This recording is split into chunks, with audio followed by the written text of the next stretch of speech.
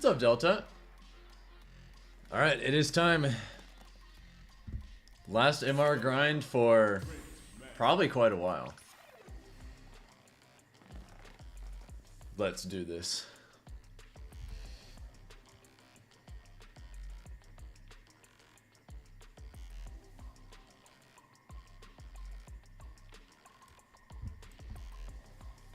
Yep, so the goal today is ideally hit 2,000. I've had a few rough days in a row point-wise, but coming today with a fresh mindset, a good night of sleep. Let's start racking up some W's, shall we?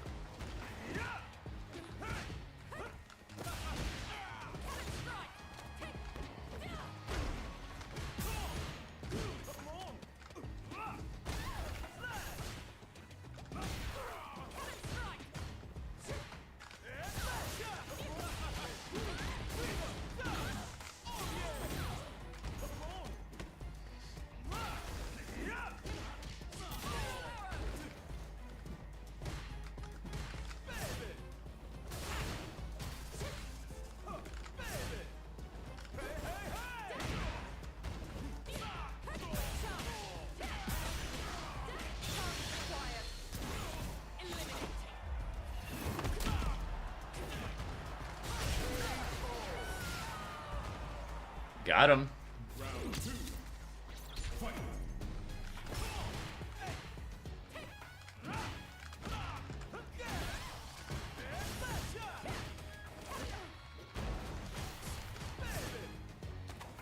Damn, just do it.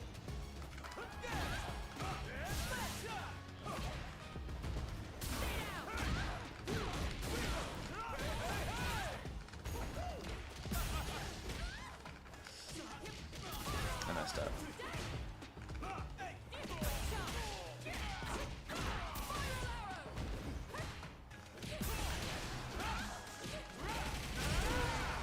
What's the new plan for training? Mostly just a lot of training mode and a lot of first to 10s. And like basically zero ranked whatsoever.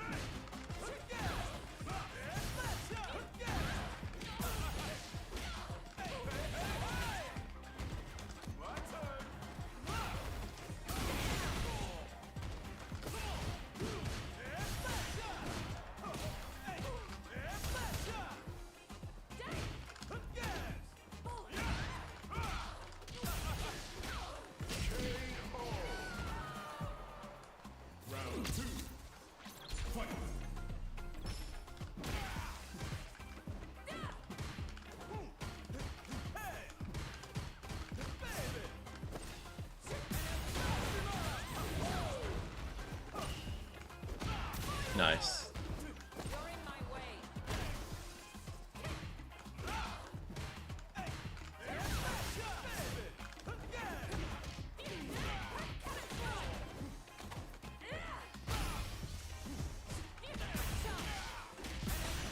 Nice.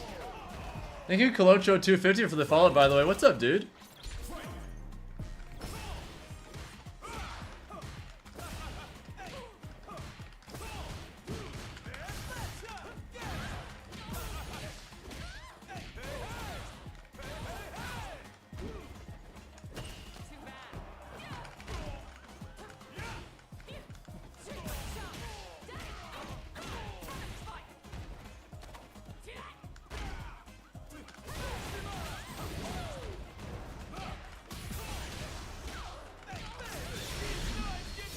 What's up is we're about to turn this MR upside down, Gator. I've had a few bad days in a row, where I think I was a combination of tired and cranky. I'm feeling good today, though. Today's the start of a nice new day. Final push to 2K indeed. We are in fact back, Reverse Ideology and Veltex. It's time. For any YouTube viewers, by the way, if you guys drop a like on the stream, it helps out a lot with the algorithm. That's all.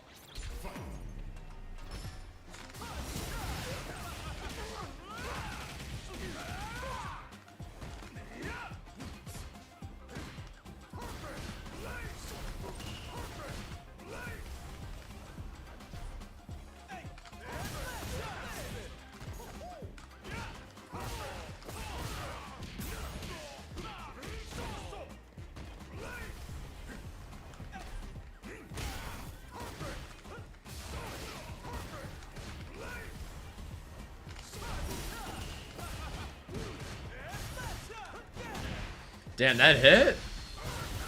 Yeah, that...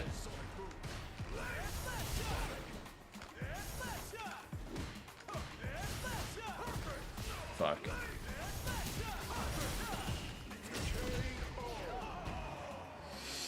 I did get a power outage for a little bit, Veltex. Yeah, you too.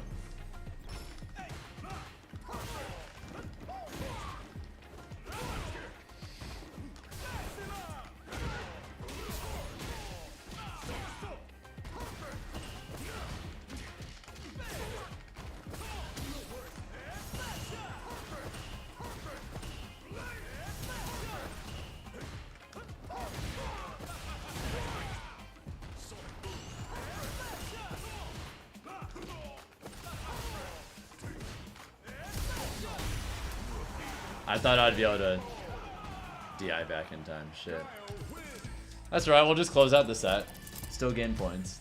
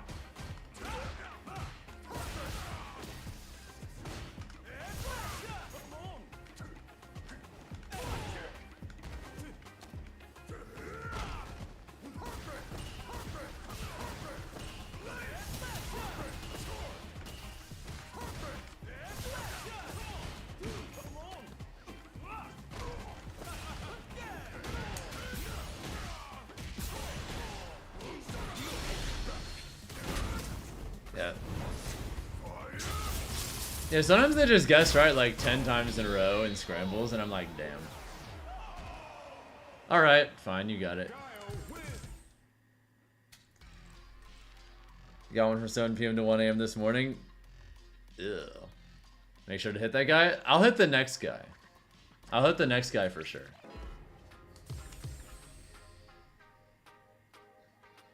Yeah, I'm still not really consistent in the Guile matchup yet, but I'll figure it out. Speaking of figuring out the Guile matchup, another one.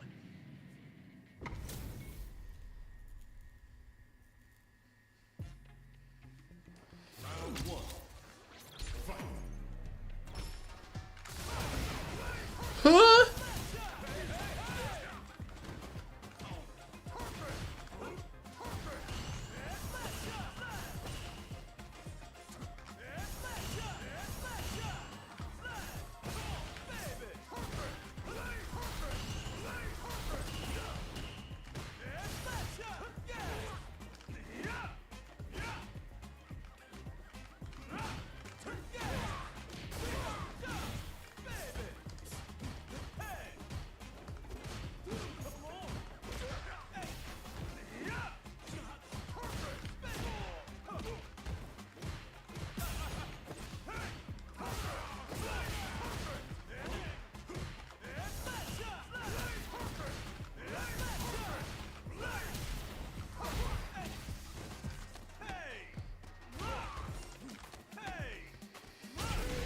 You may switch to Ed soon. Well, Ed stocks are probably the highest they've ever been, so now's a good time.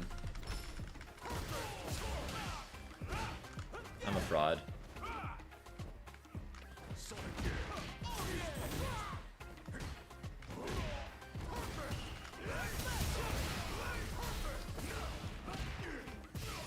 Oh, that hit?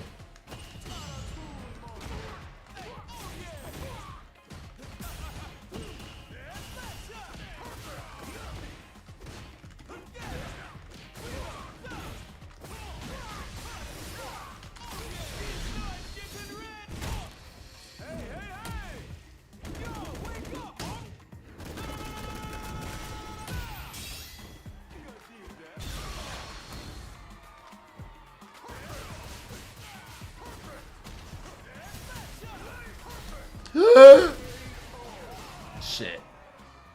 I messed up my jump.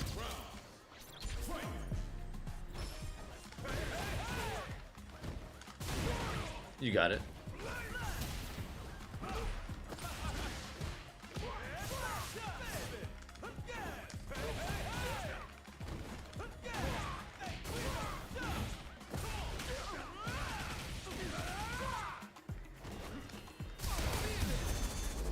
Well, shit.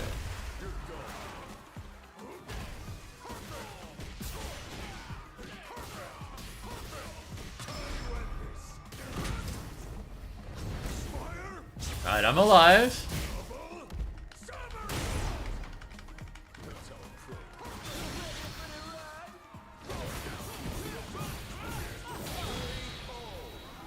You really tested me. That's crazy.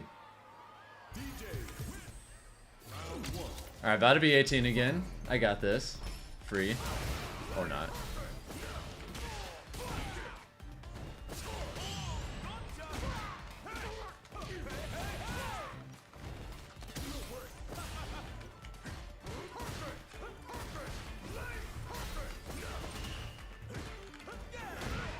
Good spacing.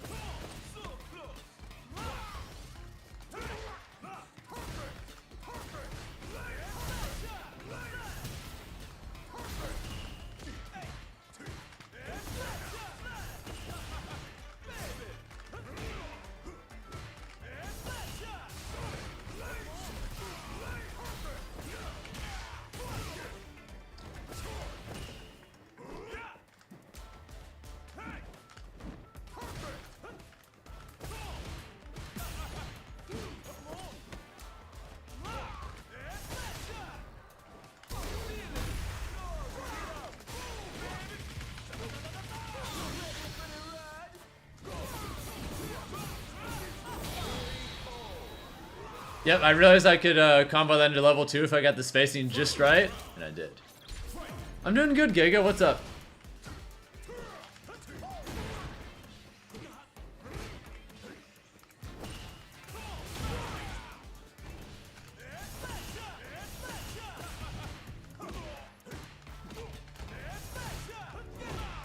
Damn it.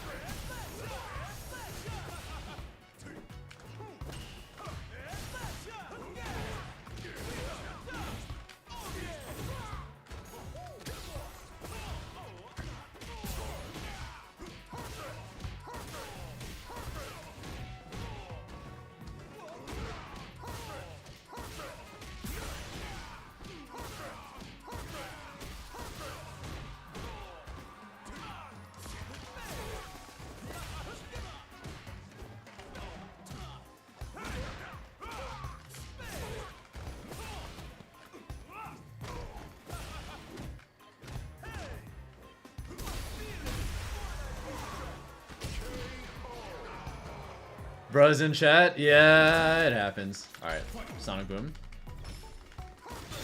Got your ass.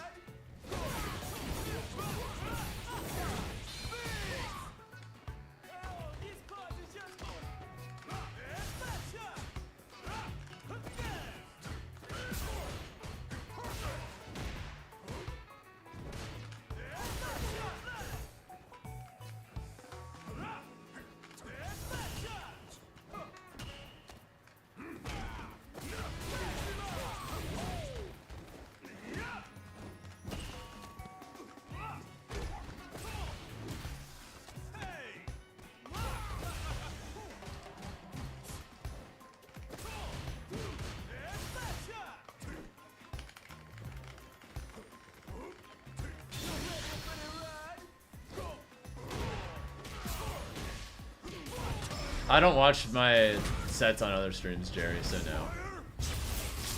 Nor do I really care, to be honest.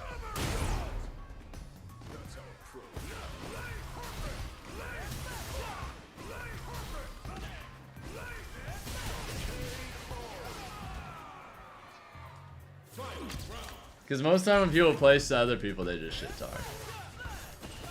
And that's fine, I just don't really care.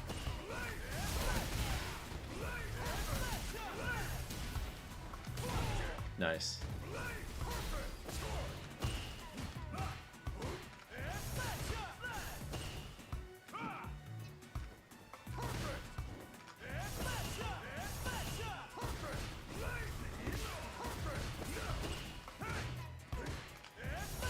You don't think you're shit talking? Oh, okay, I guess.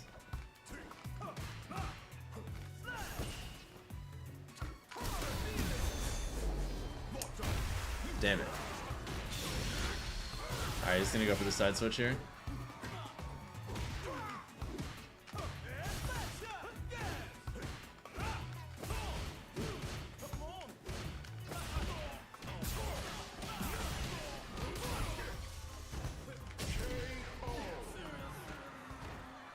Why do Guile's booms have no recovery? Great question. I still don't understand why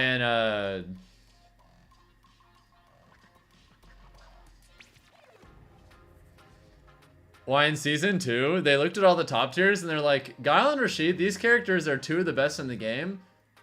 Let's nerf everyone else.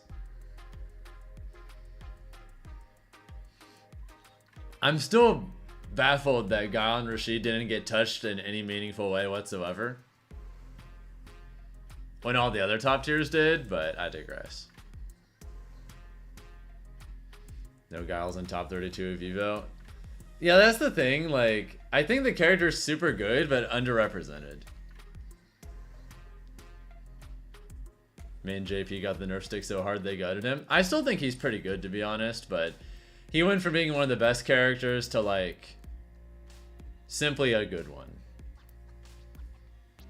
Still has a lot going for him, but, like, his weaknesses stand out way more now, you know?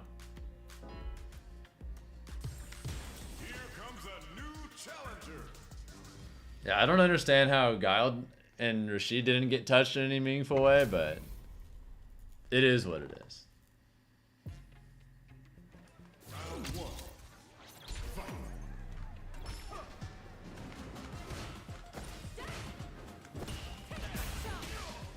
It's funny, Jared. I wouldn't be surprised if Kimmy does get nerfed, actually.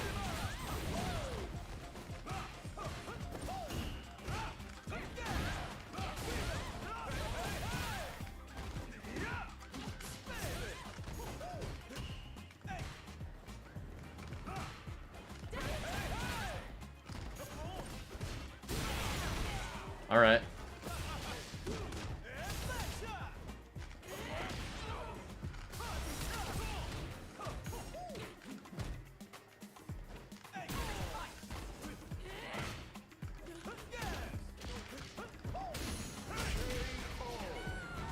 I don't hate what I don't understand. I just think Guile's really, really good and didn't get nerfed when others who are similar levels of good did.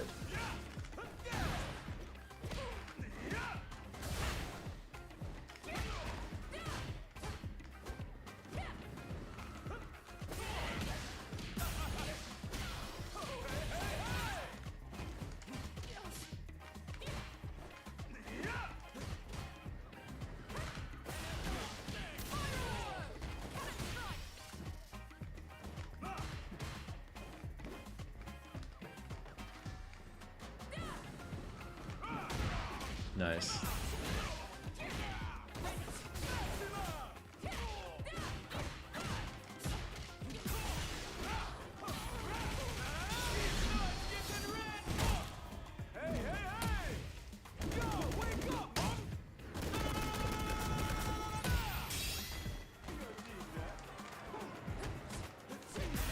No!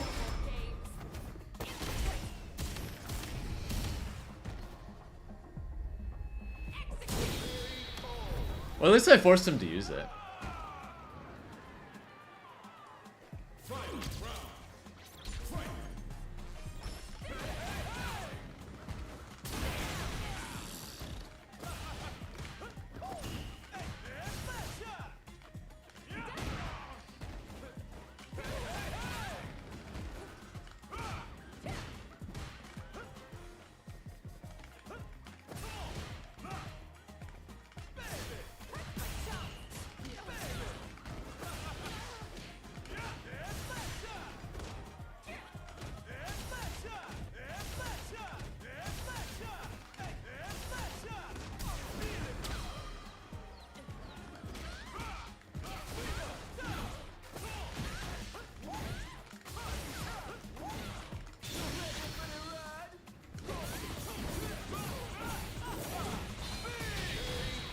Alright, let's get those points back in the right direction.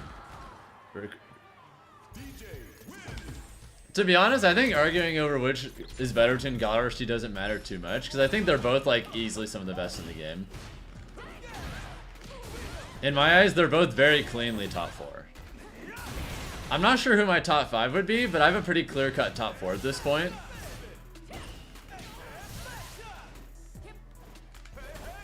My top 4 is definitely like Kin, Guile, Rashid, and Akuma in some order.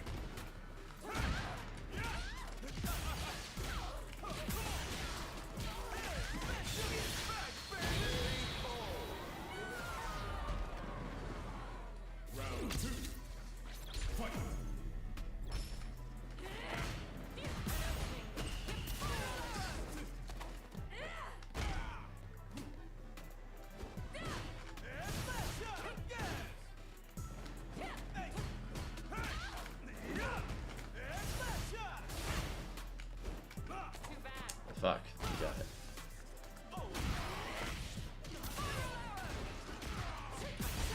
Huh? I'm not sure how my DP didn't come out there.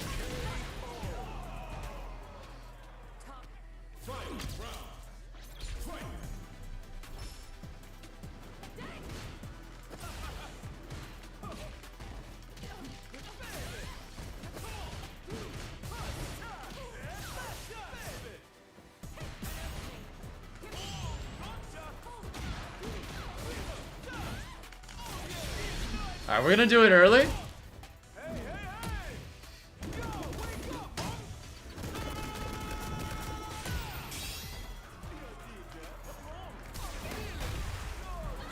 Boop.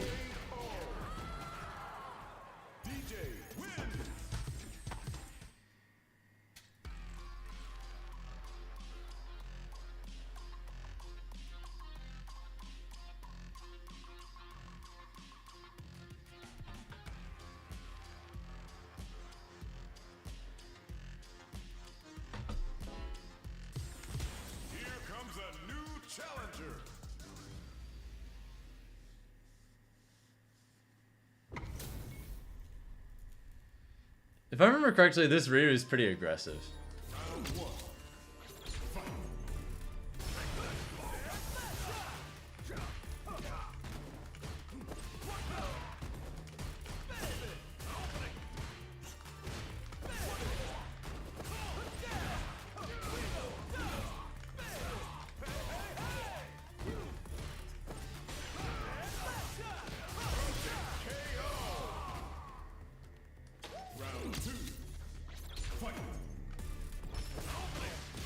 Fuck.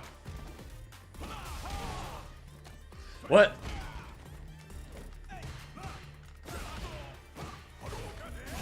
Holy fuck!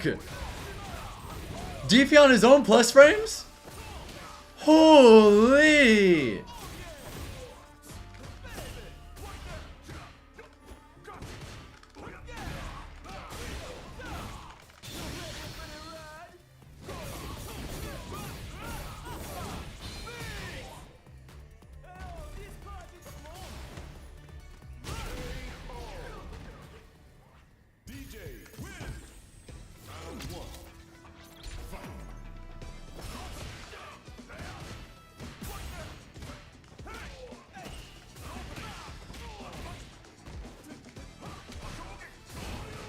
Brother.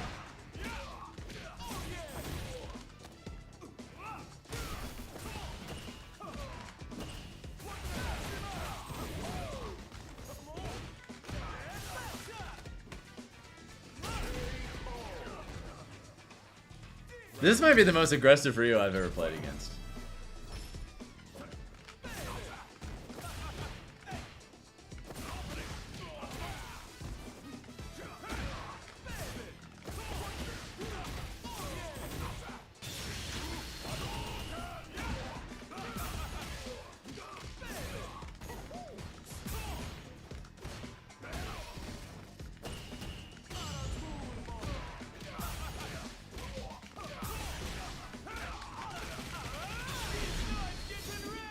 There we go, there we go.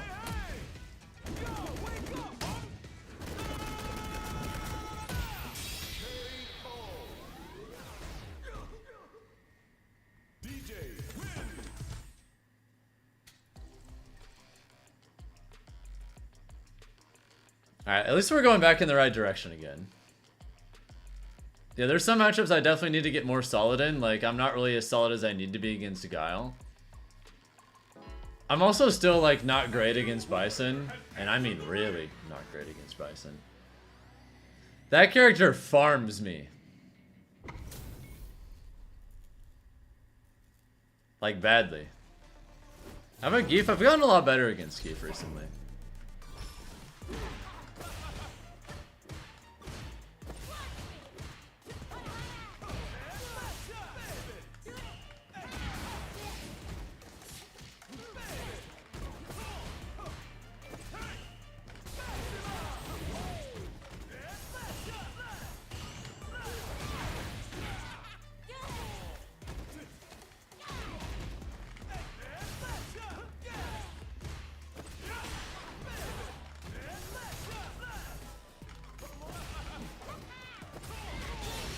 Holy shit.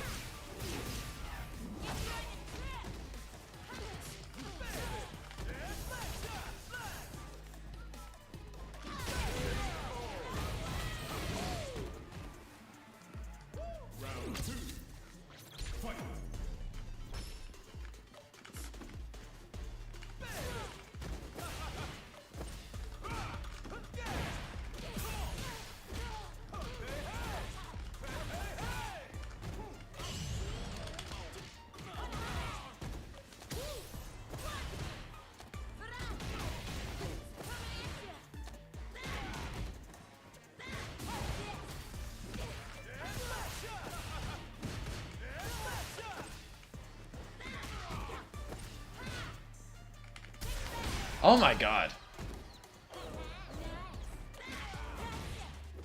Can you kill here? Not quite. Alright, you have a good night, Giga.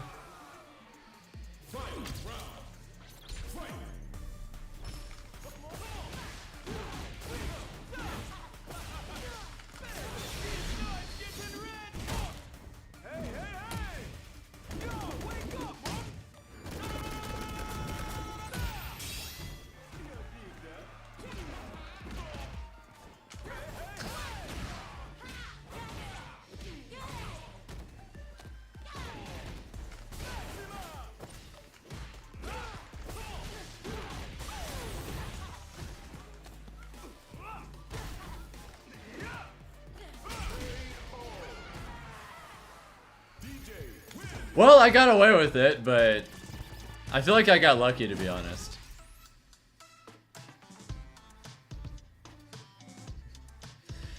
Yeah, I need to realize the spots where up kicks are unreliable more in the moment better.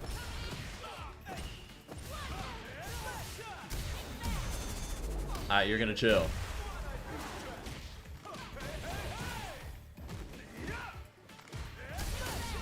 Oh shit.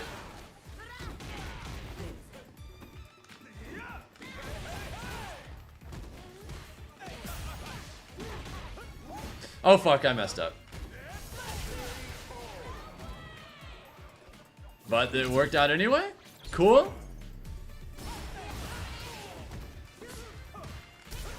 Oh shit.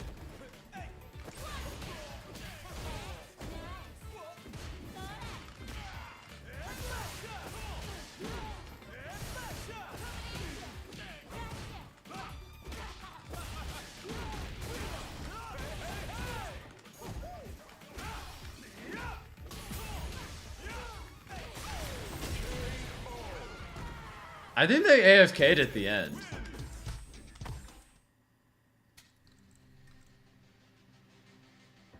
Nothing working. Enjoy points. I'm sorry, man. That shit happens.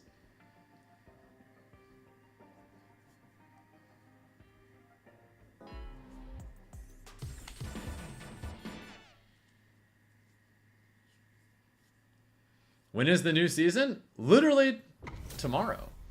That's why this stream is that's why this is the final MR grind of the season. Because I have no choice.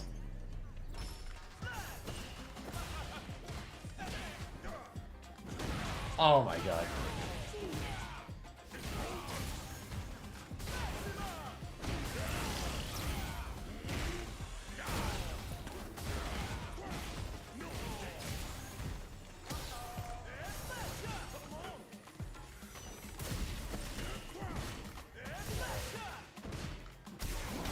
Oh god.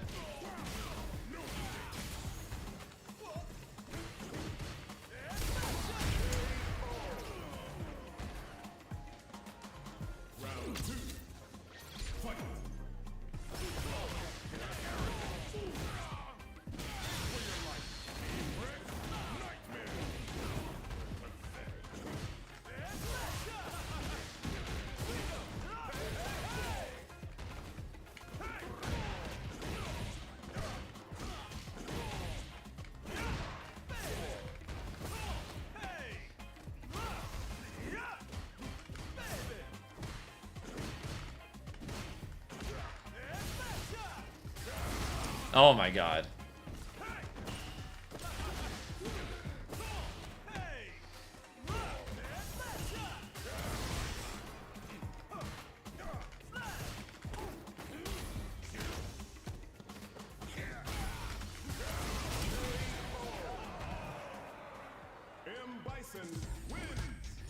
I continue my streak of losing to every single Bison to ever pick up a controller. And I do mean all of them.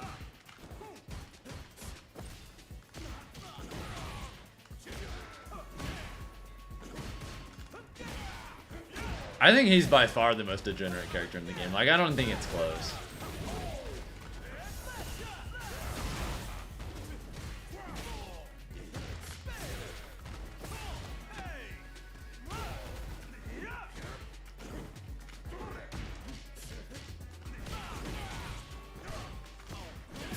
Do we need to sit down this matchup? Maybe, Musa, maybe.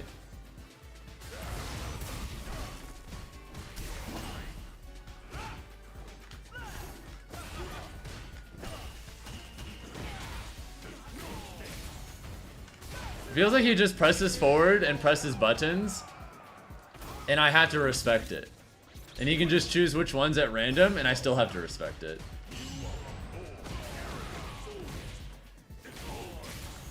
I think he's just extremely unbalanced in general, Dark.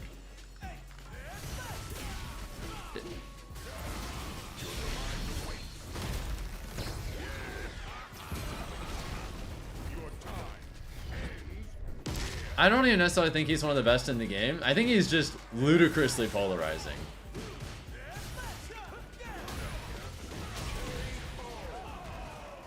Like, if you're gonna use Smash comparisons, he's like the Kazuya of this game. Like the Kazuya in Smash, where like, the things he's good at, he is so beyond stupidly good at. But you still can't really call him one of the best because his weaknesses are really bad.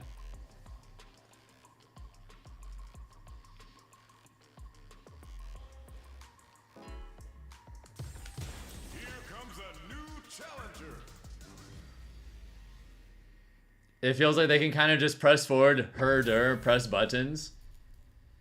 And you have to respect it so much. And if you're like ever slightly off at ever for any reason, you explode.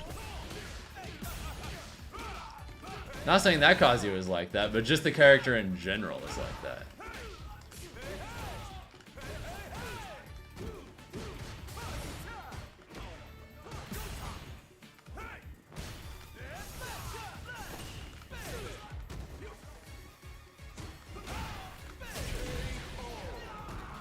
Not Kazuya. Kazuya in Smash is a very similar place in the metagame where he's ultra unhealthy, but still not one of the best characters because he's just so insanely good at just a few things and terrible at everything else. Nice.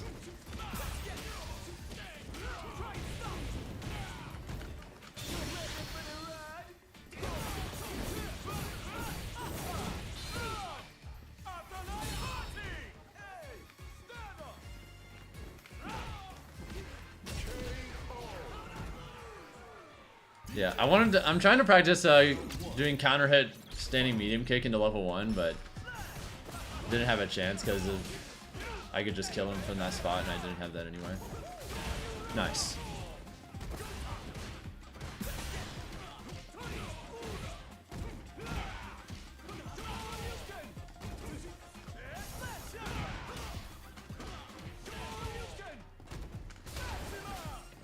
And this Ken was just going kind of in. Like, really going in.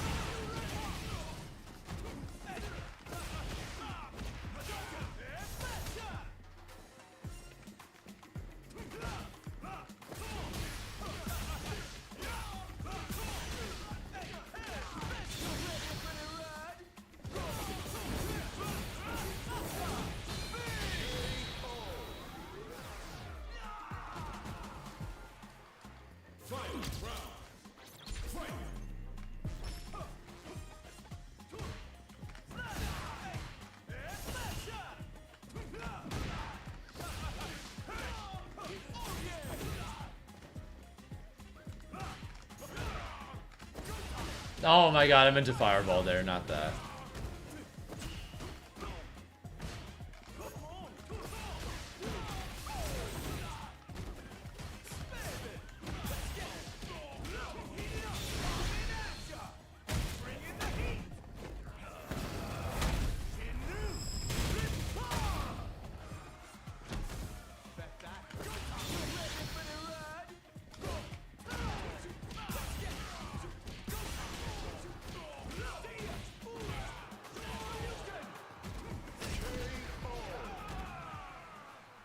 Thought I blocked up, but I guess not. What's up, Mozart?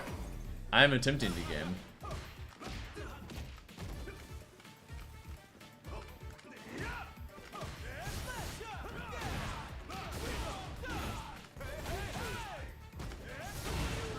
Alright, you got it.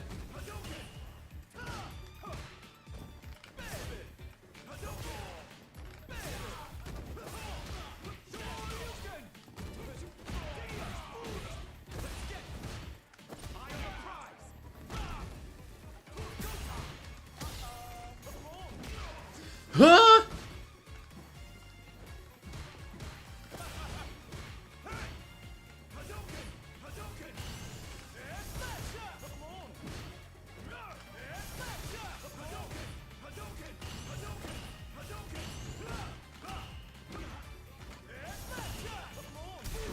Oh my god.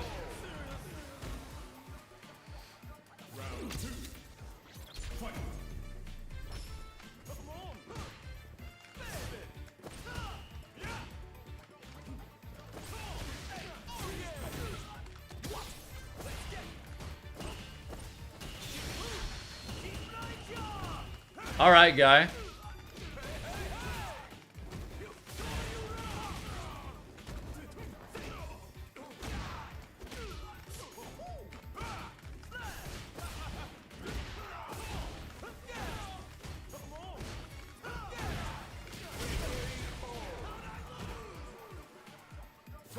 All right, let's win this set.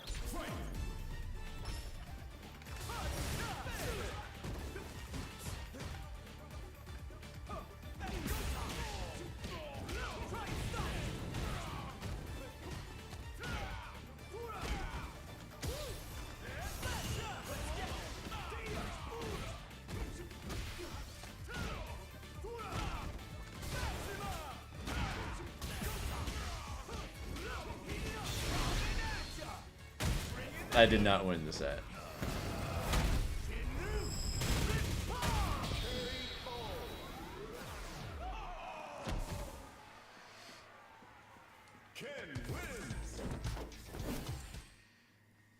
Gotta stop doing drive rush, jab back, heavy kick. Yeah, I think it's a habit I have from the lower ranks days where people would match so much on block that back heavy kick would catch them, and then on reaction to them like getting counter hit in that spot, I would just like OD just cool into whatever.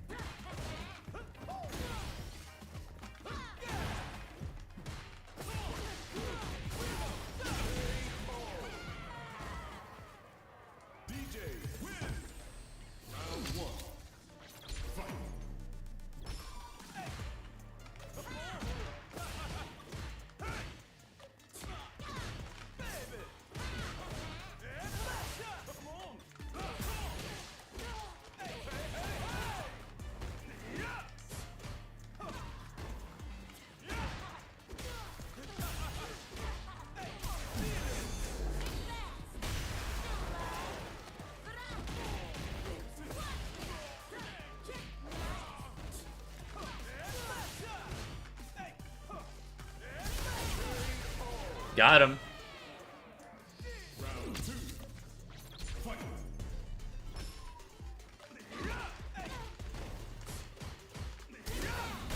Oh shit.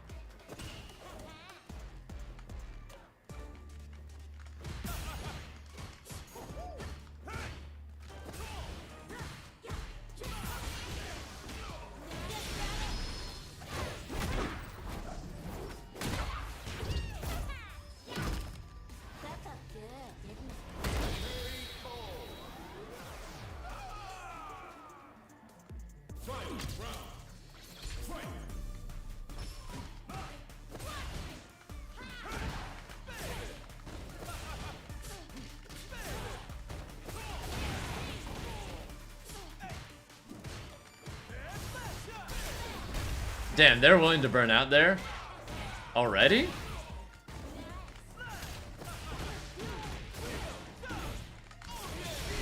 Okay.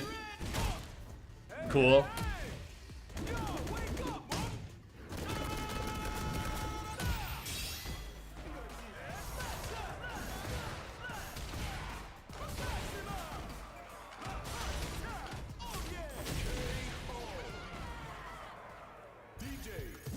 Either way, that was checkmate, so we take those.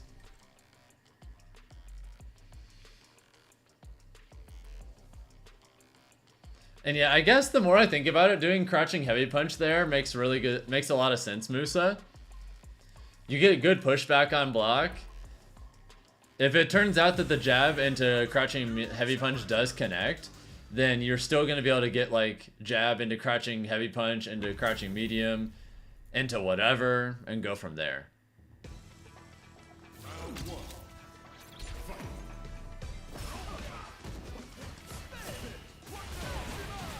Also, this is the most drive rush Ryu of all time.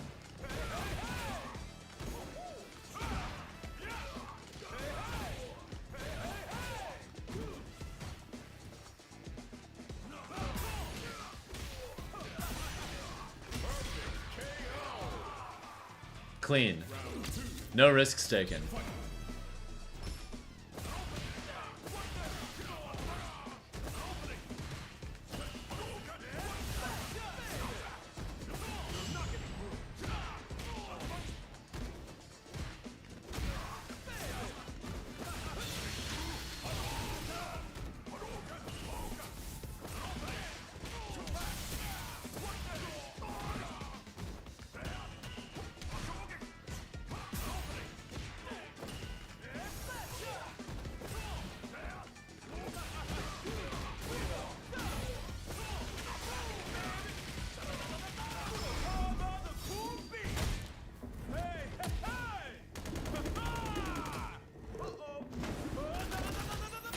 Yeah, they have good pressure if you let them in.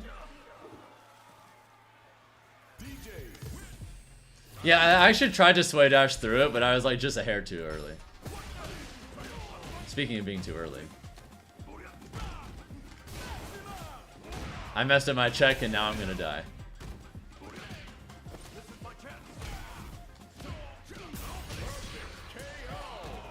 Damn it.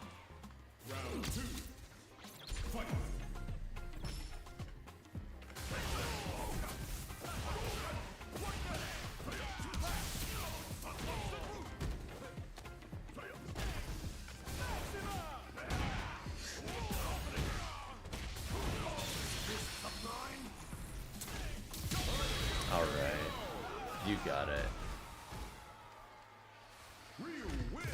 I missed 2 drive rush checks and here we are.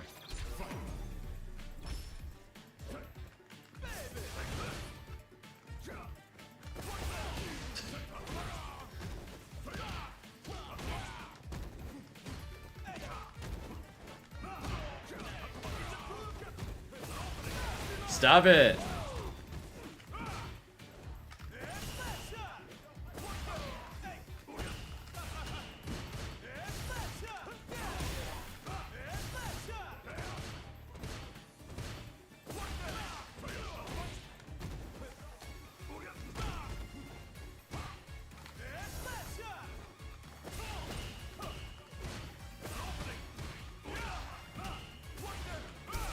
Oh my god.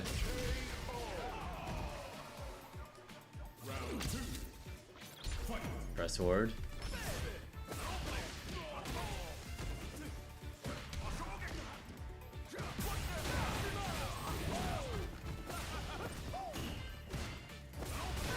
Stop it. Well, I'm dead.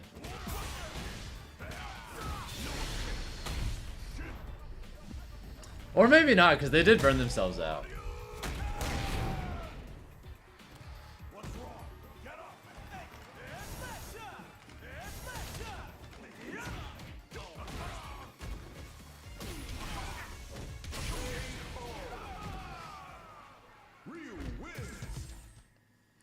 Man. Yeah, the difference between me winning that set versus losing was just, am I checking the drive rushes, yes or no? I need to get more consistent with that for sure.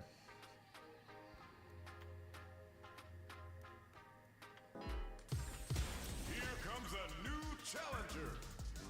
It's alright, that shit happens. But yeah, there's no TNS tonight, guys.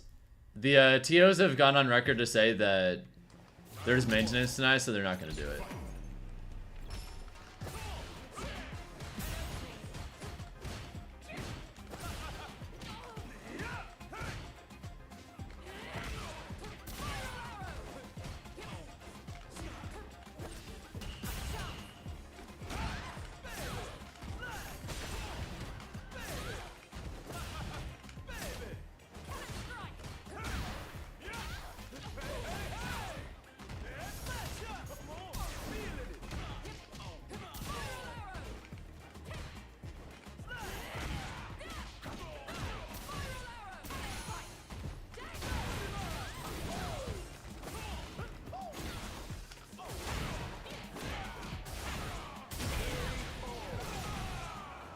Start doing drills to check random DRs in neutral. Yeah, I need to get...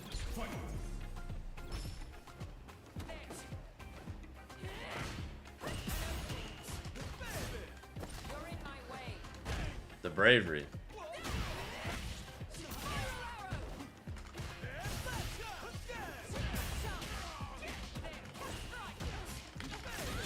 Alright, you need to chill just a little bit. I see what they were going for, though. They were trying to get a sneaky reset and then get a level 3 combo off of that.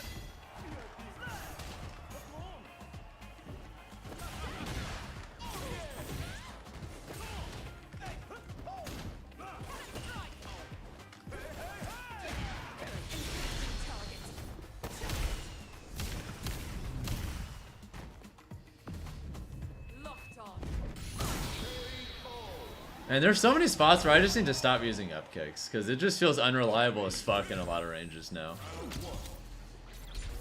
I lose so often to people just falling out of that.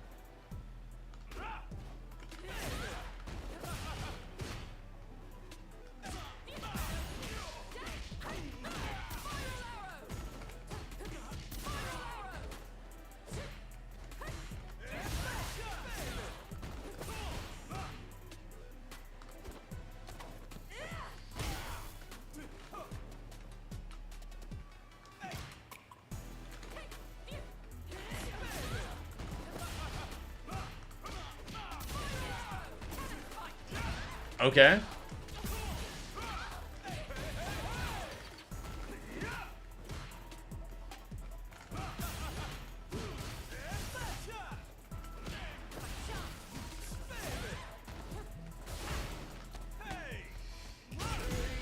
Or just micro walk forward and back heavy kick. Yeah, that might be the wave.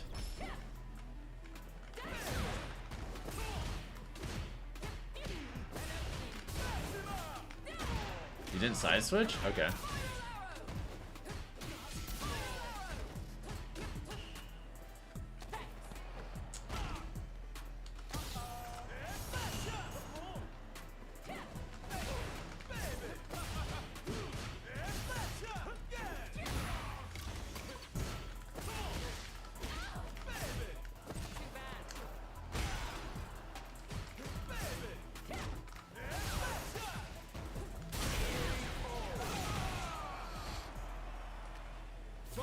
Damn risky, but I respect it.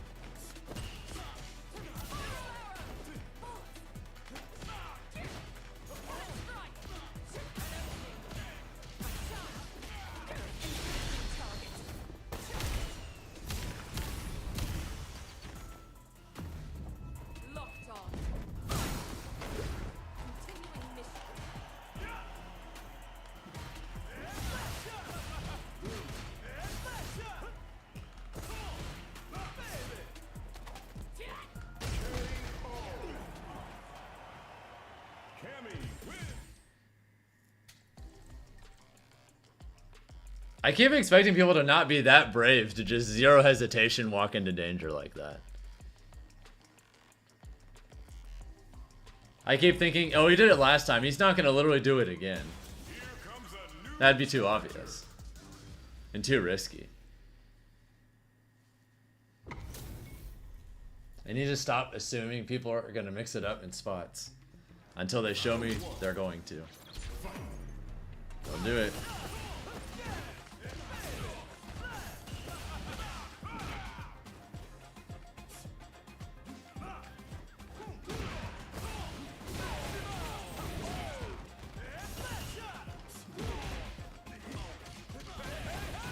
They pressed there? Okay. Oh my god.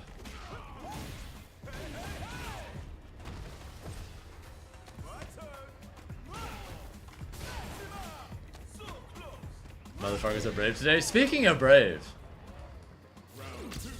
The audacity of this DJ.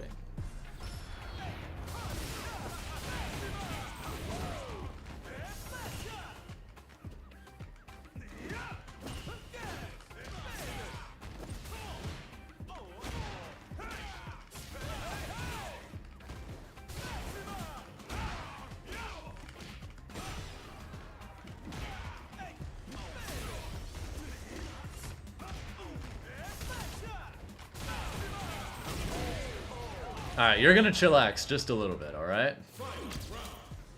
Fireball at the beginning.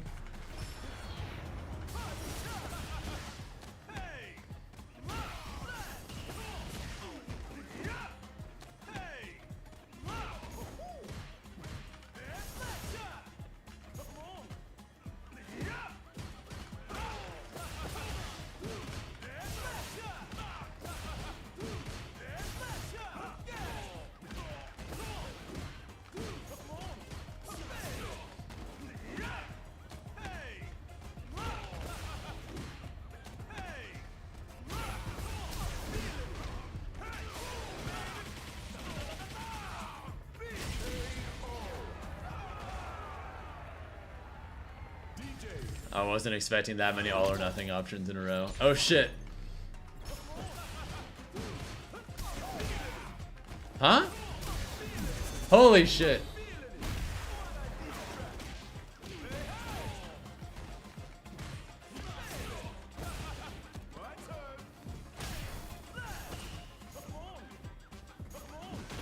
Oh my god.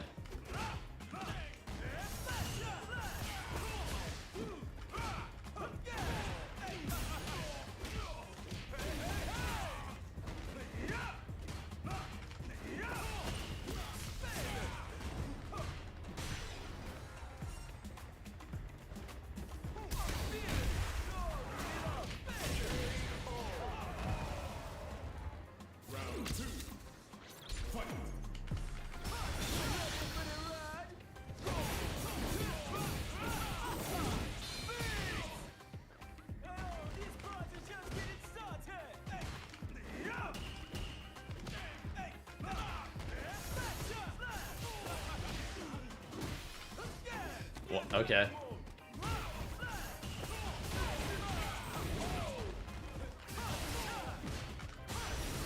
Ah, shit.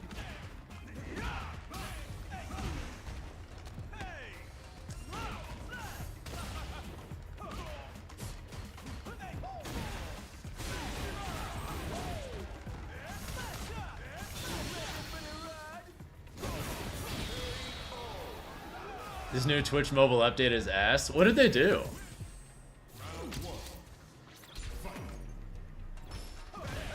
They finally didn't fireball.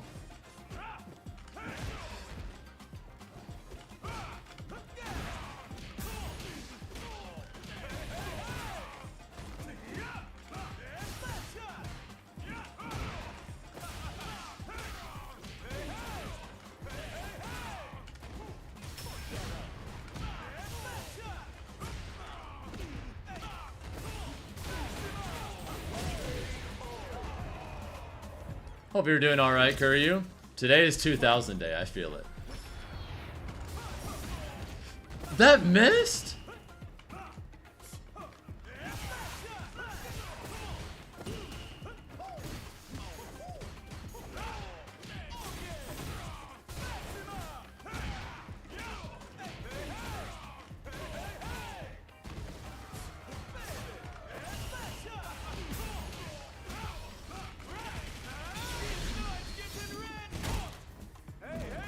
Alright, there's a proper check.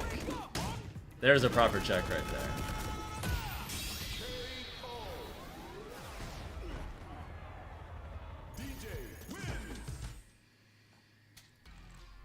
Good afternoon, Alta at.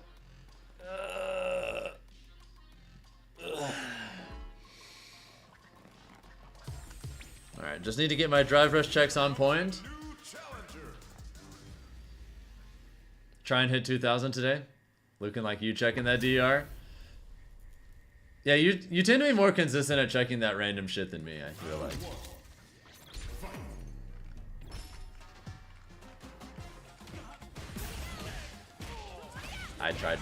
I need to stop DPing that. It's a really bad reaction.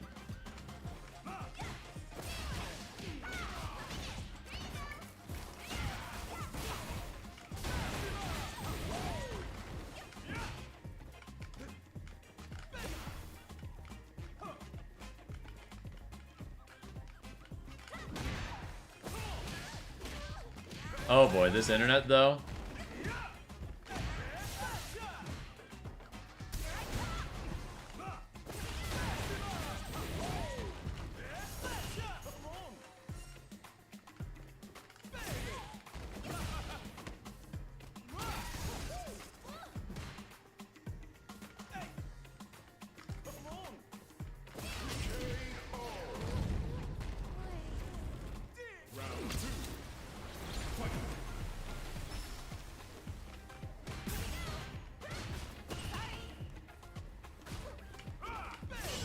What the fuck?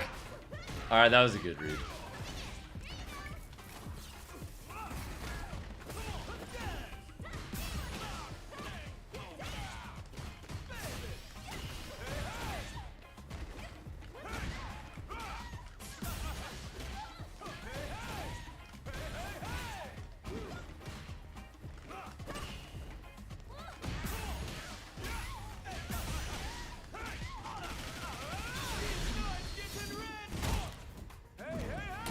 Are we winning? Starting to. And the reset starts.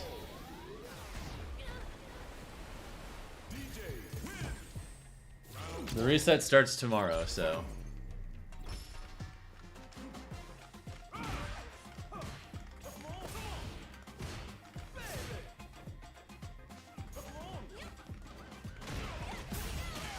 Damn, I didn't think that was gonna hit me there.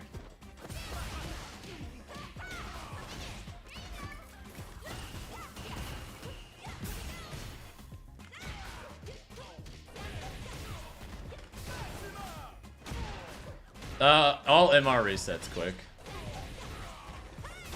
All of it.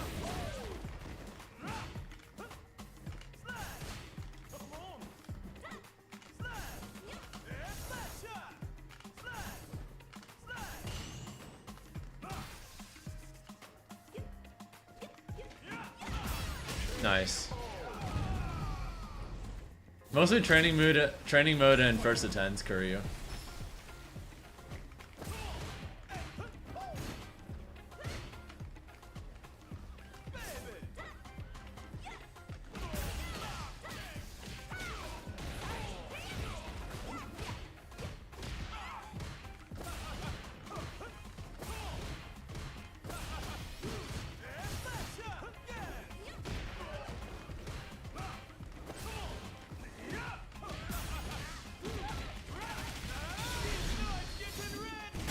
Money matches? I mean, if people really wanted to do that, I'd be down, but not really expecting that.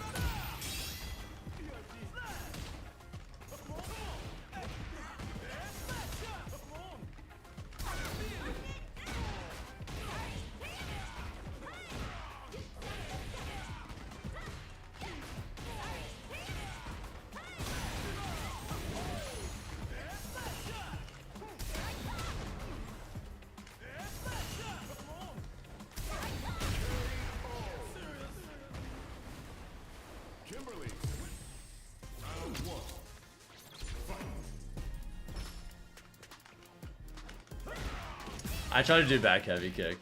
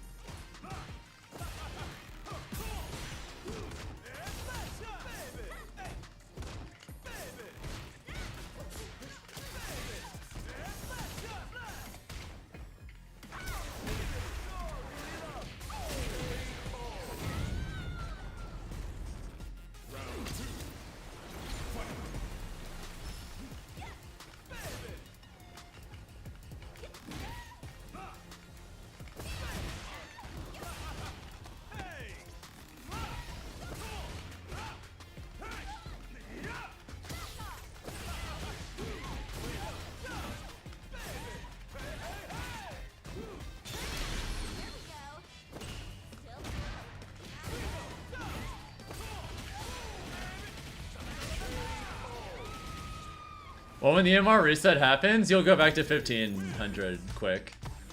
Everyone resets to the exact same point they got in when they first got into Master Rank. So, beginning of tomorrow, every single one of us will be 1500 MR again. Which means if I were to be in my exact current spot, I would drop 309. But I don't plan on staying in this current spot. I plan on being quite a bit higher than this by the time the reset happens. Thus we grind.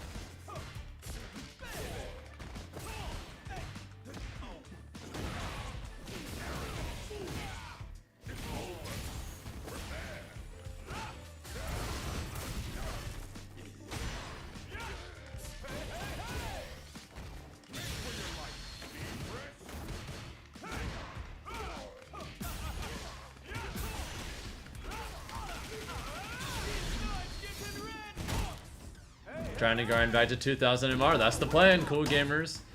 I've had a few rough days in a row point-wise, but I'm feeling good about today. Feeling good about today. Clean punish. Also, what's up, Jay Treasy? Hope you're having a good one.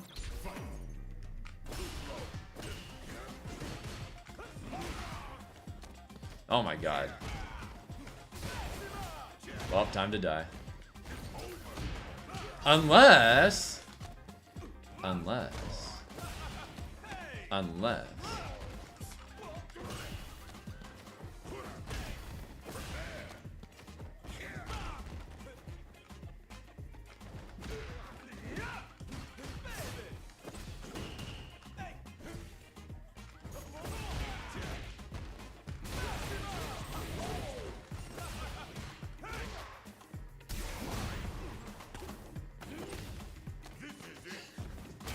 Why does that work like that?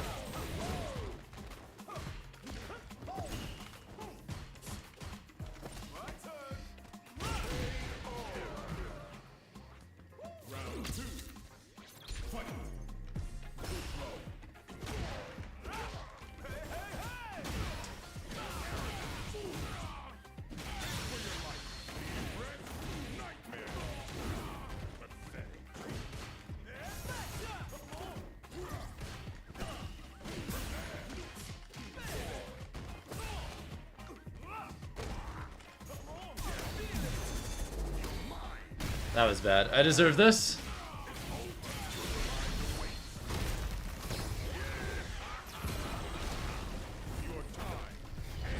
Alright, should be alive, but this is a terrible spot.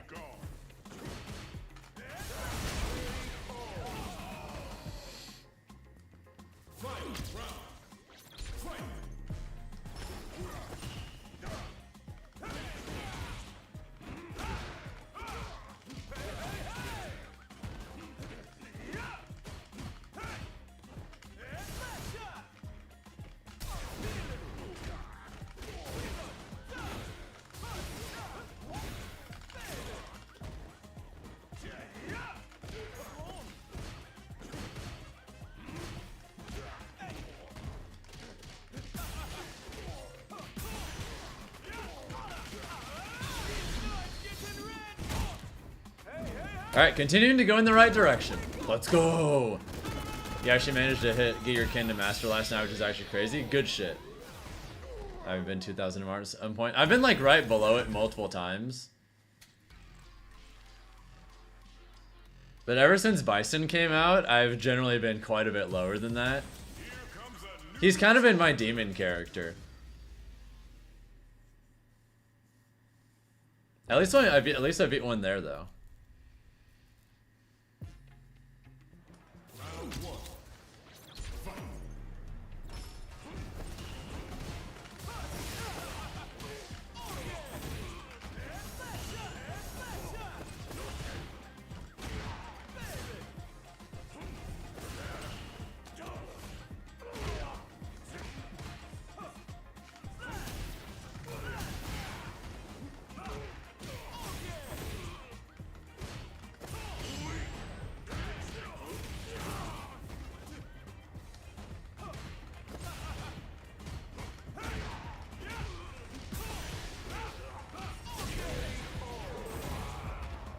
Bad answer. It's bad answers at Bison. Also, he's just insanely degenerate. So I feel like it's very difficult to be consistent against him, regardless. He's very much the Kazuya of this game in Smash.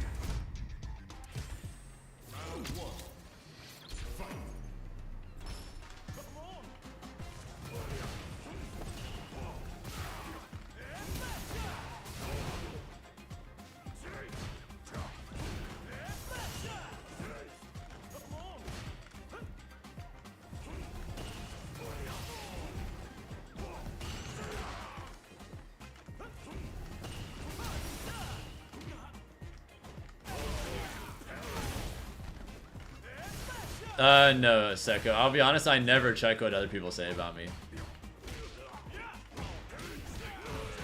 I don't usually watch those kinds of videos either.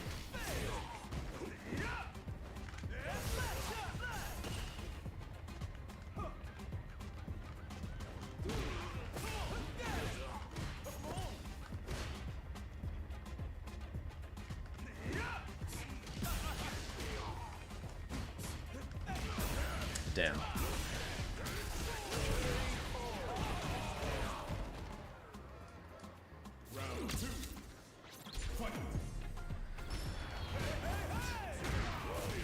Damn it.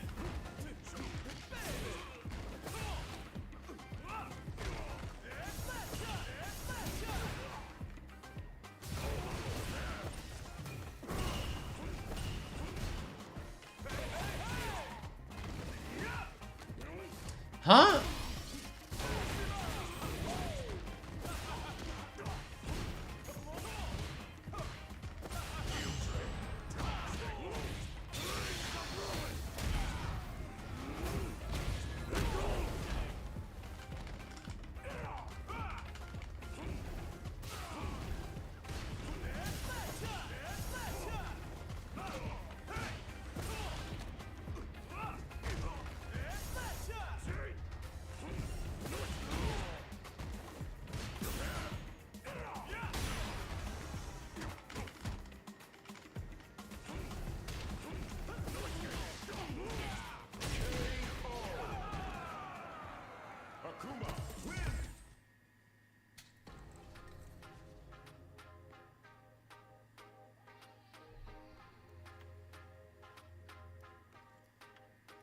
Guessing I won't be touching ranked next season? No, I don't really plan on it. At least not for quite a while. My plan for starting tomorrow is mostly just a lot of first to 10s with good players and just labbing stuff in training mode. Of course, I'll still keep doing online tournaments and all that because there's no reason not to, but I'm really just going to focus on much more in-depth stuff.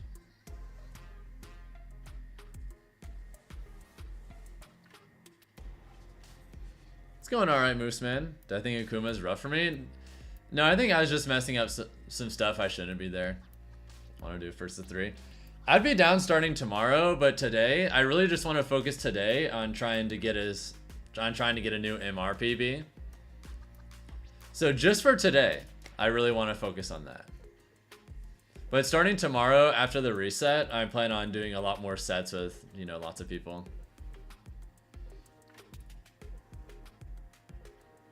Yeah, I want to hit 2,000 today, and I think I could if I clean shit up, but I need to do a better job at like distilling matchups into their simplest forms, and then being so tight in how I play those simple plans that someone has to be a certain level of complexity to realistically force me to do anything else and then adapt to that. But one of the things that makes the best players is how consistently they shut down anyone who isn't of a certain complexity. And I just am not doing that. I'm just not. Round 1. Fight.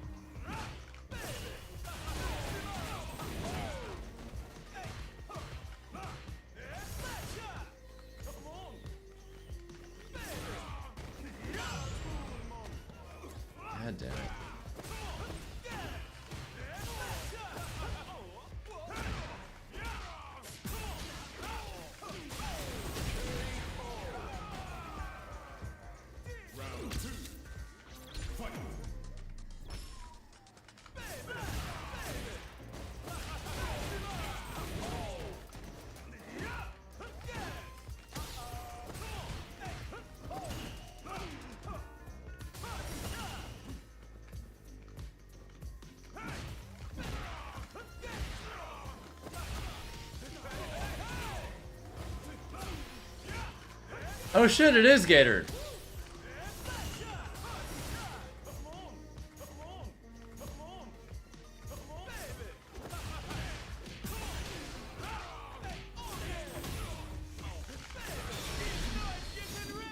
Why are there so many DJs in Atlanta? It's funny. There's actually a handful of other good DJs that just don't come out very often, but we have even more that you just don't see very often. Like if he ever came out to 404, we have Nyx. There's like a few more as well. Oh fuck, I messed up.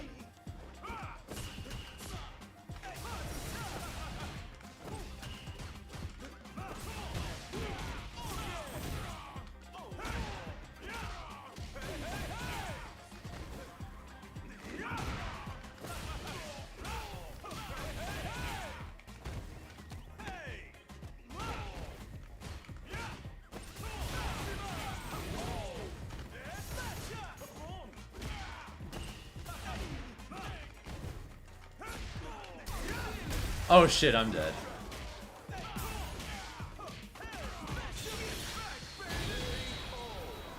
What's up, hi there? Hope you're having a good one.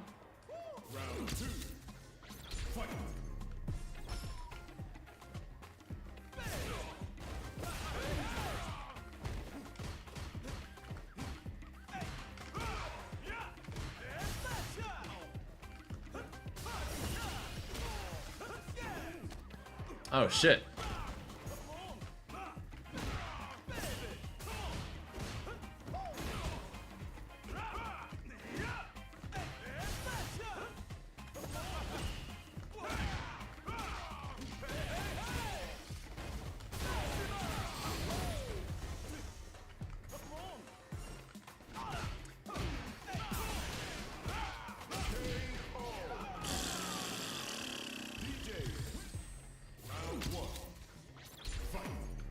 I did not mean to do that.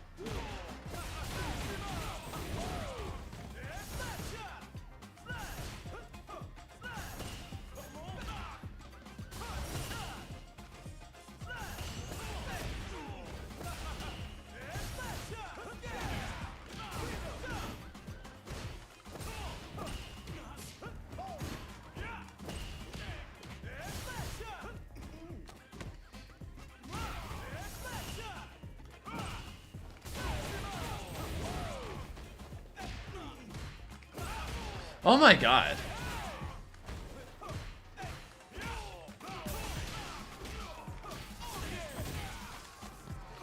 No, he's talking about this 404, Musa.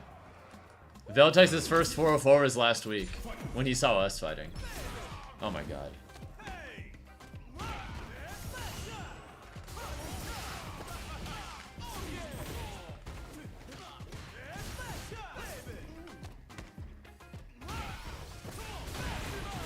Well, I mean, Ultimate's just been out a lot longer, so its meta has just had way more time to develop.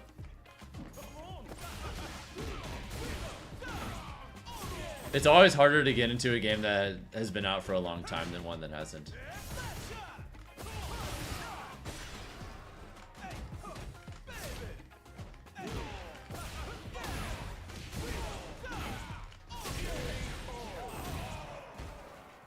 There's just less legacy skill you have to catch up to in a game that doesn't have that much of a legacy yet, you know?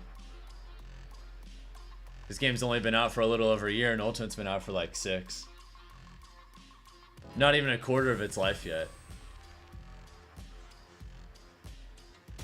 Here comes a new challenger.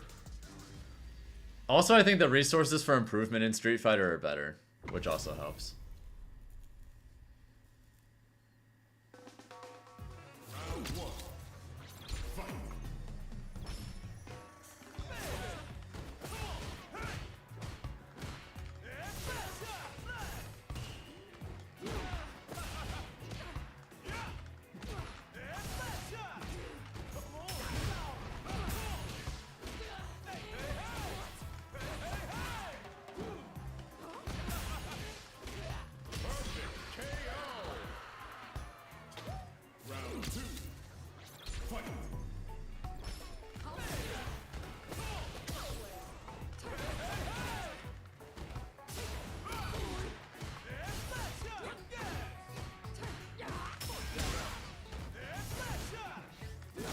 Fuck.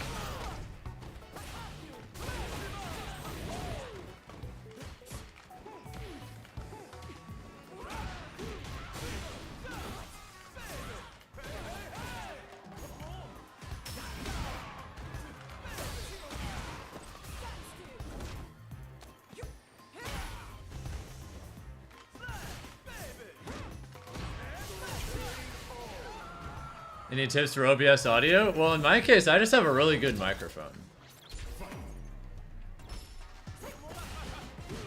So it's kind of a cheat code for me.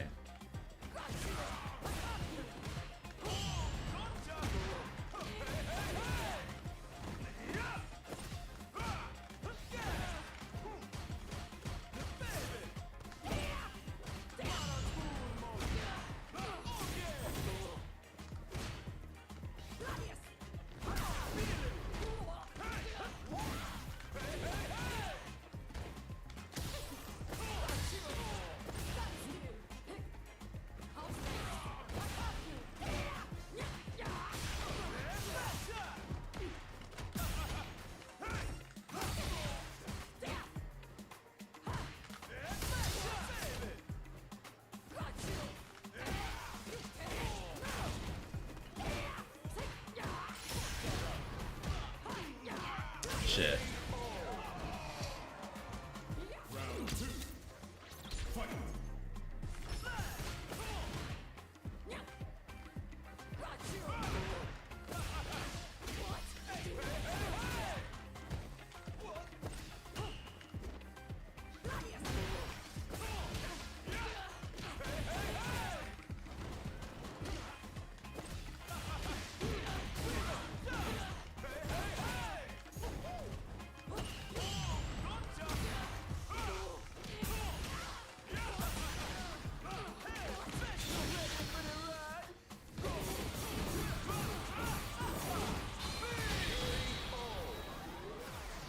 Funnily enough, I use a Shure MV7, no snarb.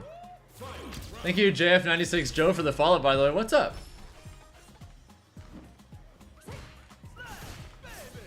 Fuck.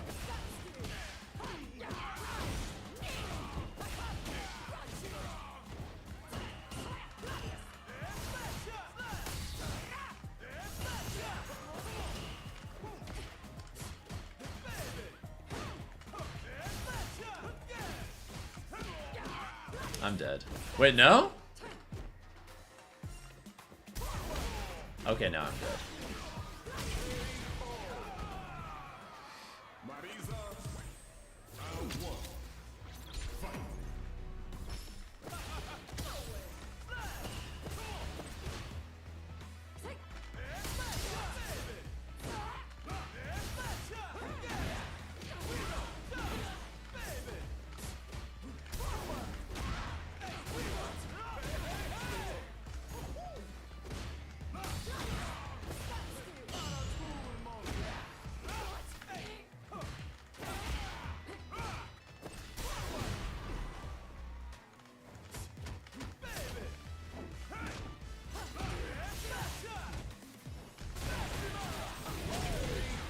You're struggling to do combos? I mean, that's just part of the learning process.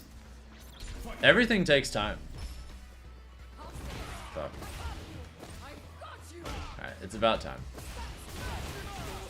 I got away with that way too many times.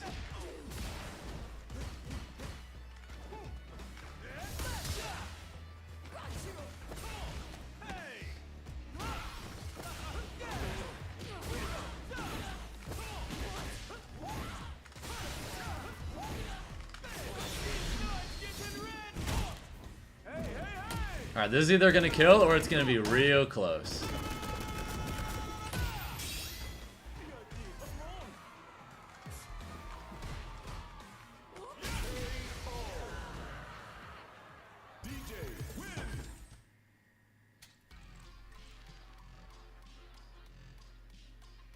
I'm not sure how good a Samson Q2U is, but yeah, realistically, you're going to have like some amount of audio issues or things not being as crisp as you like. You kind of just have to accept that that's going to happen unless you have like a certain level of audio equipment. I'm sure there's things you could do to optimize what you have, your setup and all that, but there's only so much you can do if your equipment isn't of a certain standard, unfortunately. As the saying goes, you get what you pay for.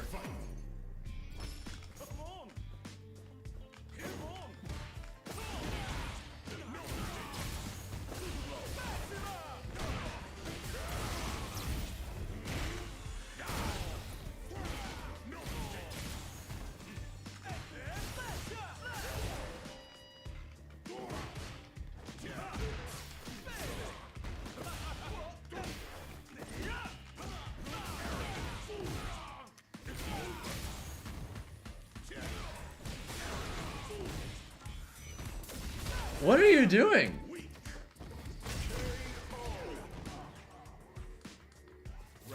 What?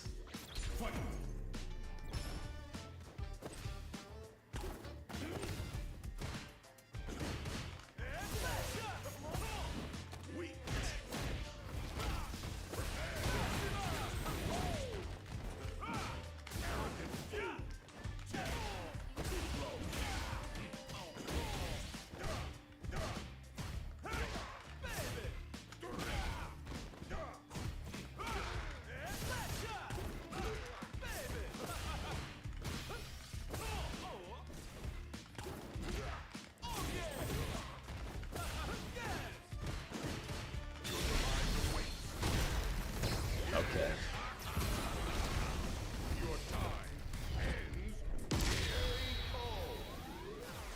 Oh, thank you, Rue. I appreciate it. Bison wins. Did I get coached? Not really. I'd be down to have a coach, but that costs money, and what money I do have that's extra, I want to spend on travel.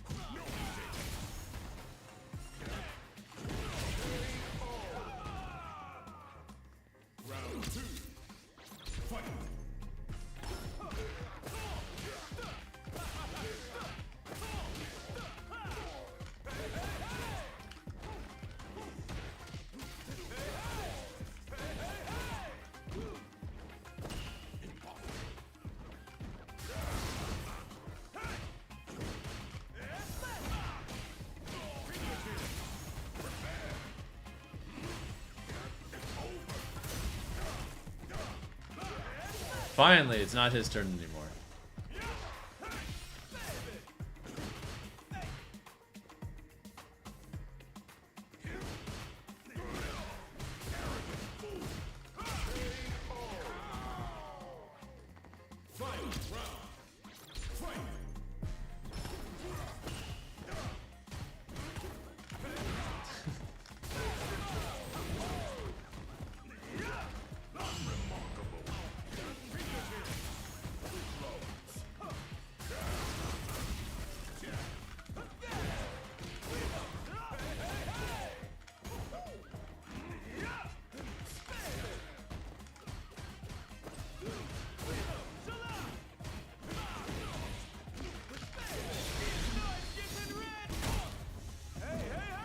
Have I mashed into riddles? It's happened before.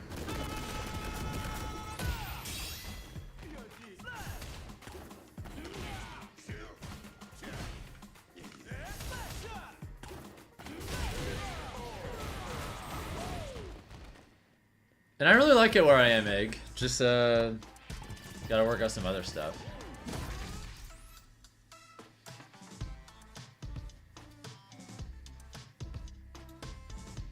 Are they gonna one and done?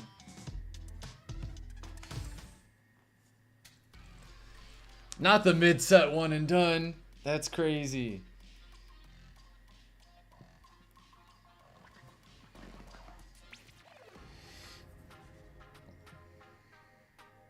I mean, maybe, Snoopy. For the time being, I kind of just want to focus on just other stuff, really. Did I win or did Riddles? I mean, we've played plenty of times online. It's usually back and forth-ish. I think I won the last time. I don't really remember very clearly though, to be honest. It's just a rank set after all.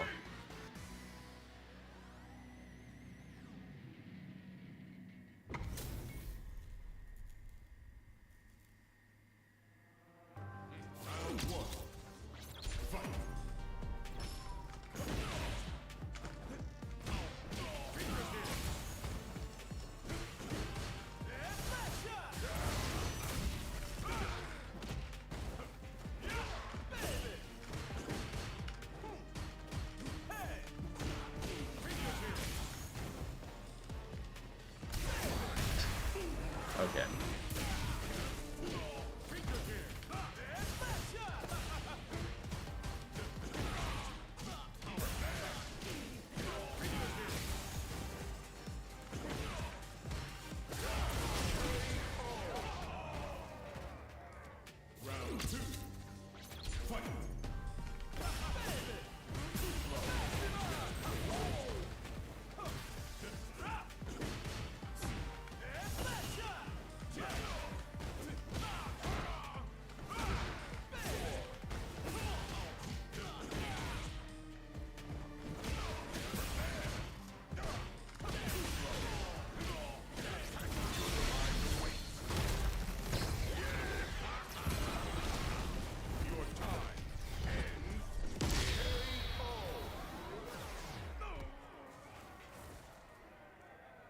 Bison, round one.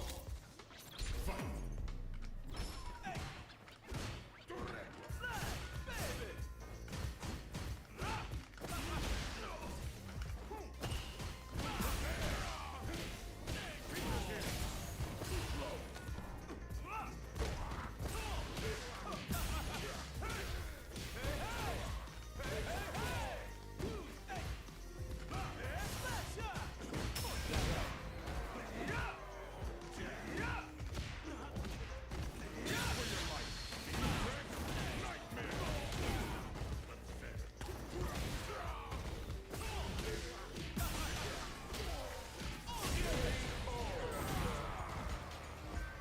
Is Bison's drive rush still insane? Literally, his everything is insane. He is neutral skip the experience.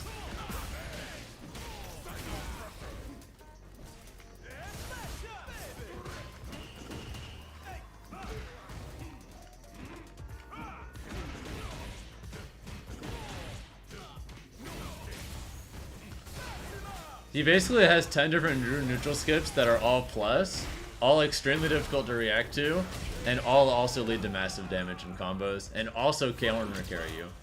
And also he has massive block strings.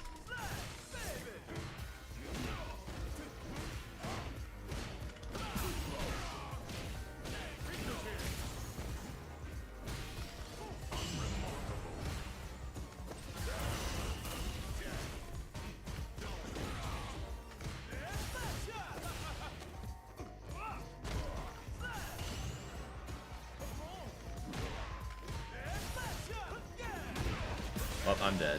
Oh wait, never mind.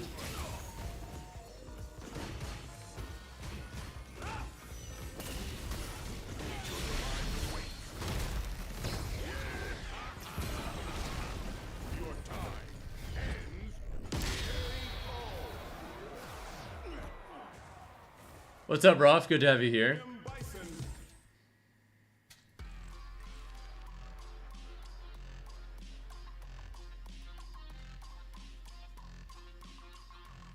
Yeah, Bison is, like, by an absolutely vast margin, my least favorite character to play against. It's not even remotely close.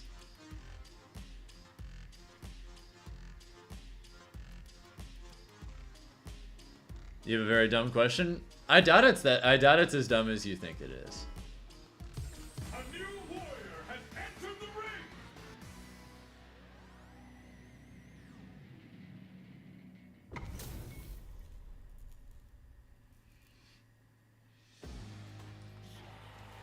Round one.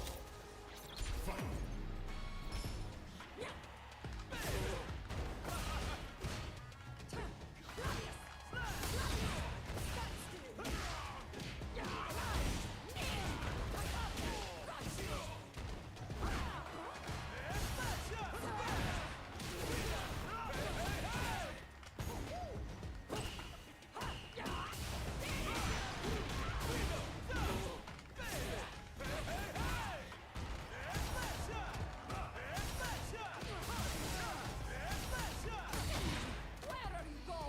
Holy shit.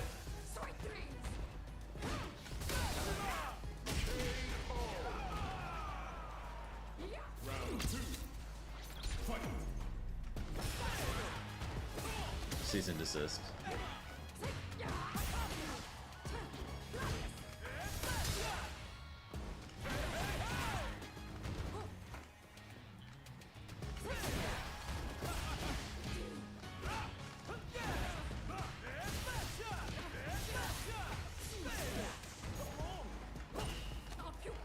Oh shit, I could die here.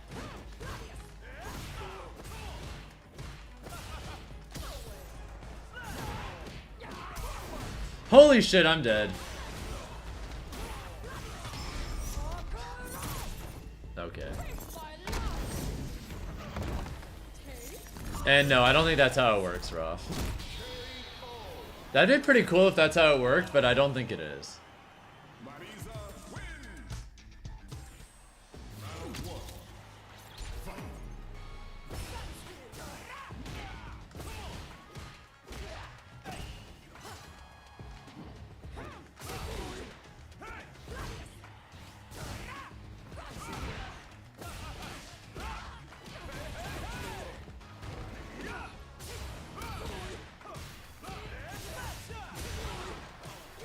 Damn, I didn't think they were gonna just go all in there.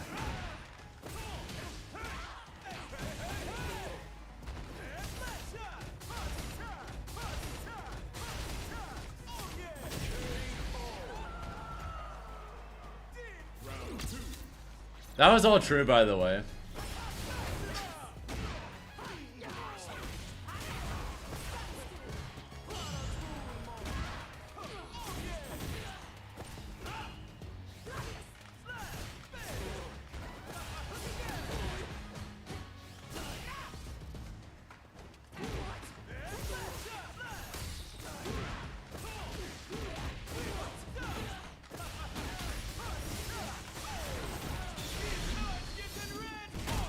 Alright, this isn't worth it, but fuck it, we bought.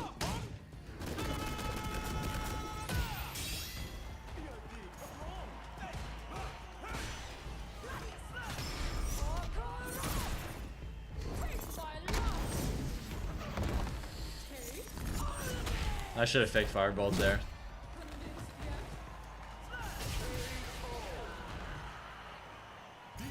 Never mind, it was worth it.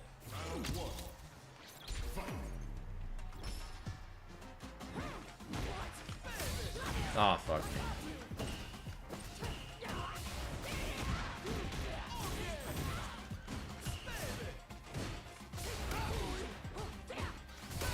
Damn, they love that armor reset. Oh my god.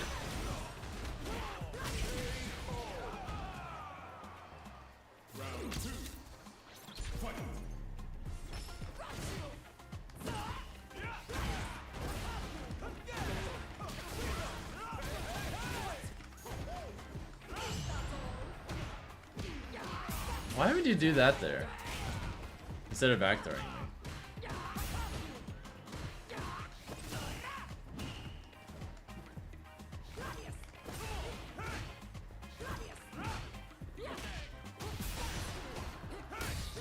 Oh my god. Well, that's it.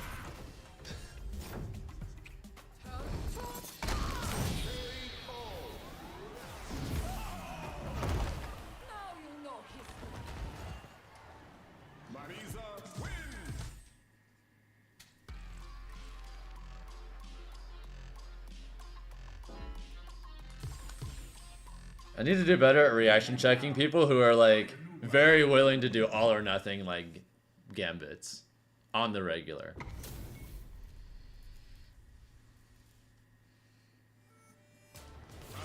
I keep assuming people are gonna be cautious and like value their lives.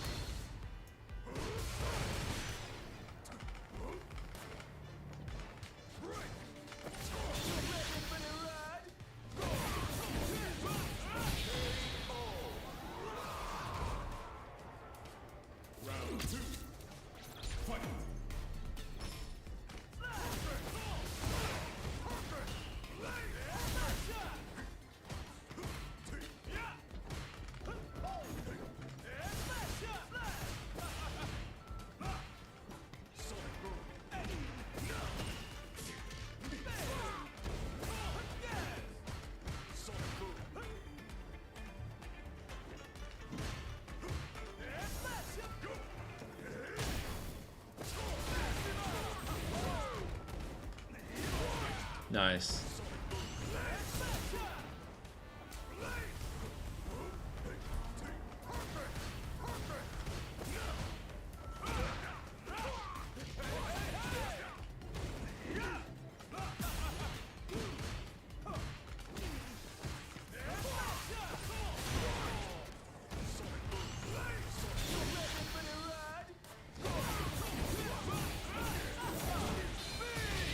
Level 2 is on point.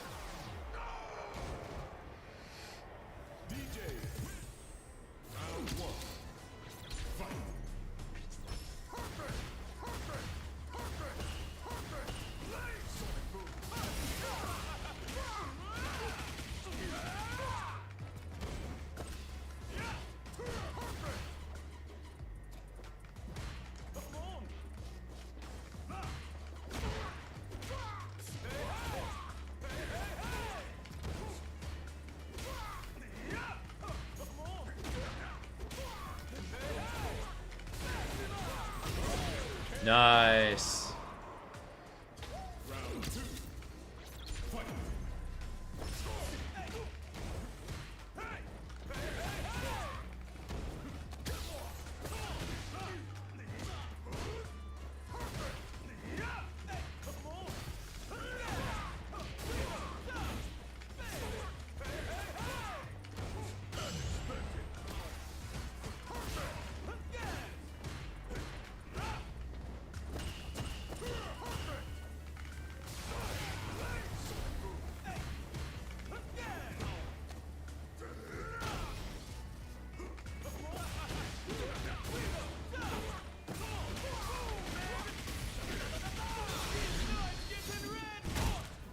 Alright, woohoo, back in the right direction.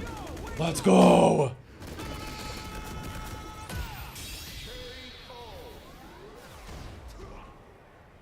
The reach on that level 2 is insane. It's really, really good. Yeah, I think DJ's level 2 is super good. I think more people would talk about it if it wasn't in the same game as a few other level 2s, which are just genuinely ridiculous. Like, it exists in the same game as, like, Rashid level 2, Blanca level 2, JP level 2, Ed level 2. Like, those shits are genuinely insane. Also, what's up, Max? Good to have you here. Alright, I ran into this Cammy earlier. The first time I beat them, the second time they beat me. I need my redemption.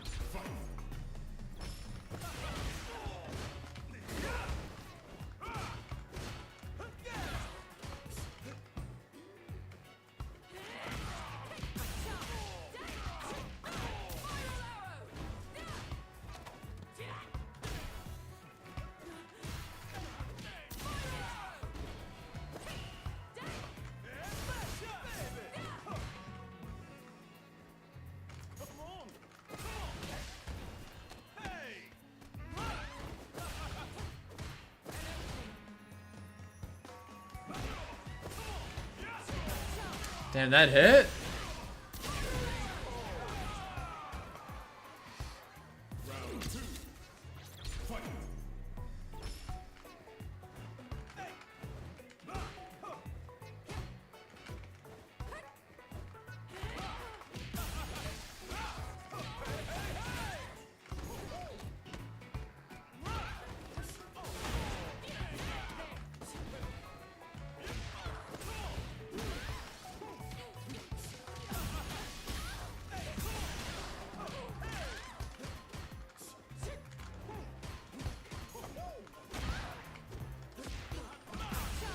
No.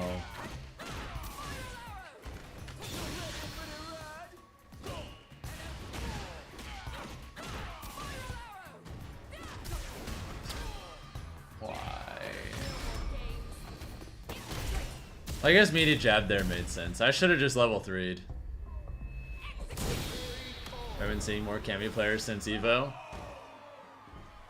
I would say so, probably. Punk's influence for sure.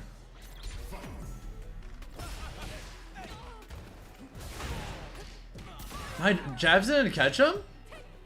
Really?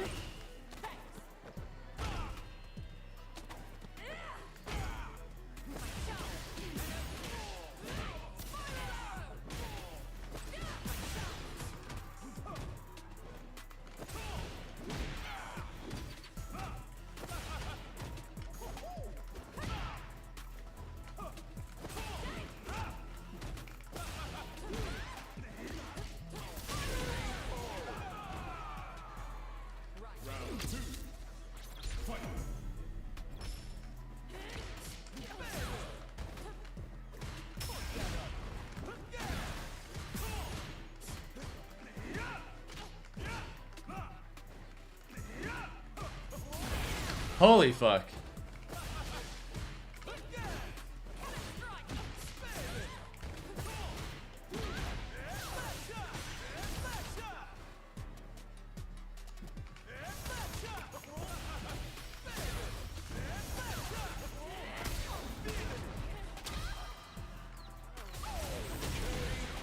What ultimate skills I think translate the easiest?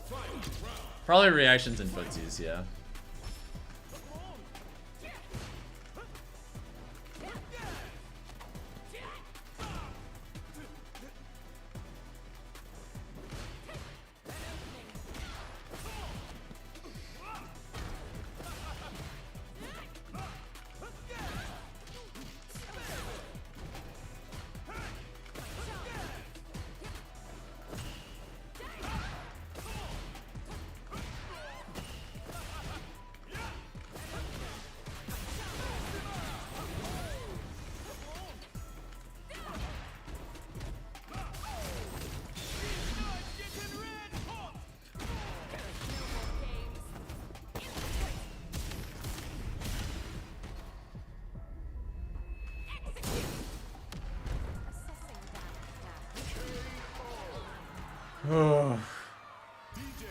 I really thought I had that chip there. Whew.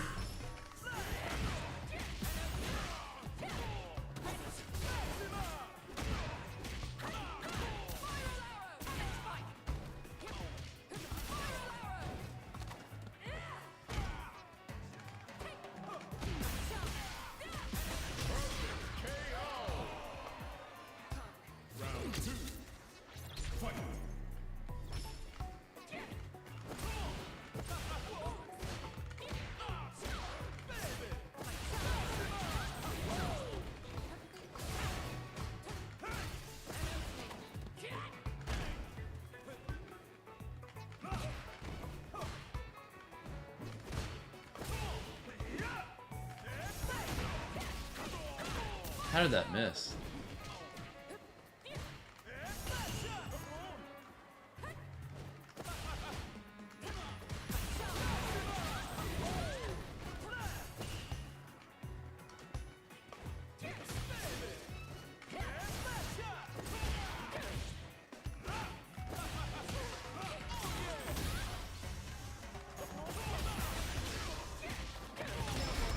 Man, everything's dropping! You got it. How's it been? It's been okay, I guess, Turbs. I feel like I've just been cursed on ranked recently. I don't know why I've been playing so much worse, but I'll get through it eventually.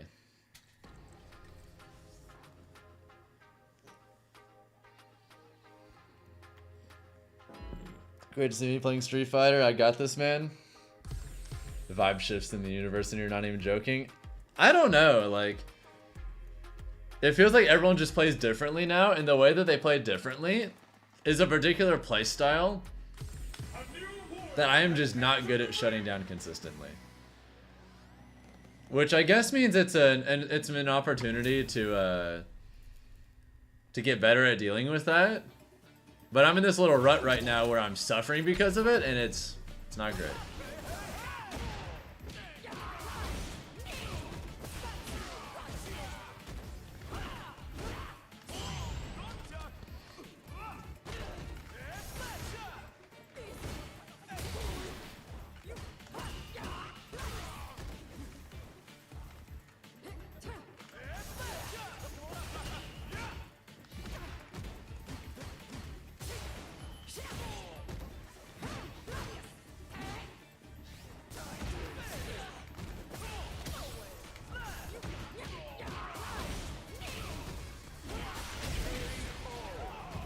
You're telling me it's the Bison mental block? It honestly might be.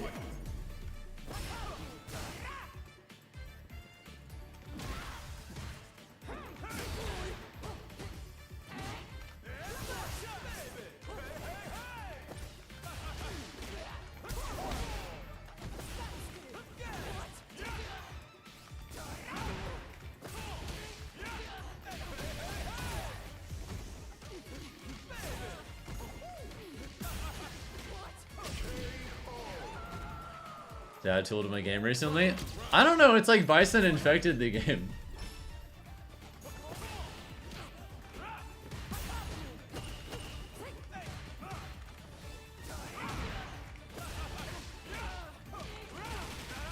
It's like his entire existence has altered the collective consciousness in a way that's specifically engineered to fuck me over. Eventually I'll become stronger and it won't be a problem anymore. But in the meantime, pain.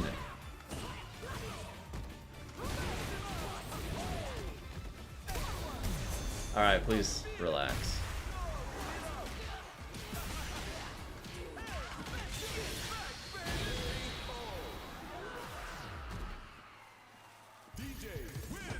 It's probably less a strength issue and more of a game plan issue. Yeah, I think I just need to have like really simple, solid game plans that shut down people who are just like running at me and just gambling constantly.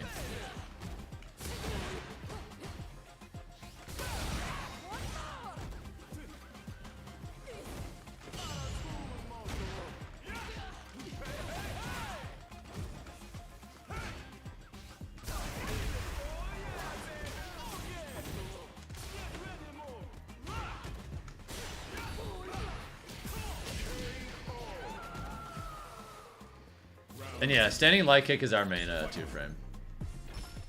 Or a 5-frame.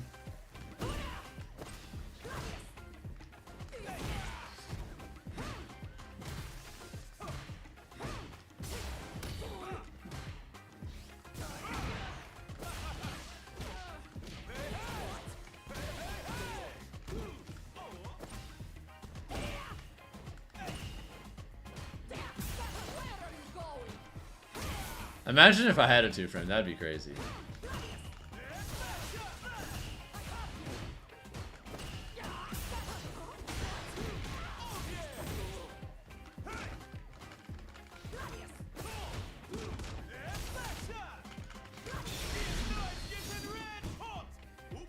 I got away with that? Okay.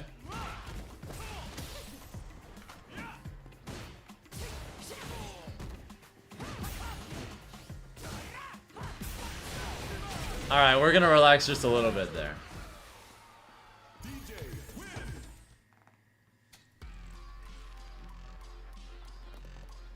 Like, the way they were playing is a good example of the kind of thing that I need to get better at dealing with consistently. Like, people who are just, like, very willing to just bet it on black regularly. All or nothing players.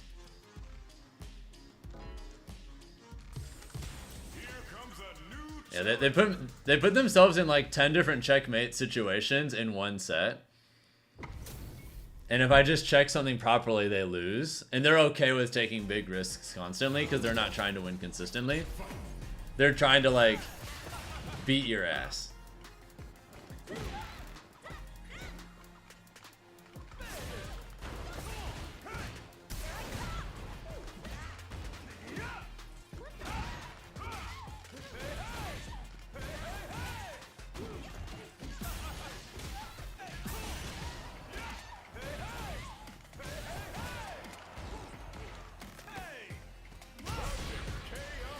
Yeah, I knew I couldn't kill there, so I didn't bother trying.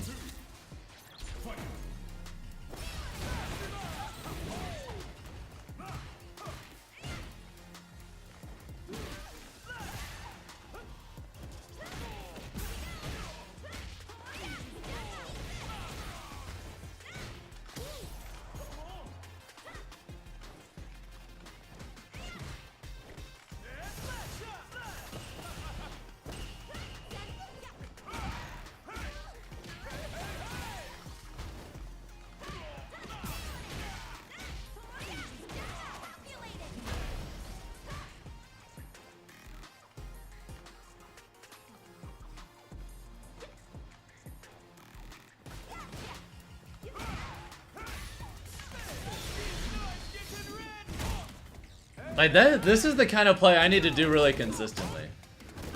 Notice how I didn't really do any drive rush offense. All I really did was I just shut down their offense and played like safe. Nothing fancy, just clean nooch. Nice.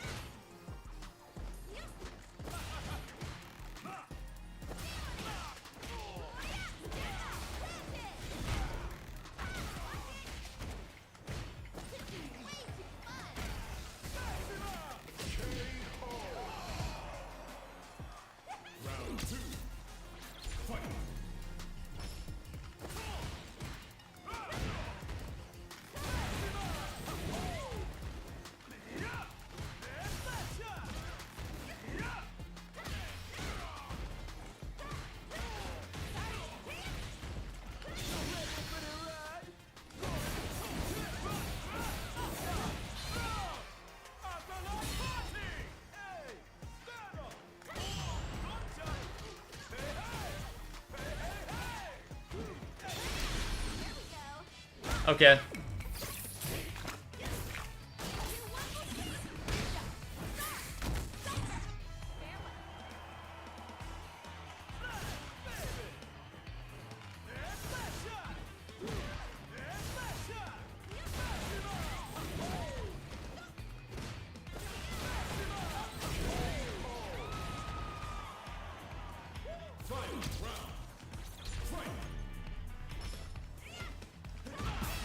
Damn. Oh my god.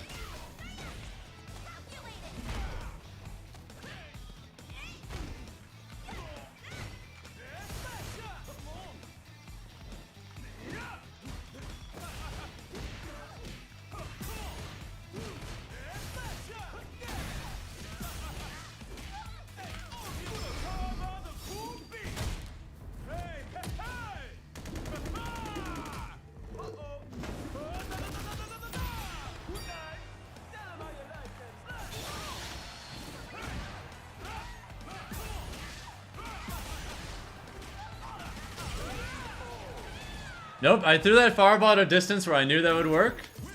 So it's all fine. Alright, almost 1850 again. Then we're gonna be 19, then 1950, then maybe 2000. I have 4.5 hours to cook, guys. 4.5 hours. Because the reset happens at 11 p.m. So I think it's 11 p.m. tonight, my time. So I have 4.5 hours. What's up, Master Lasher? It's time to cook.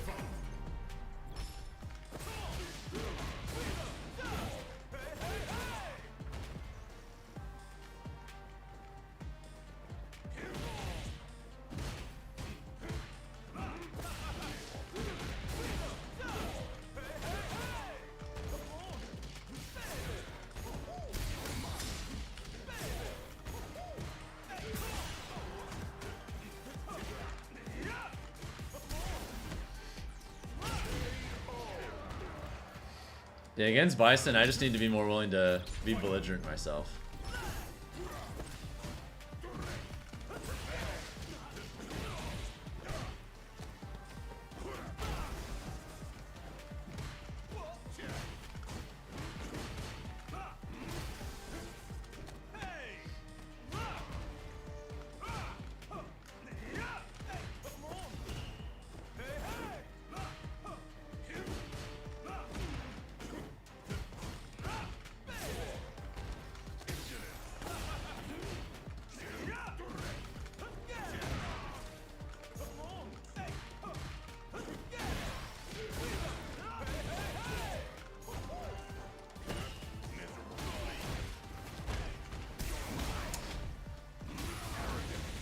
I haven't messed up my level 3.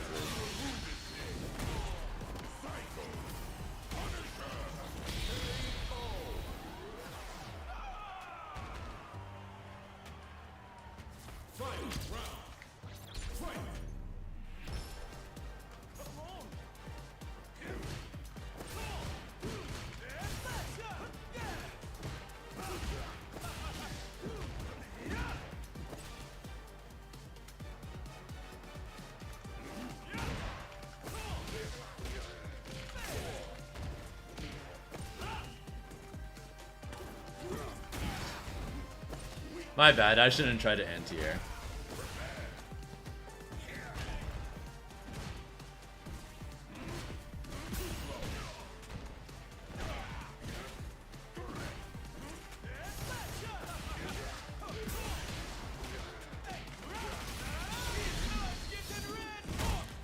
I can't stand how many built-in mix-ups that has. And then if you guess wrong, you often just die.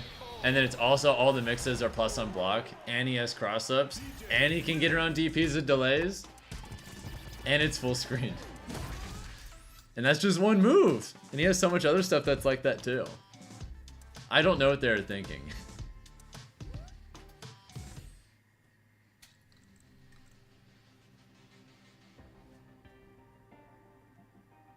I think Bison's genuinely the only character in this game that makes me mad. Like, every character's got silly stuff, but Bison legitimately tilts me.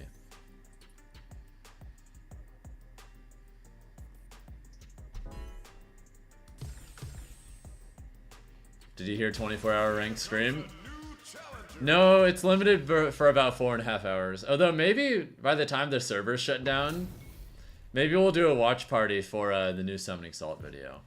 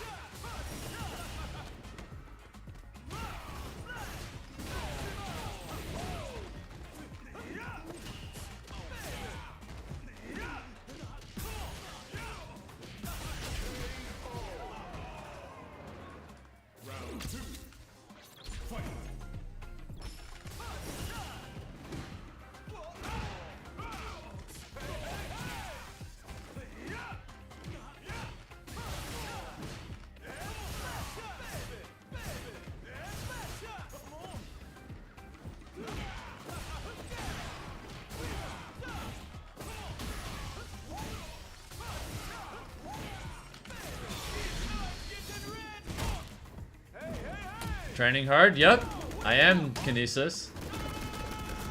If I can win this set, I'll get a pretty nice point gain.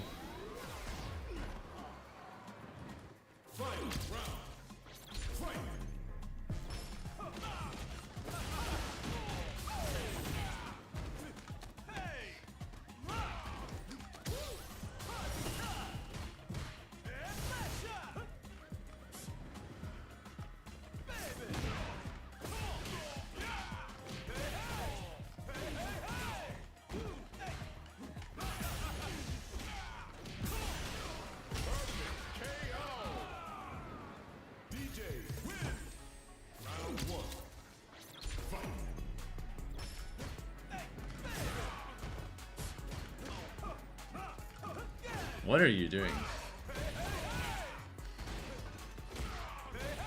Huh? How did that hit? Alright, I'm dead. Also, I don't know why he side switched that way. I guess because he just felt like it and it doesn't really matter.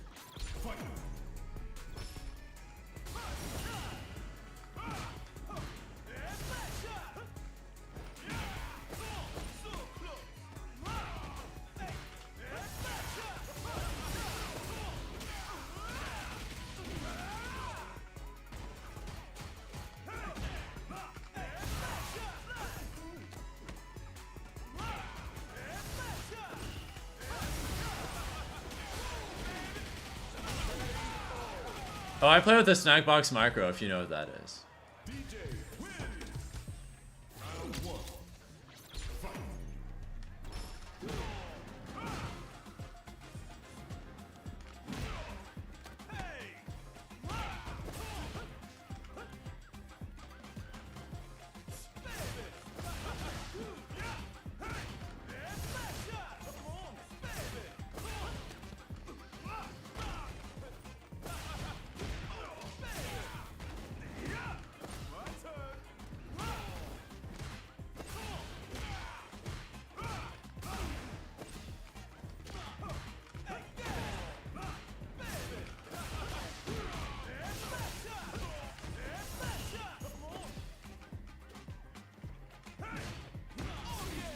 That punish there?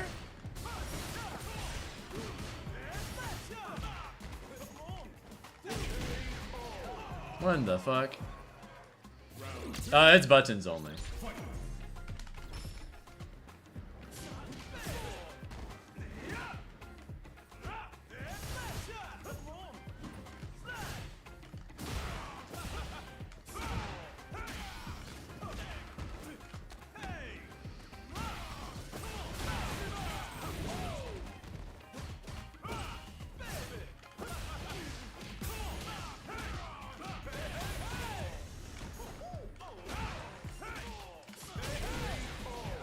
So you're telling me there's a chance?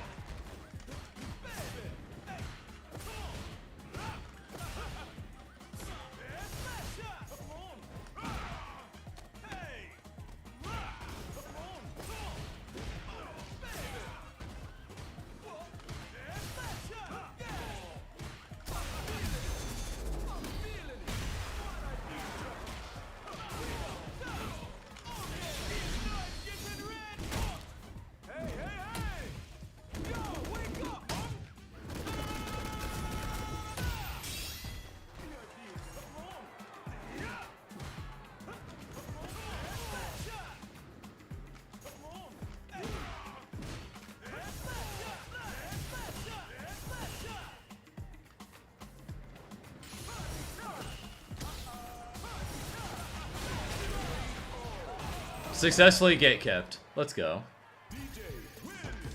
Alright, back in 1860s. Let's do 1900 now. 100% one and done him for maximum assault. I don't do that. I am not a one and doneer. If other people want to one and done, I'll let them. That's on them. Me personally, no. What's up, Ebel?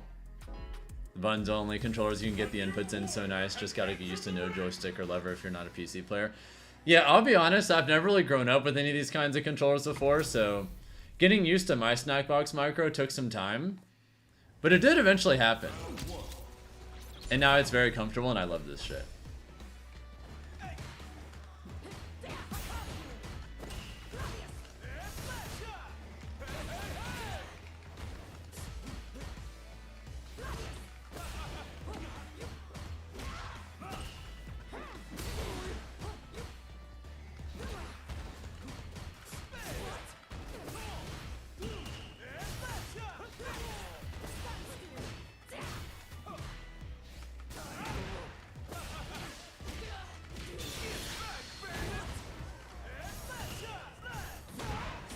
He was able to perfect parry that?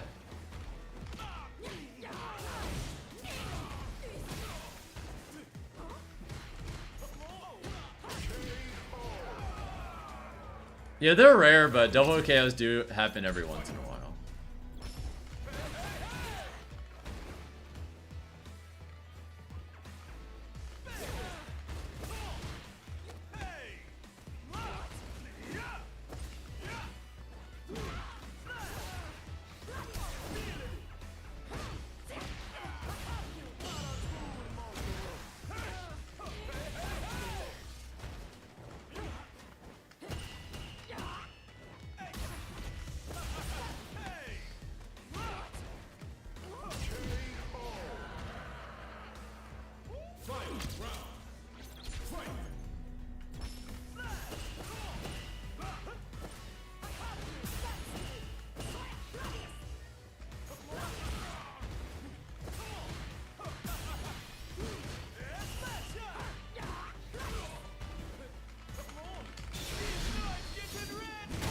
Absolutely not. Get out of my face.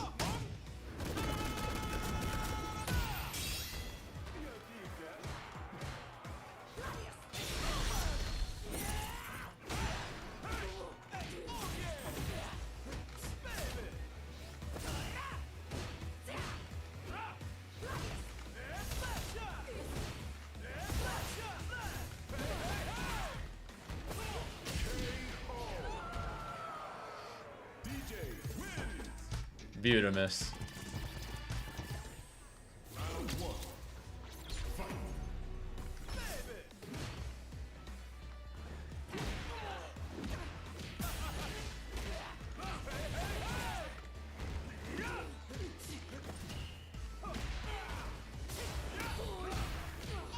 Oh, I could have killed there.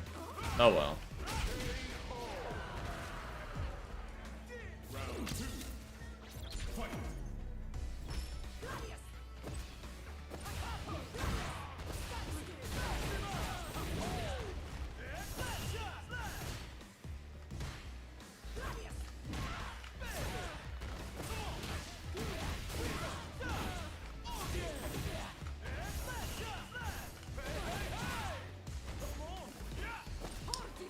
Damn, you did that there.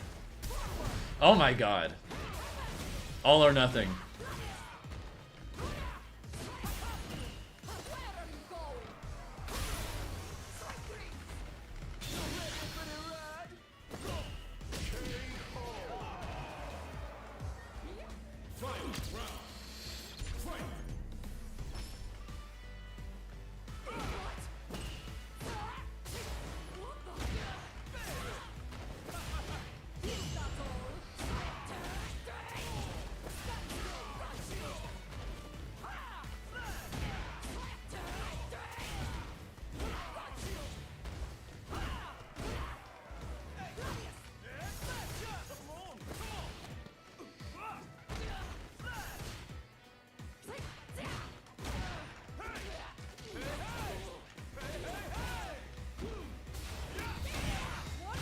You didn't? Okay. I should have done level 2 into a level 1 combo. I could have, but oh well.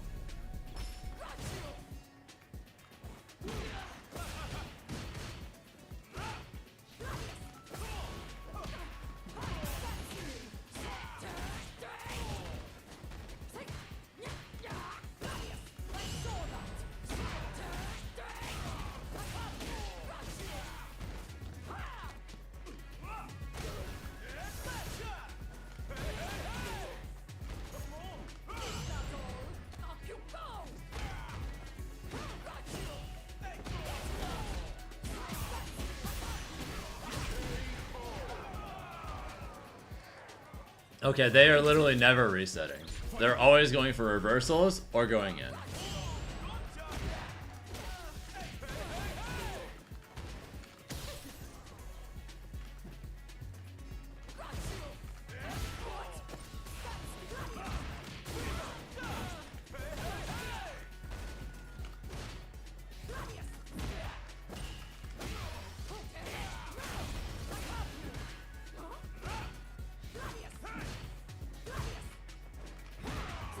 I messed up.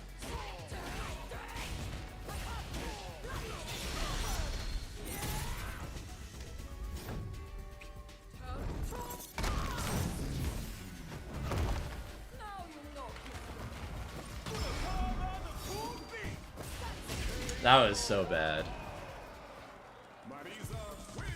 I don't know why they would just parry and do nothing. It makes more sense to do like drive rush into grab if you're gonna try and bait that out. Because then you're not just burning resources for no reason if they don't pull the trigger.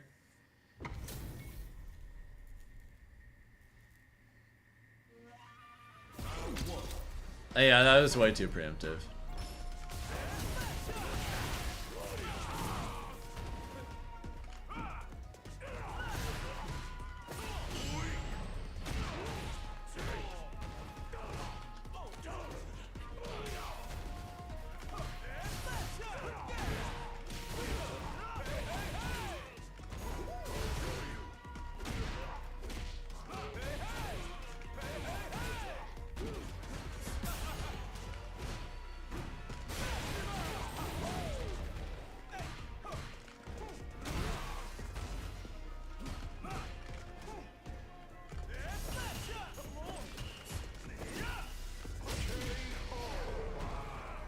Yeah, they don't happen often, but double KOs do happen every once in a blue moon. Wild option.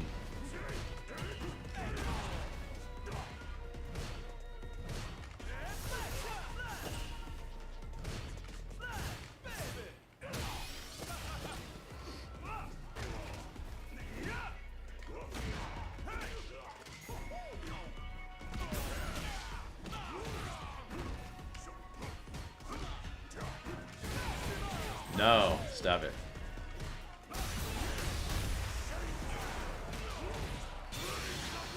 Alright, you got it. Thank you, Bobo the Chimp, for the 50-month resub. Hey, if you want to get some games in, let me know and we can. I'd be super down to play if you are.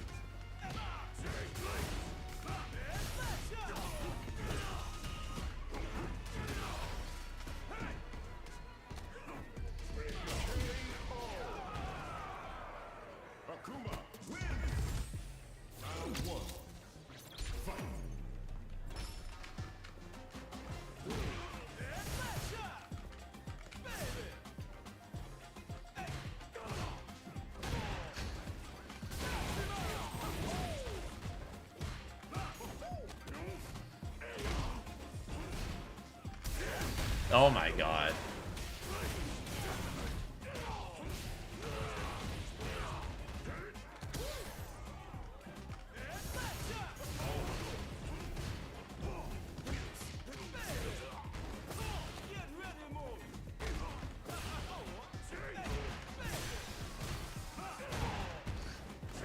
Why is that a thing?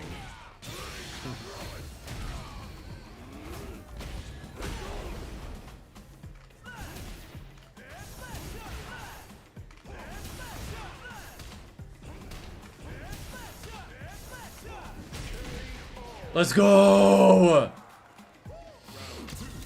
We snuck in there.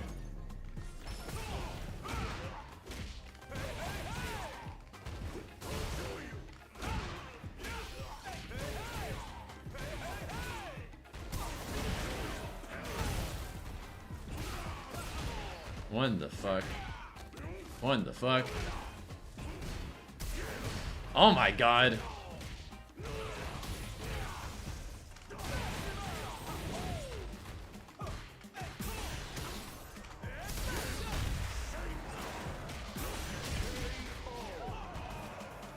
This Akuma is wild. Thank you, Lotus, for the follow, by the way.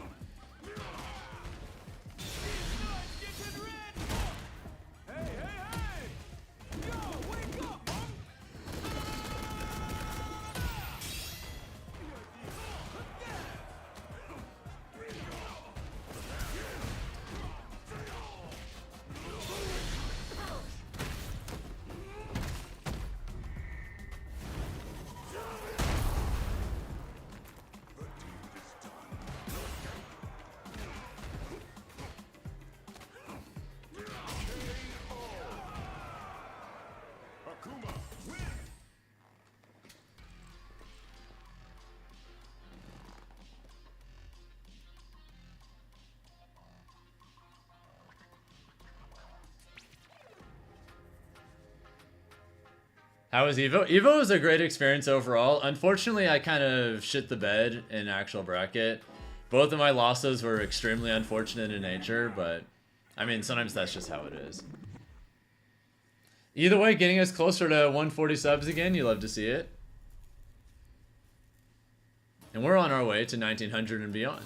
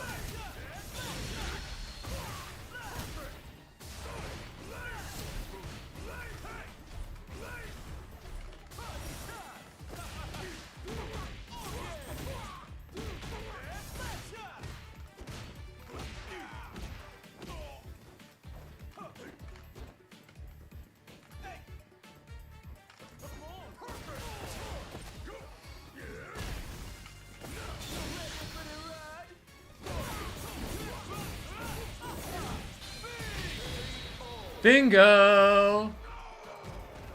Let's go, baby.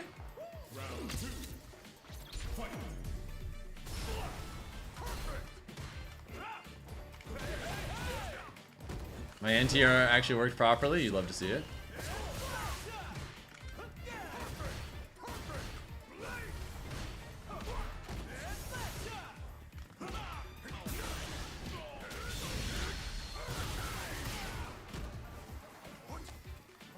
Okay, that's fine.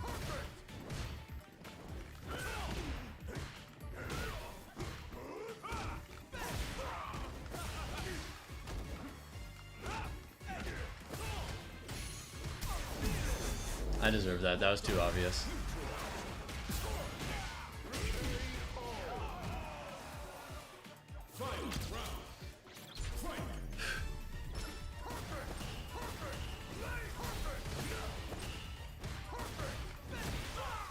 Huh.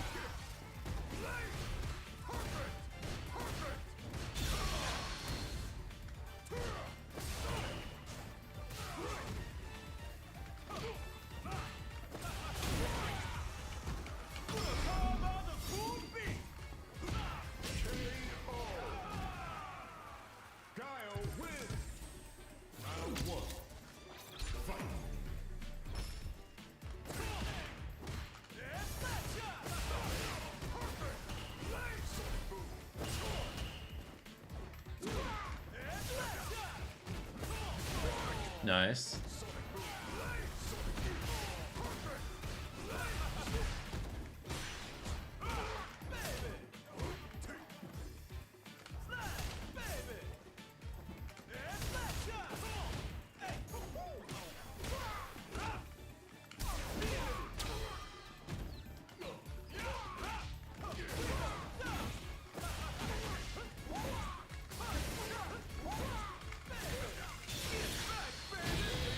Bingo. Got the kill? You love to see it?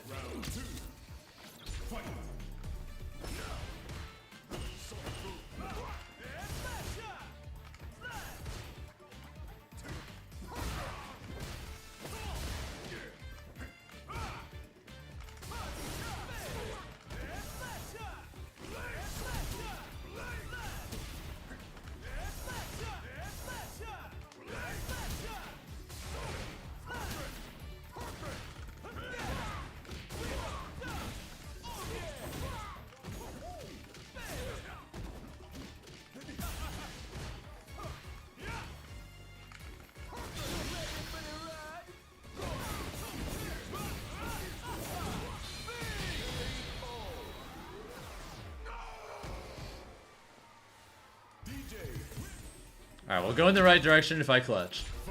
I think.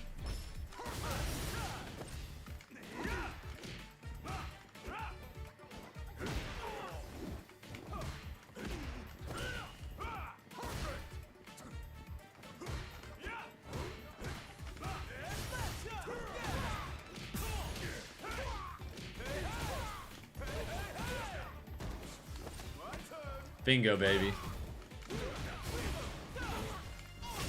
Bingo!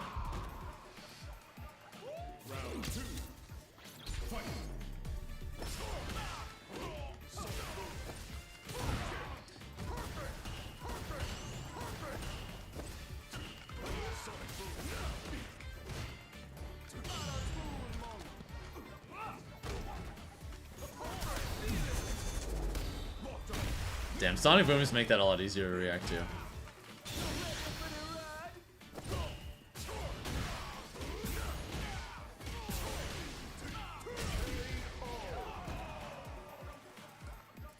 Oh, I got obliterated there, but it happens.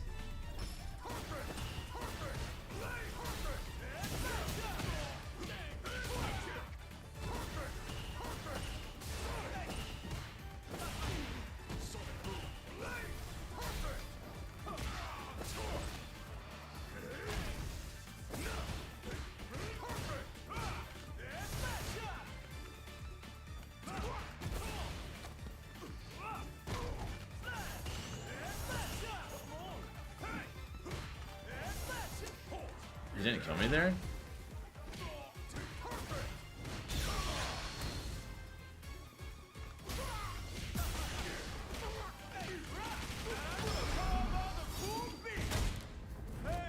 On second thought, this is a really poor decision.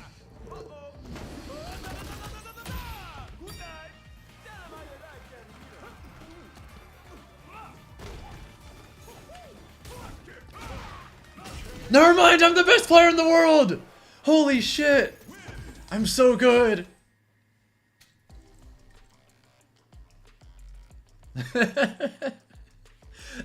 I got away with robbery, not gonna lie.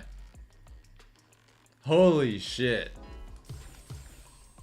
Here comes a new challenger. We take those. A dub's a dub is a dub, right? Do I do CPT brackets? Yeah, speaking of which, the next one is, I believe, this Friday for my region.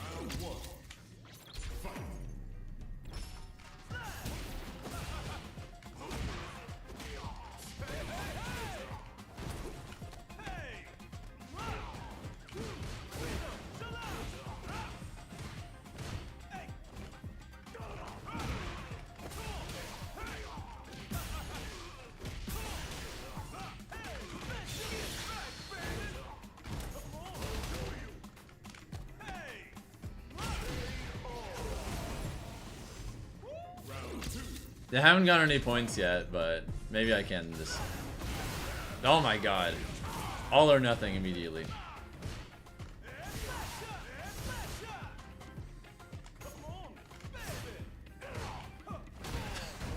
They love that shit.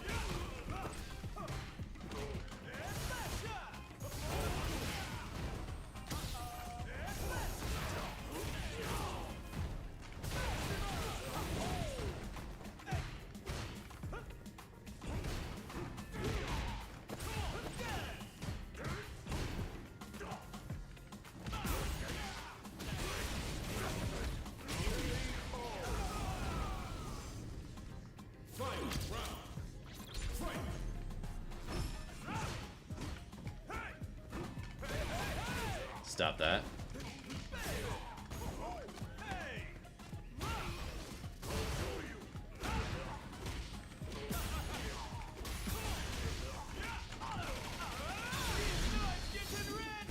Ah, Kuma moment.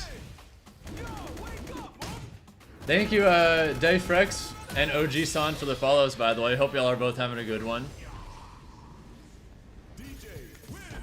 Yeah, today I'm just focusing on the MR grind, but I'll also play like new members and or subs.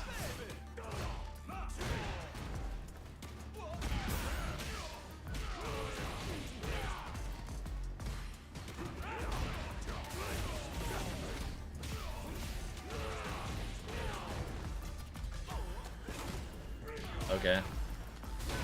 Why is that your punish there?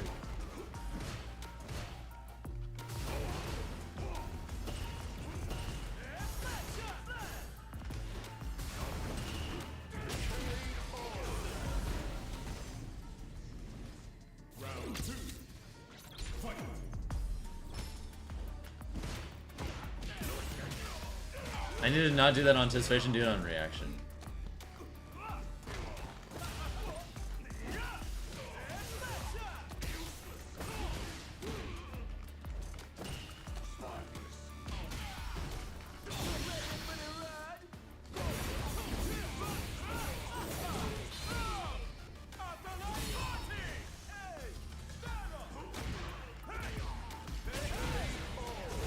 Thank you, Dave Frex, for gifting us up to Olivius Polybius. We're almost at 140 subs again. Let's go.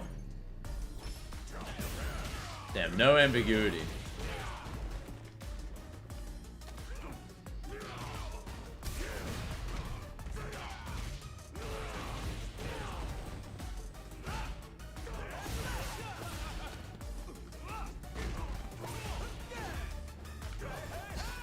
Why?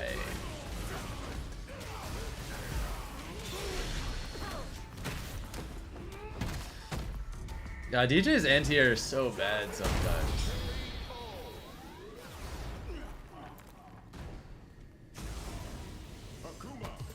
Like, that genuinely happens so much.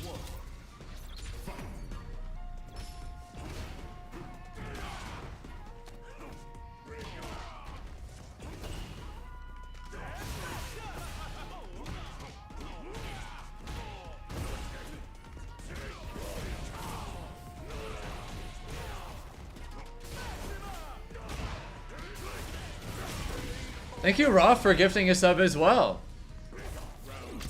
Oh, hell yeah. Thank you so much for the support.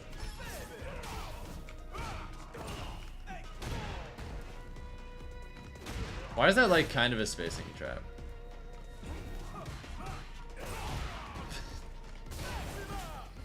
That's so silly.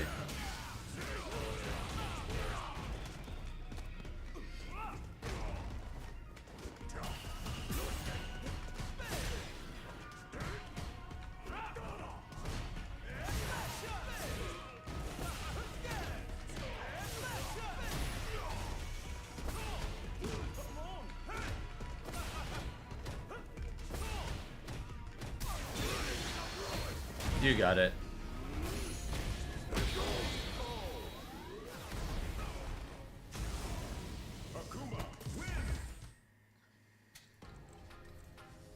No, DeBuzz beating Betty is a good win. I don't think that's really a slight against her so much as it's just a plus for DeBuzz. Like, he's been putting in some work.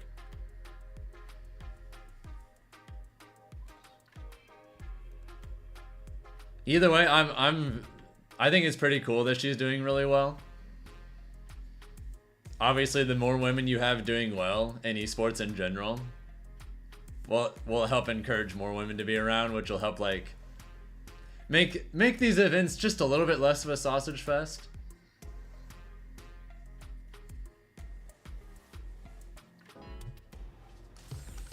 Here comes a new challenger.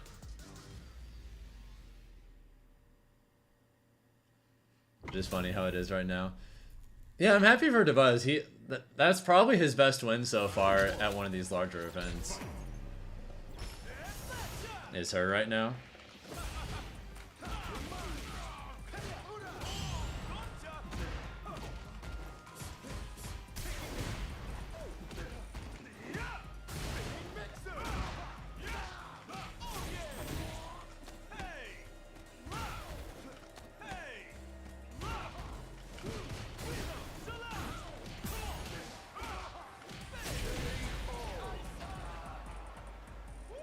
I mean, he did beat her at Evo. That definitely means something.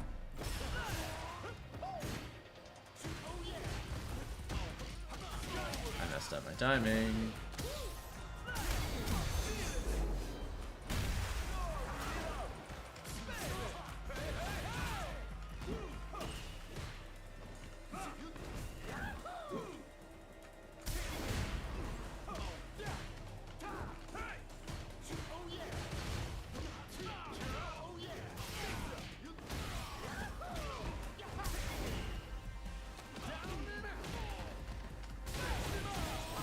We'll take it.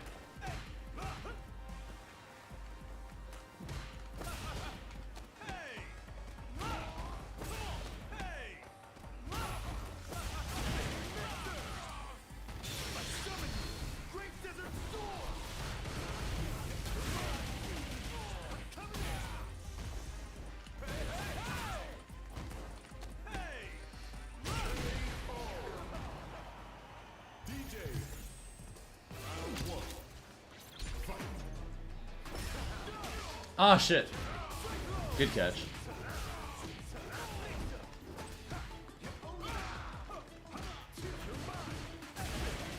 Oh, shit.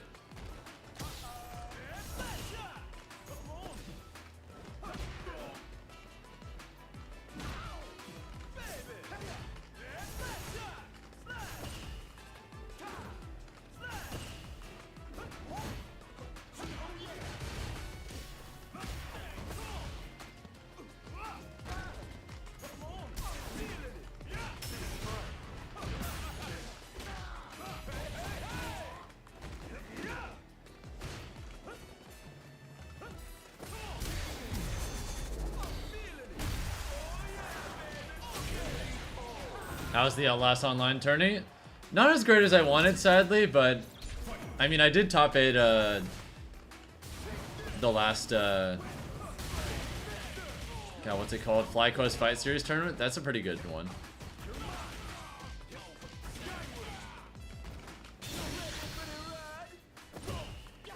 Damn.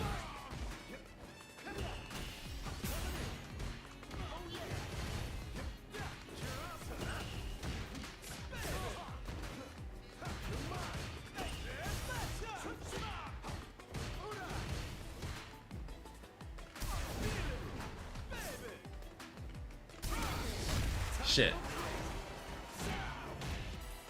Can you kill me here? I think he might have been able to kill with a more optimized combo, but I'm not sure.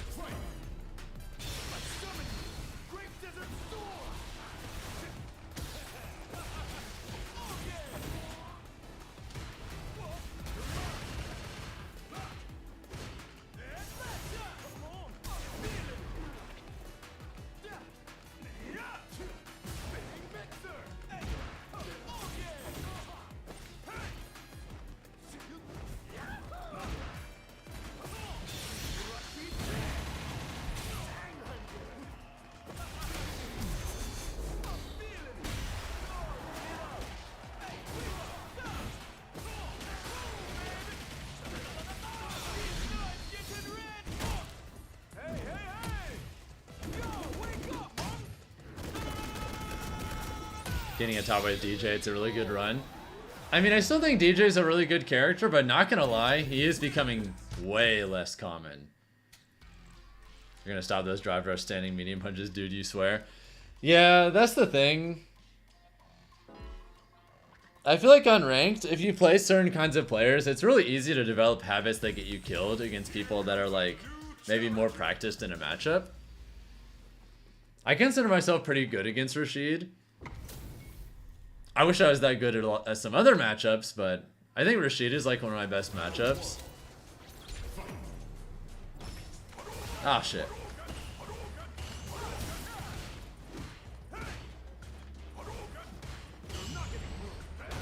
Damn, that was brave.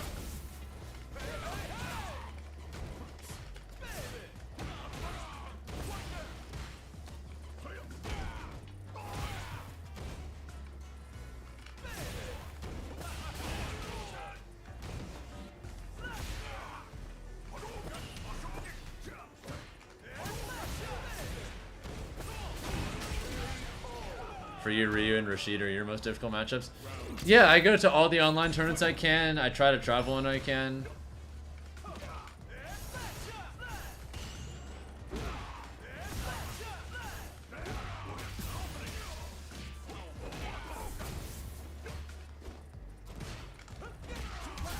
And that caught there?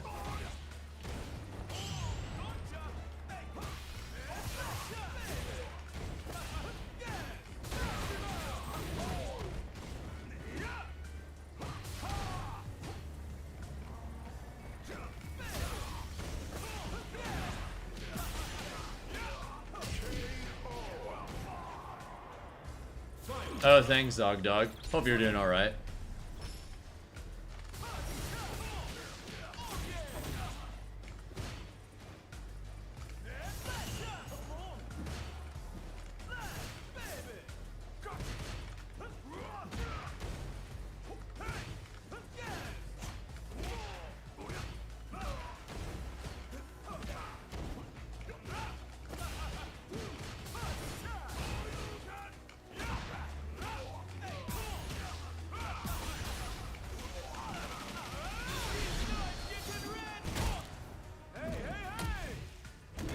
Alright, going back in the right direction.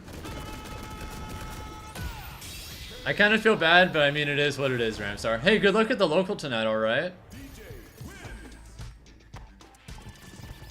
Yeah, I'm doing my best to carry the torch, Zog Dog. I've still got a lot of improvements to do and make as a player, but I'm working on it, man.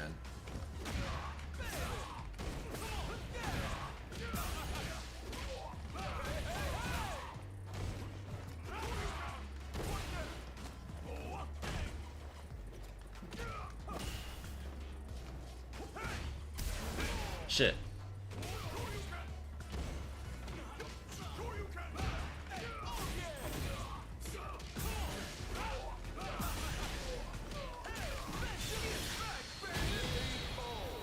Yeah, I'm doing my best to try and be like the DJ representative for North America, but still got work to do.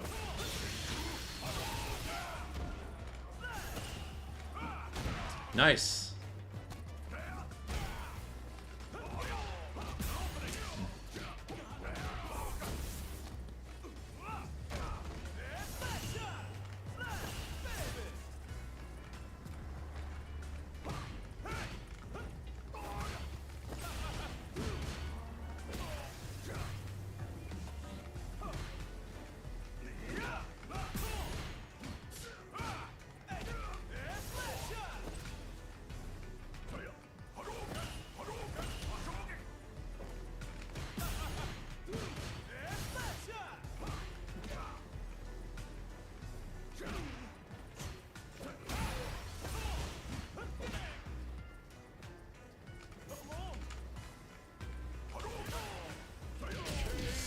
You bastard.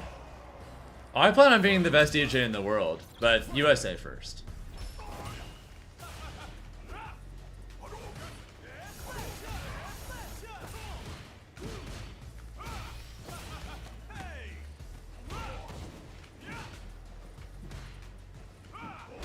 Nah. Holy shit, what a conversion.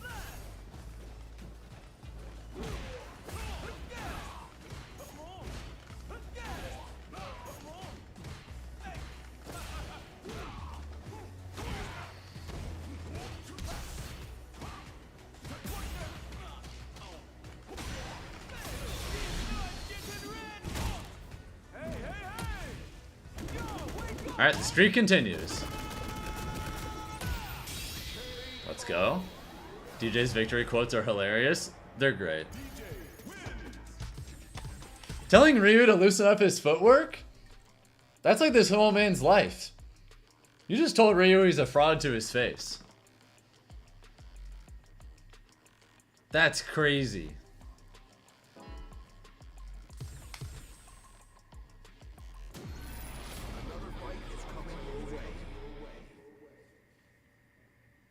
I feel like I'm dancing a DJ, very smooth. Thank you. Alright, and if I can win this set too, I will be 1870s.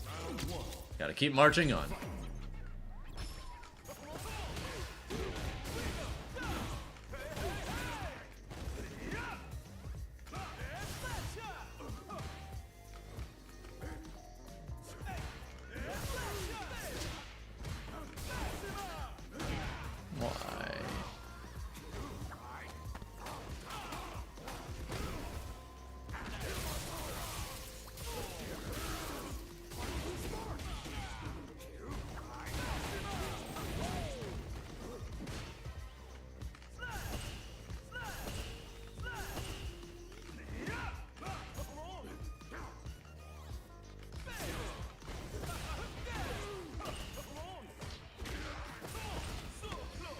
Minute RD? No. This is definitely not Minute RD.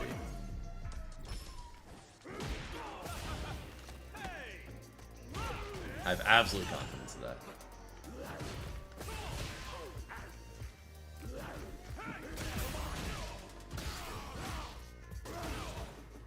Also, if it was Minute RD, they would not be 1796 MR.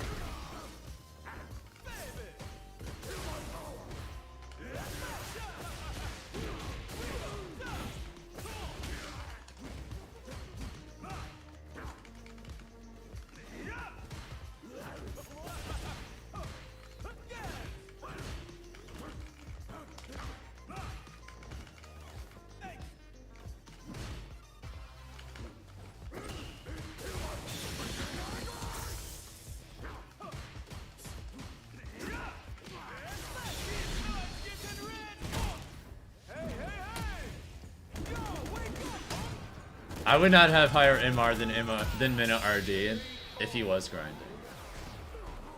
Not by a long shot.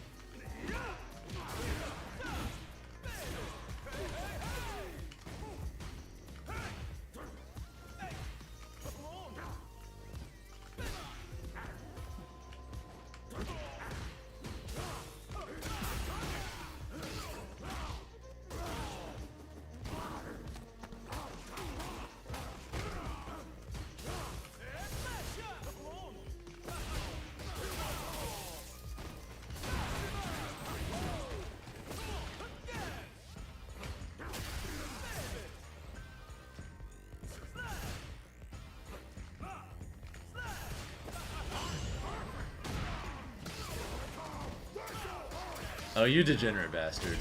Alright, you got it.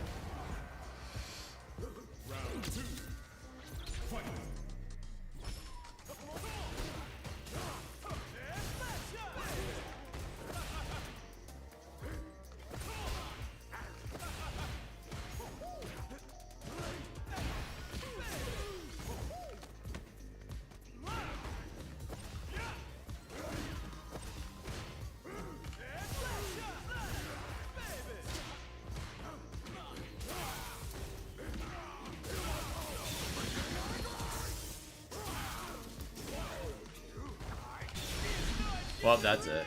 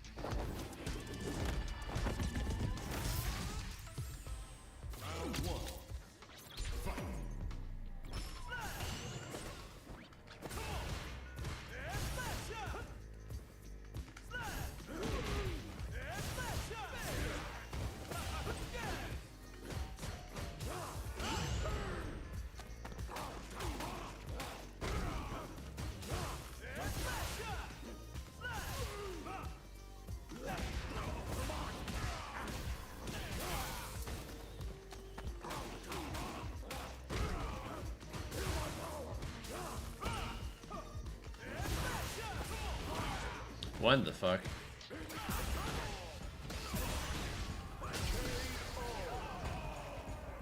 Thank you, Keem Saucy, for the follow, by the way. What's up?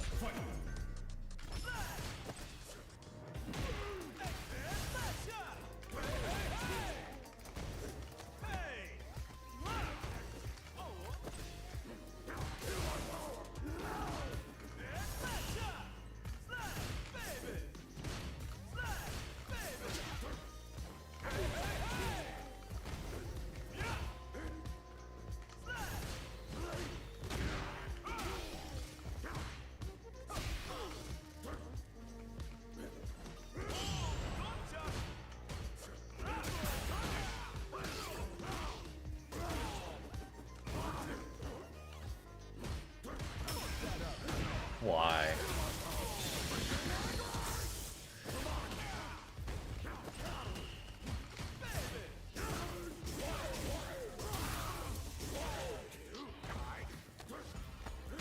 What the fuck?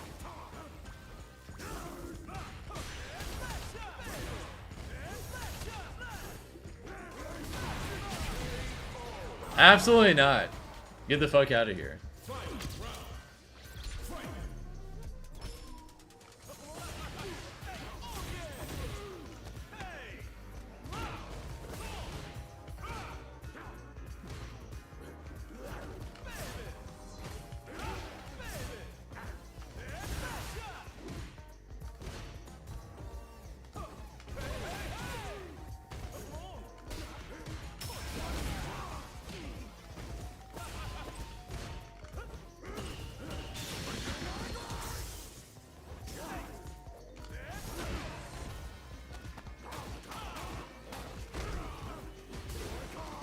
Oh my god.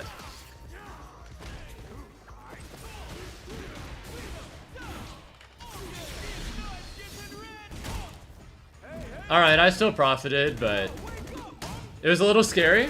That's fine. We're going in the right direction, everyone. Whew.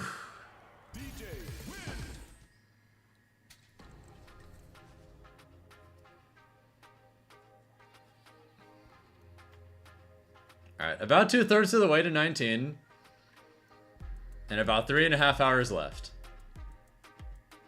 The guy is really a bastard with Blanca. I mean, being crazy with Blanca is like kind of what you're supposed to do, because that character has like really unusual mix. If you're not taking advantage of it, then you're kind of missing the point of what you're supposed to do with the character, I think. Still very scary to play against, though.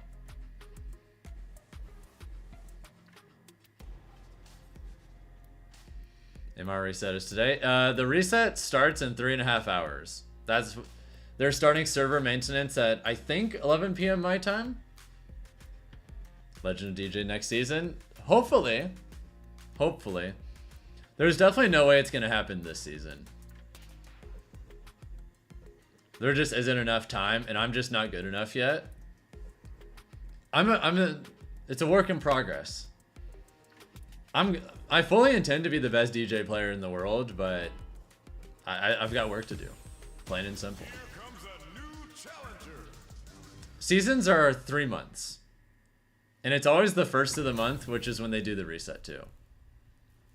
Oh god, 1500 geef. They are probably going to do some crazy shit. Let me just slow them down. No risks, just be patient.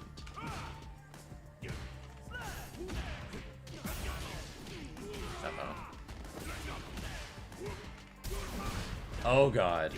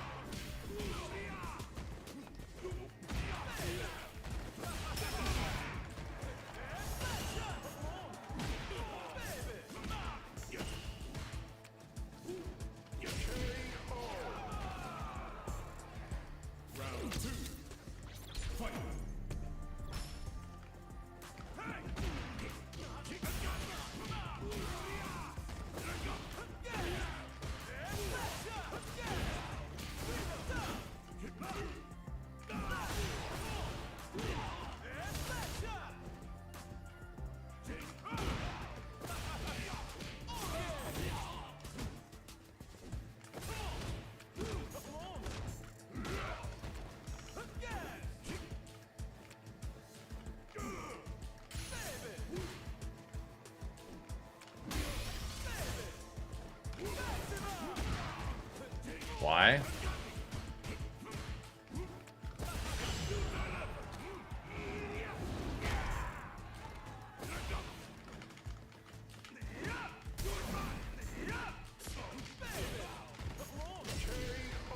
You like that overhead?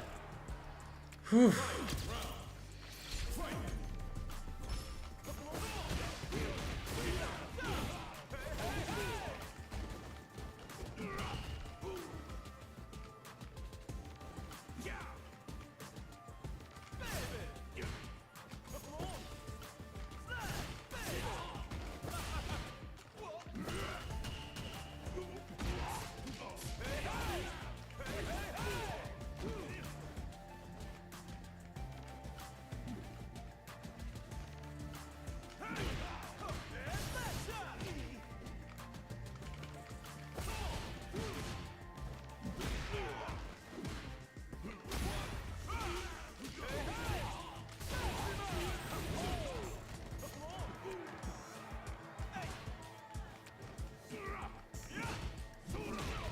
Oh my god.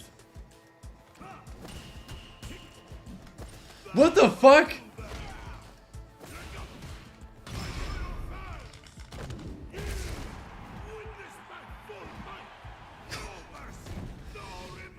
The true Geef experience. Why did that miss? That's what I deserve for not doing a proper combo. I just lost 14 points. He's not even adapting. He got lucky.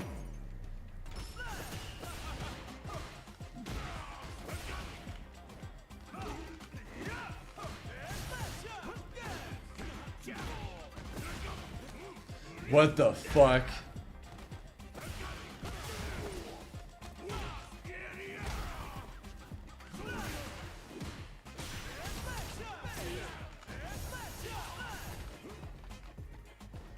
Holy fuck!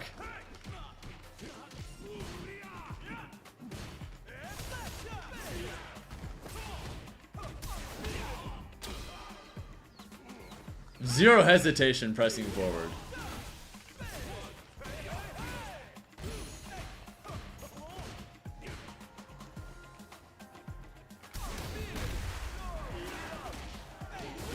It is terrifying to play people who have no regard of consequences.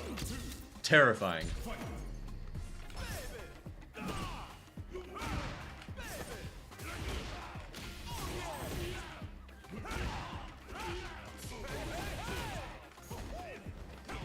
Holy fuck. Oh my god.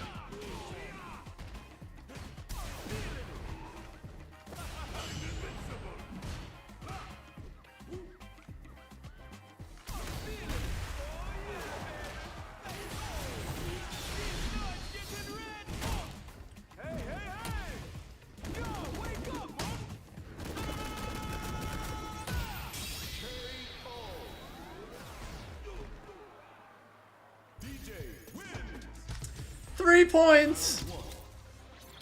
And I lost 14 for losing.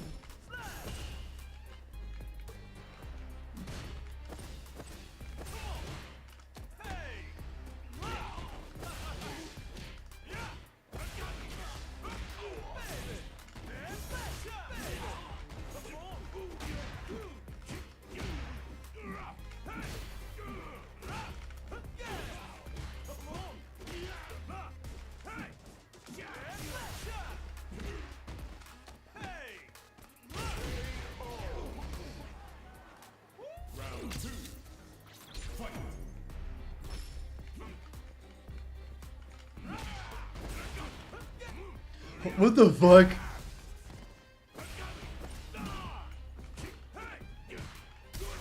Oh my god.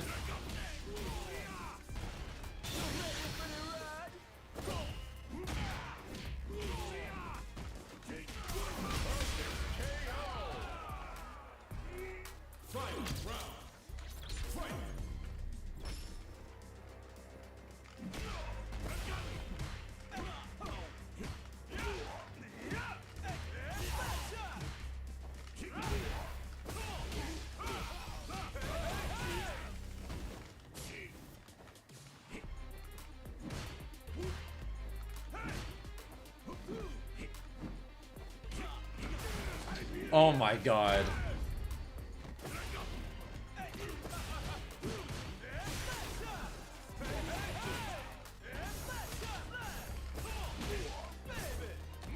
Oh my god.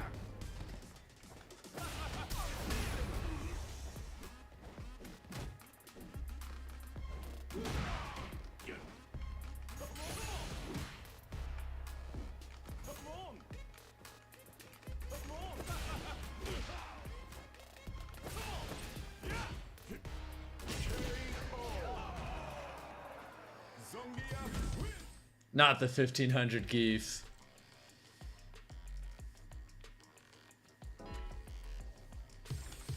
Here comes a new challenger. Damn it.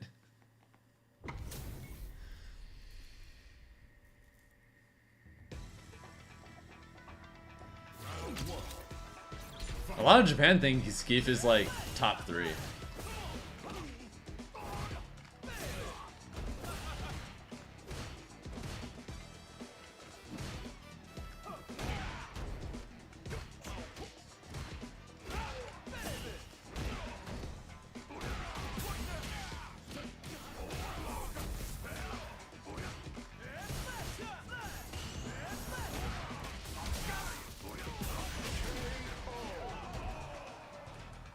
Round 2.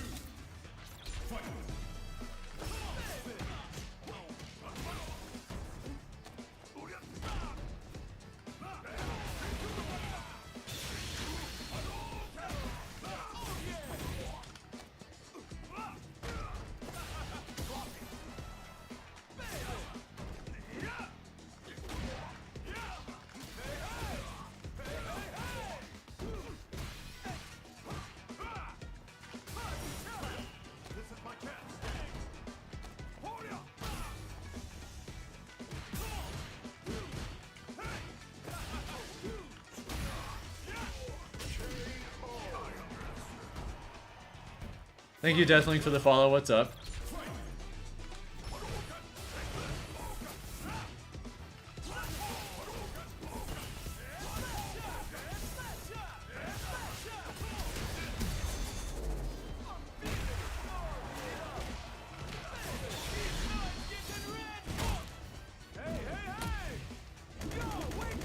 I'm doing it early so I can get him close to burnout.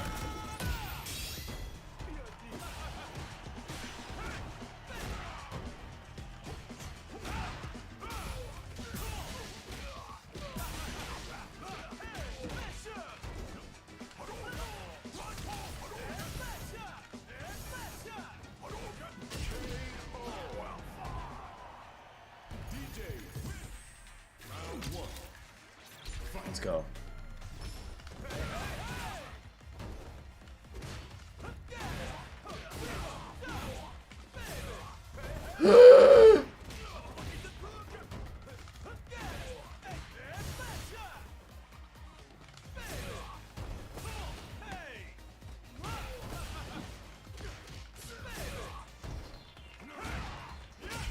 Delicious.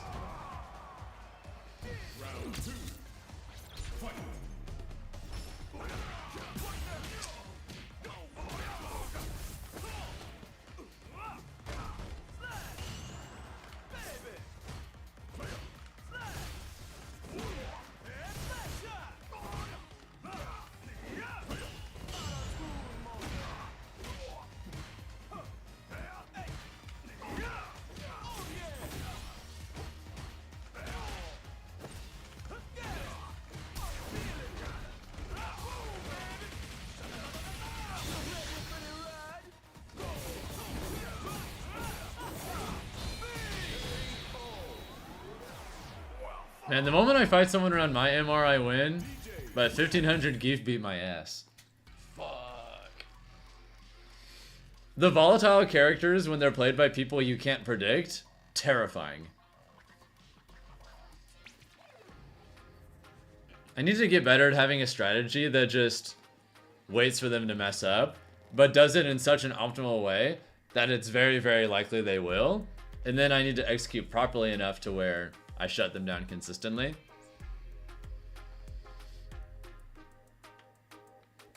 That shit hurts my soul. I know I can do better, but hurts for now. Sorry for your English, you're still learning. No worries. All that matters is I can tell what you're trying to say, right?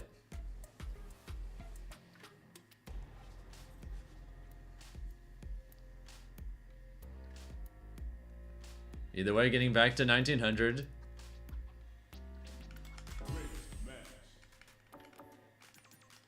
What happens if I do limited? How does rank reset? So, you know when you get into master rank, you automatically start at 1500 and then you either drop or rise accordingly based on how you do? Everyone is going back to 1500 tomorrow. Everyone.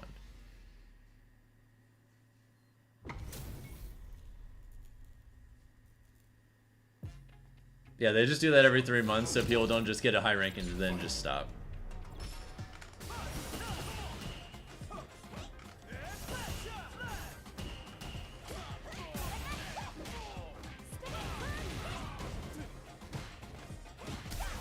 Oh my god.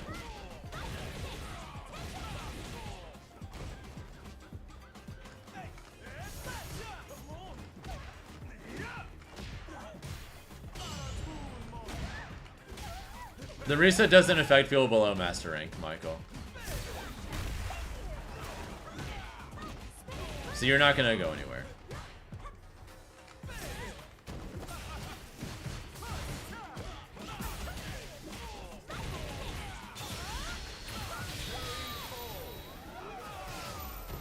So yeah, for the time being, you don't have to think about that.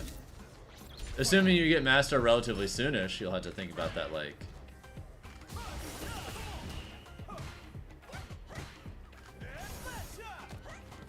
You'll have to think about that, like, next MR season.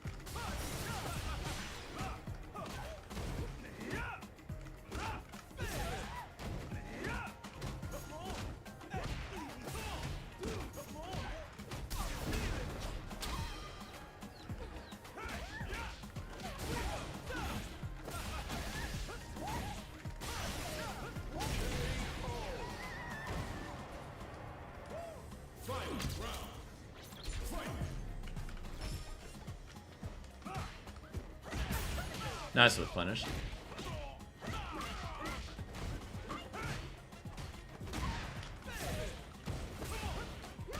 Really?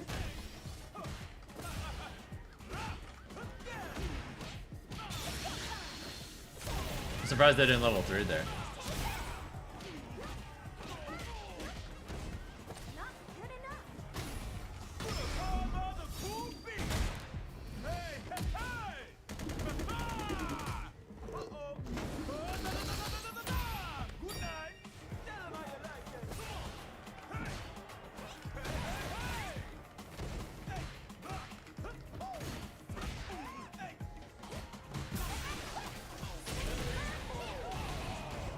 I need to just drive reversal and stop trying to DP when people burn themselves out there. Because then I can just force like quasi checkmates.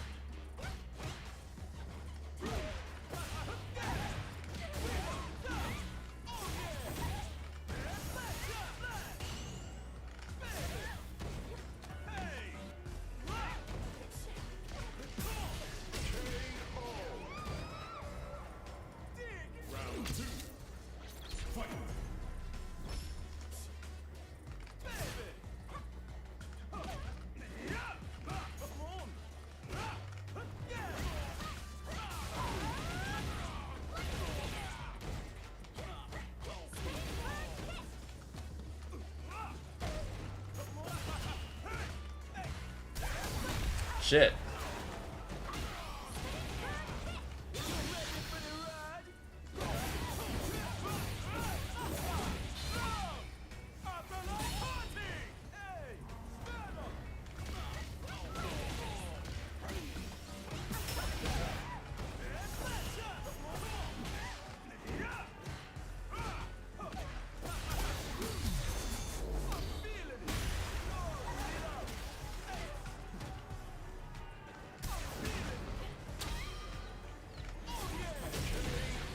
I really messed up there.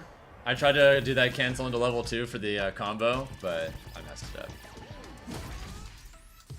DJ, you're absolutely right. What's up, meme machine?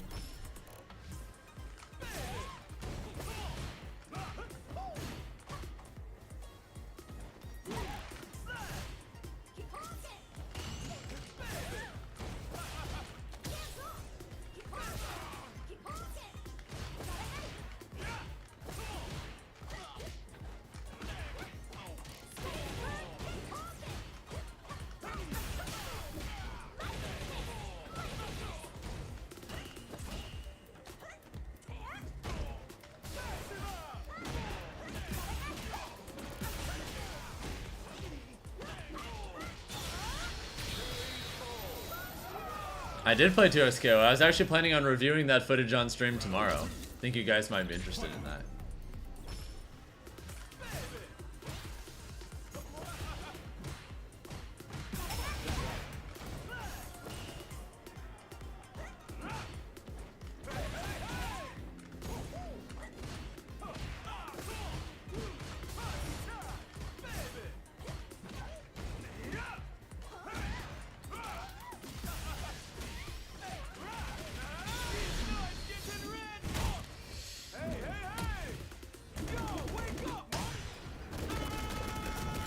Now we're gonna bait out the level 2.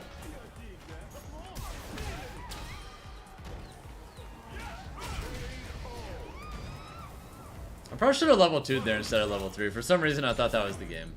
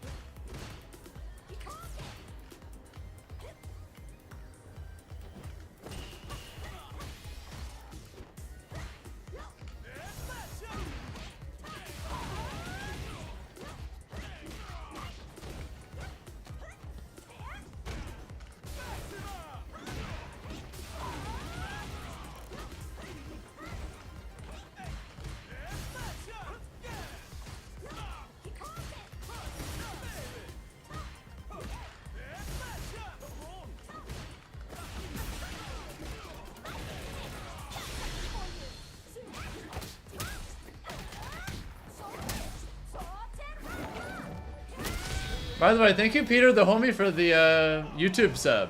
Hope you're having a great night. Welcome to the stream.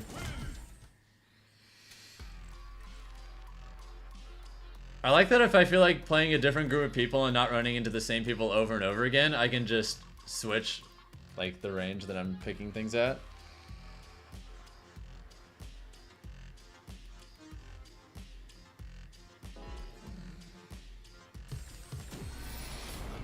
I don't think there's push block in 2x KO. The mechanics in that game are pretty different, so I'm not entirely sure how the balance in offense and defense is going to be like when the game actually drops, but...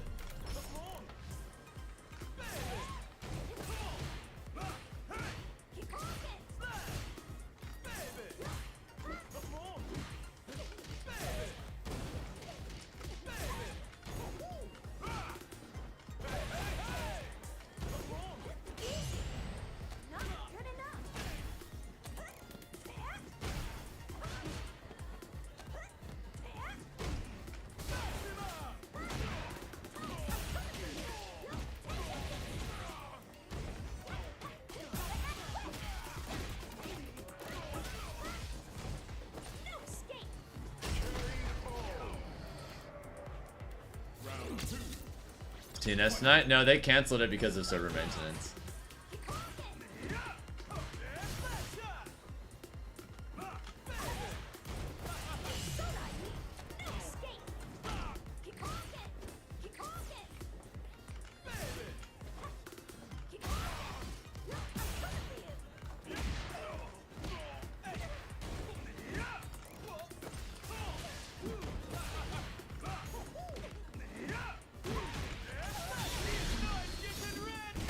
Yeah, they're doing TNS tomorrow instead, so I'll just have to do that then.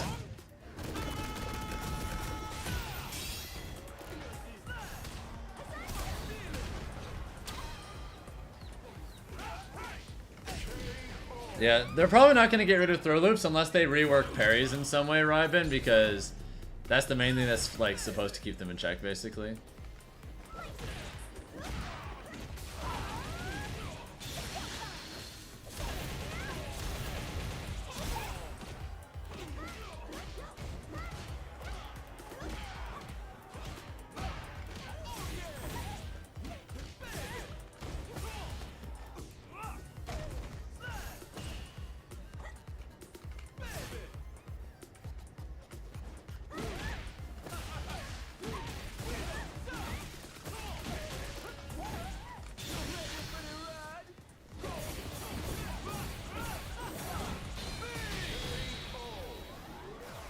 It's the other way around, Rybin.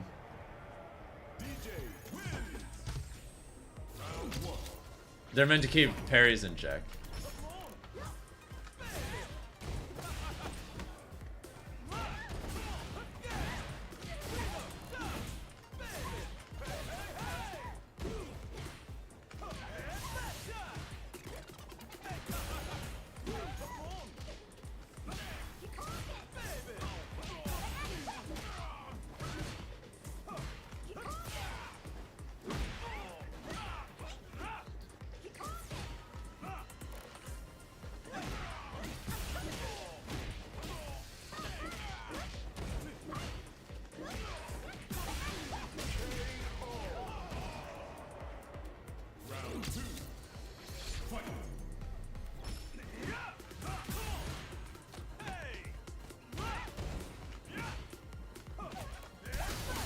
Oh my god.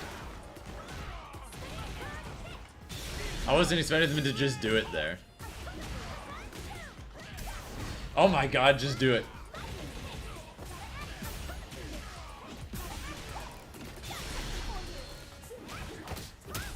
Okay.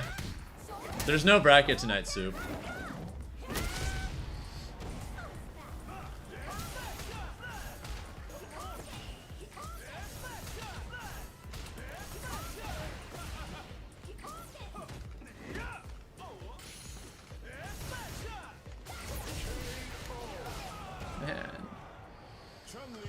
That's the worst feeling when you throw a fake fireball and then immediately get hit there.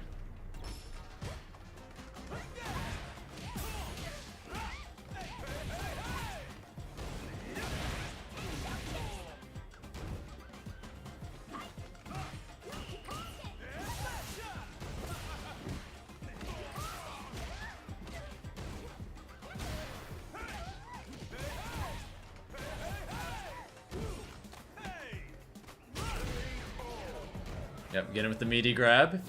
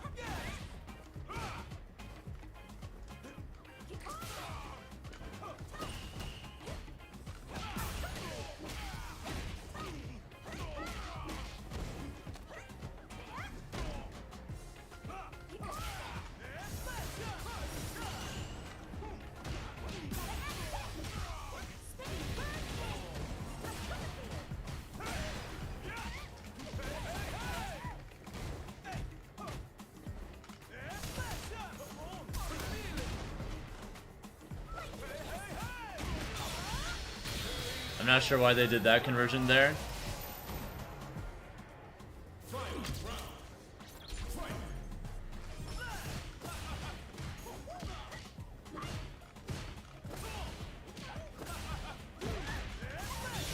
I did see that, Ryben.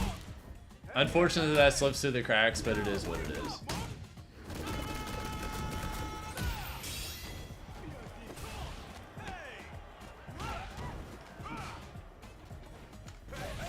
Yeah, I've just had to wait a little bit longer.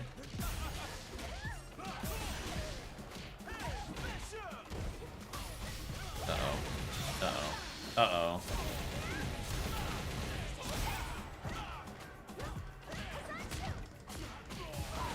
Oh my god.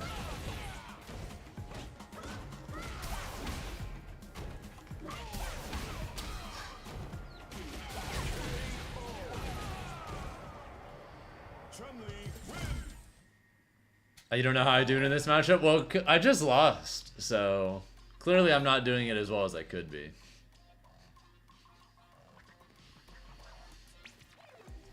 Thank you, Kato and Nims, for the sub, by the way. Hope you're doing alright.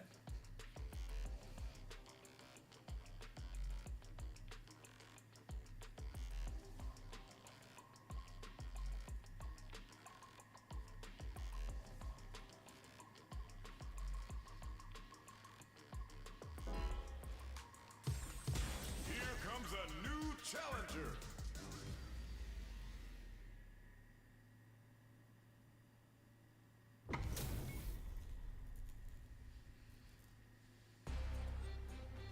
Round one. Fight.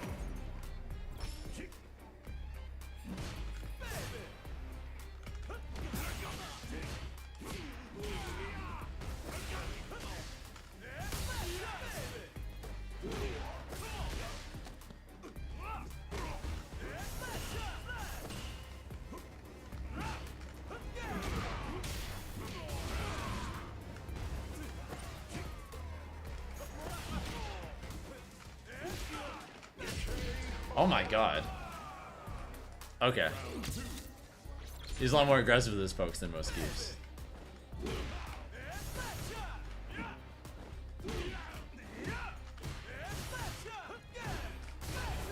I deserve that.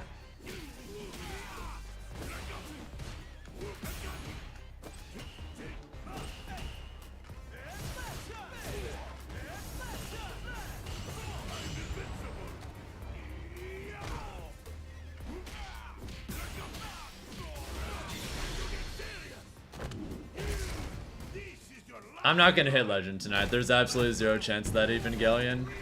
However, I think 2000 is possible.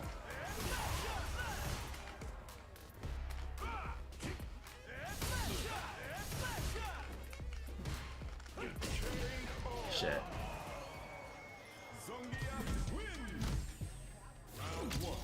What's up, unknown user? Thanks for the follow.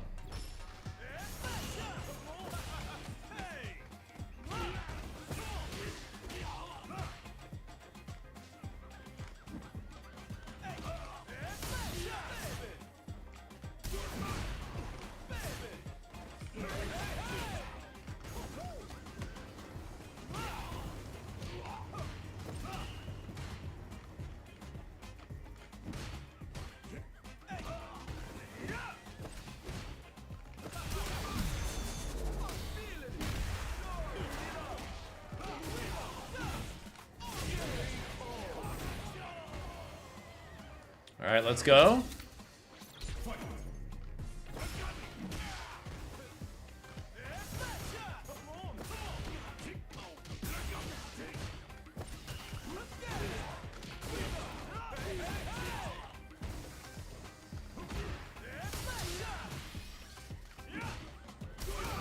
Oh shit.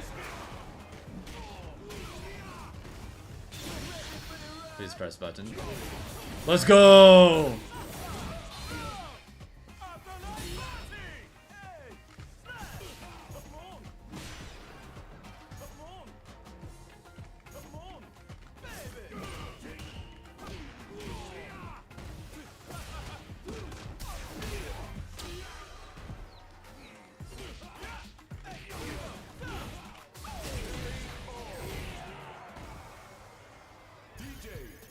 Mmm, delicious points.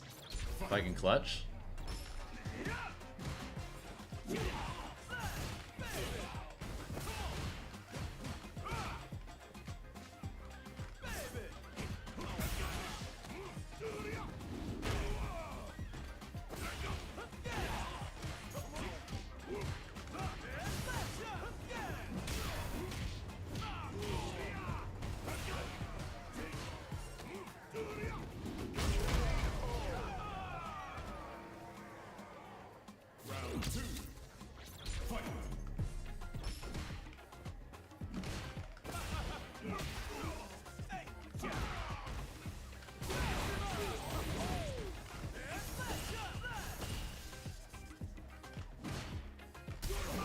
Holy fuck. Holy fuck.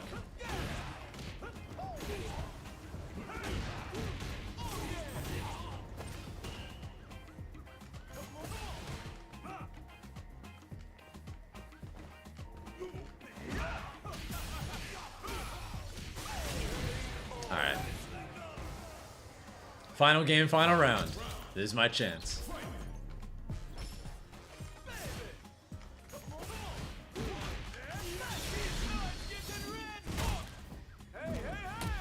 I'll just do it early.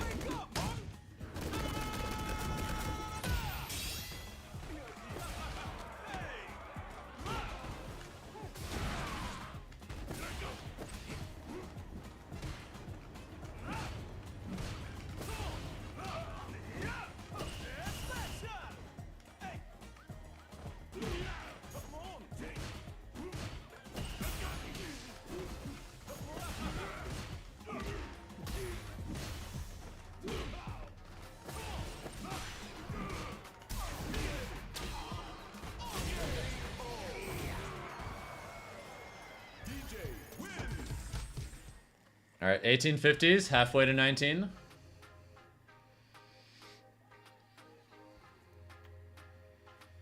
Yeah, 2K would be a dope thing. I've got about 3 hours to hit that.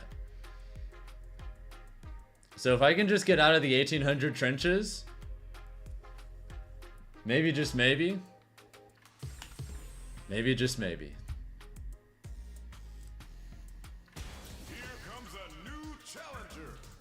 Because you run into higher point users, which means that if you're playing really well, you can absolutely go crazy in the higher ranks, but when you run into all the lower rank people, there are a lot of opportunities for big point loss too, so it's just scary. Oh shit.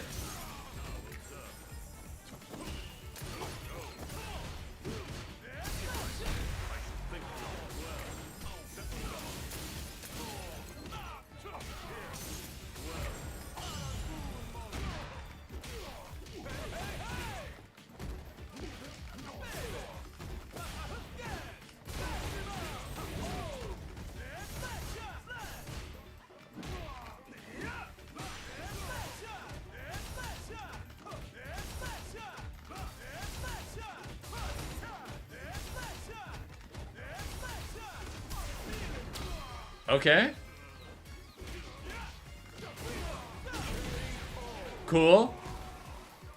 Successfully bullied in the corner.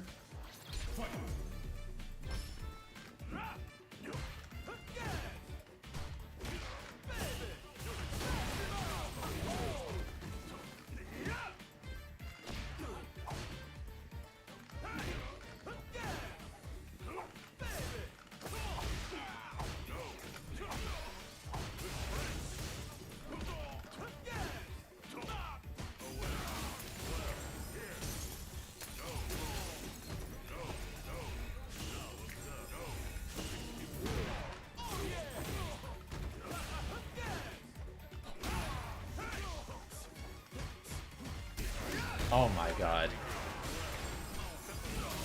What?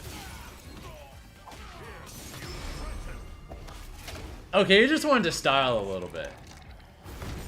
I was like, what is this unnecessarily complicated combo? I thought he was gonna do some kind of thing to save meter, but no, he just wanted to style. He wanted the Twitter clip with that one.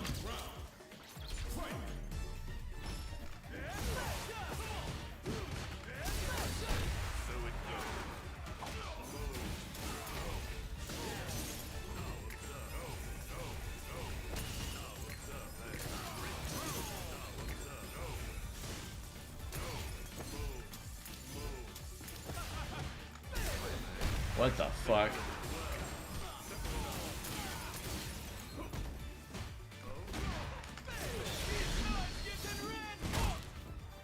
I'm not sure if they were cooking there.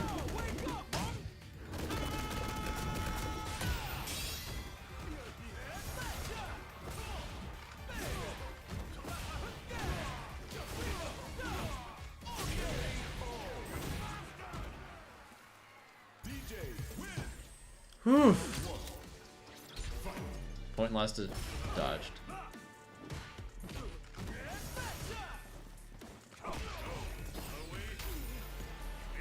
What the fuck?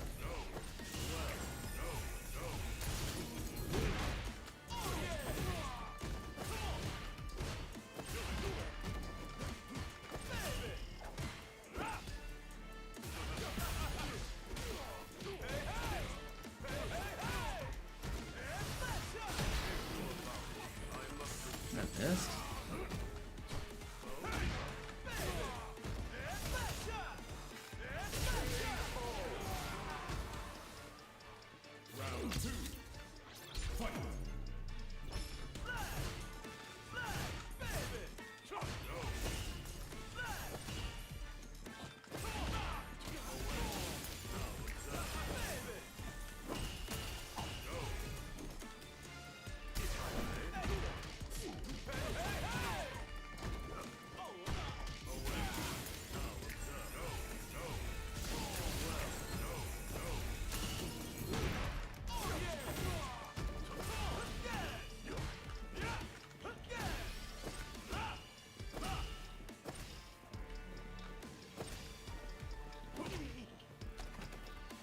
Damn.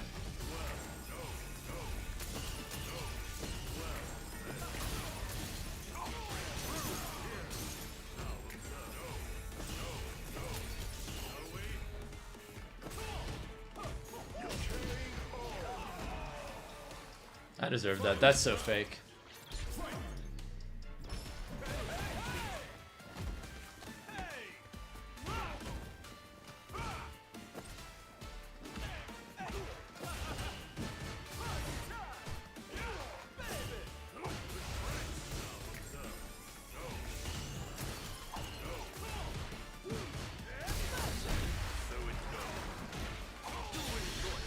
Not level 3?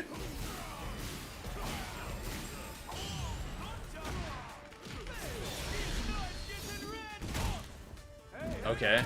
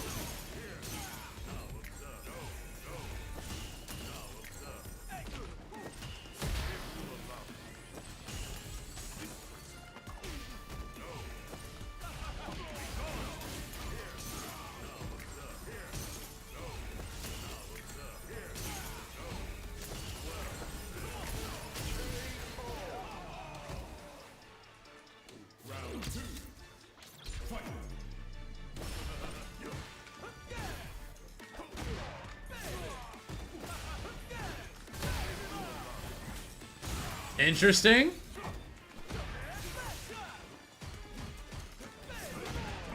You can jump through that? What the fuck? Also, what the fuck? Why?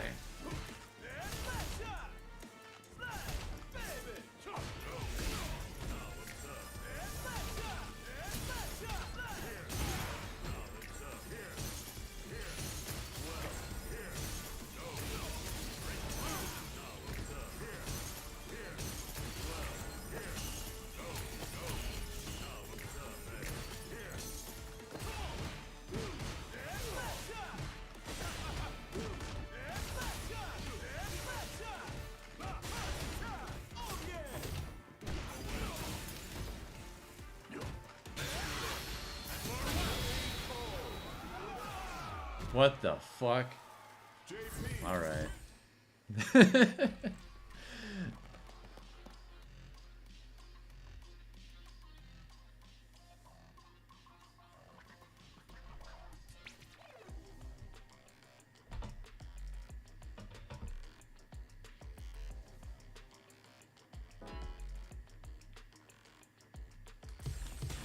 Yeah, I don't know how to figure. I haven't figured out how to like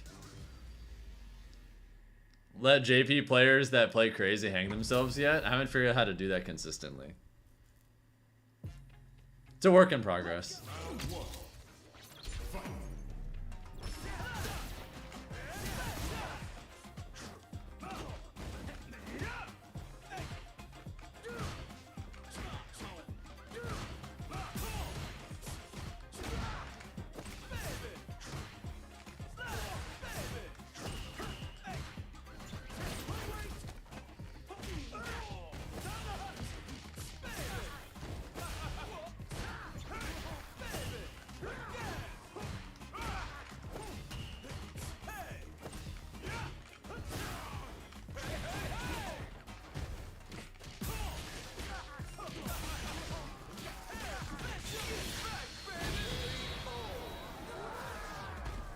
Having a bit of a character crisis right now? No, I feel that, Ryben.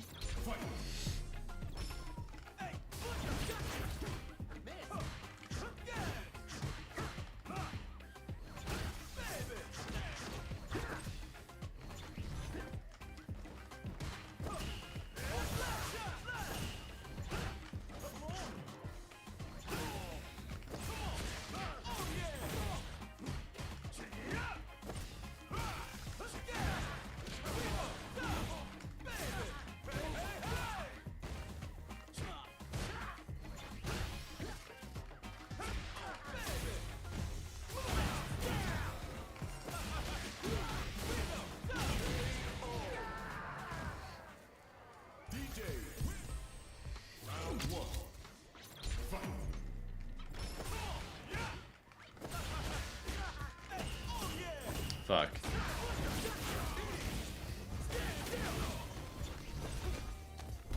Fuck part 2.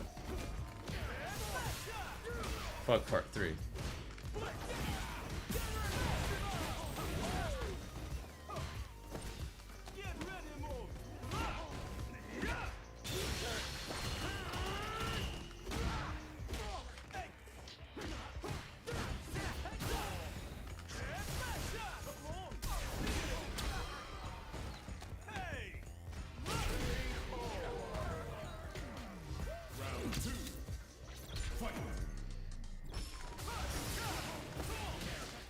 Honestly, I just wouldn't even care about the tier whore allegations. Embrace it.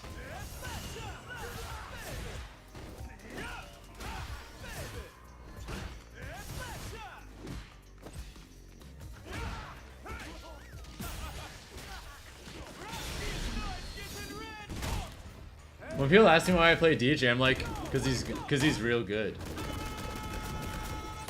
Of the characters that are really good, he's my favorite. I will shamelessly play whoever I think is like really good at this point.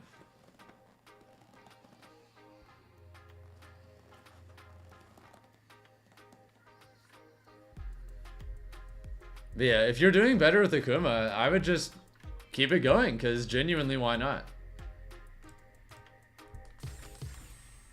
A new warrior has entered the ring. Especially if you're having a good time with Akuma, like... If he makes you happy and your results are better, then there you go. You don't need anything else.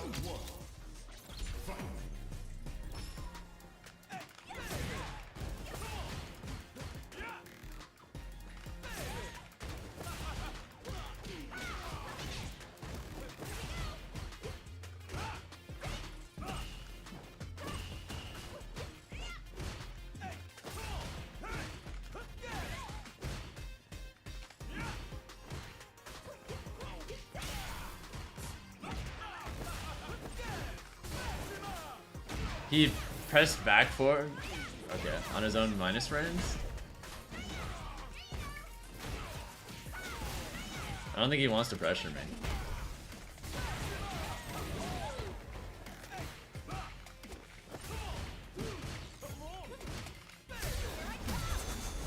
Hey, yo!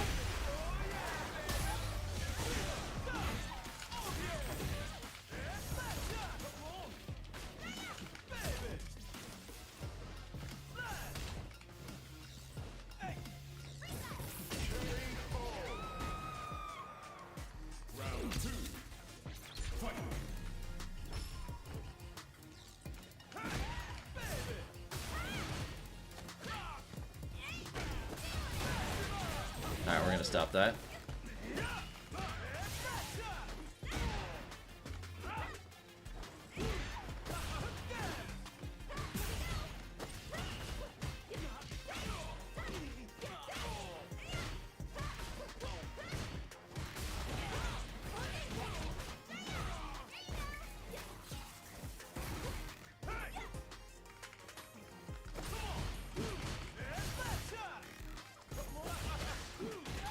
Huh? Did you guys see that?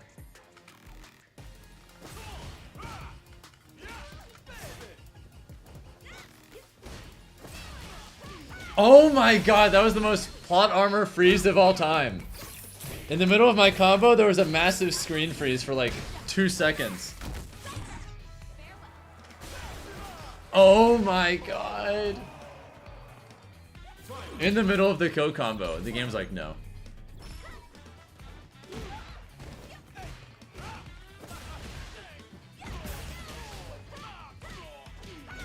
I got cheesed. Holy.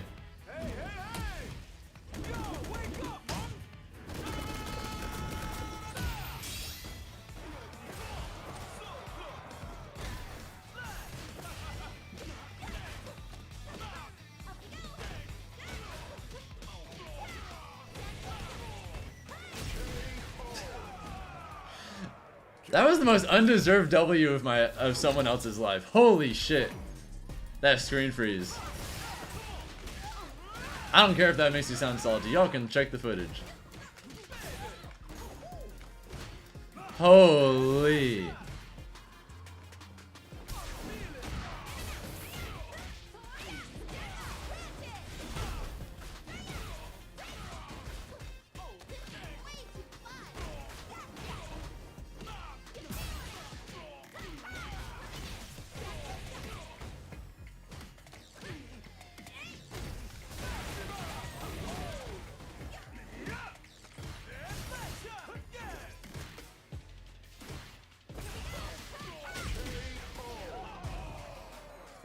Oh my god. Thank you, Angry Cactus, for the follow. Hope you're having a good one.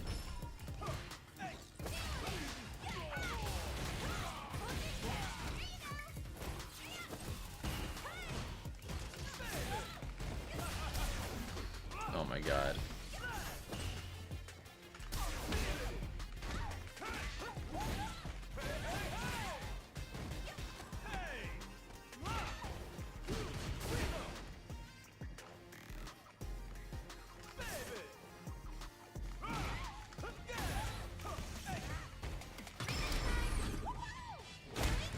Okay, you got it.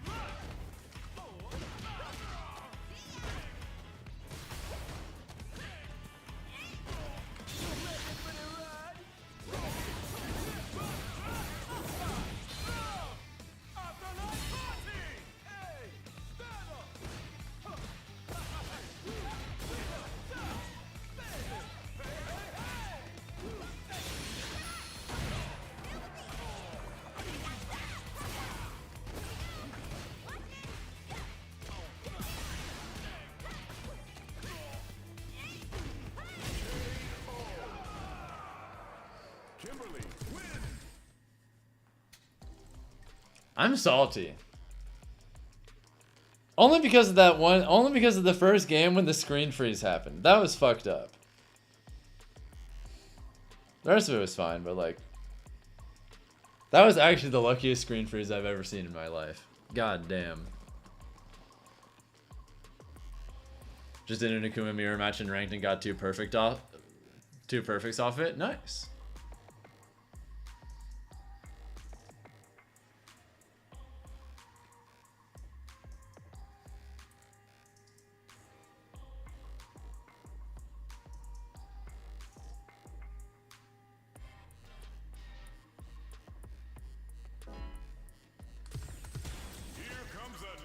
Challenger.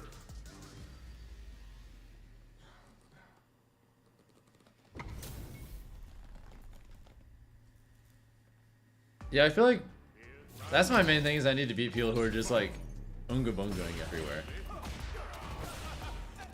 What the fuck?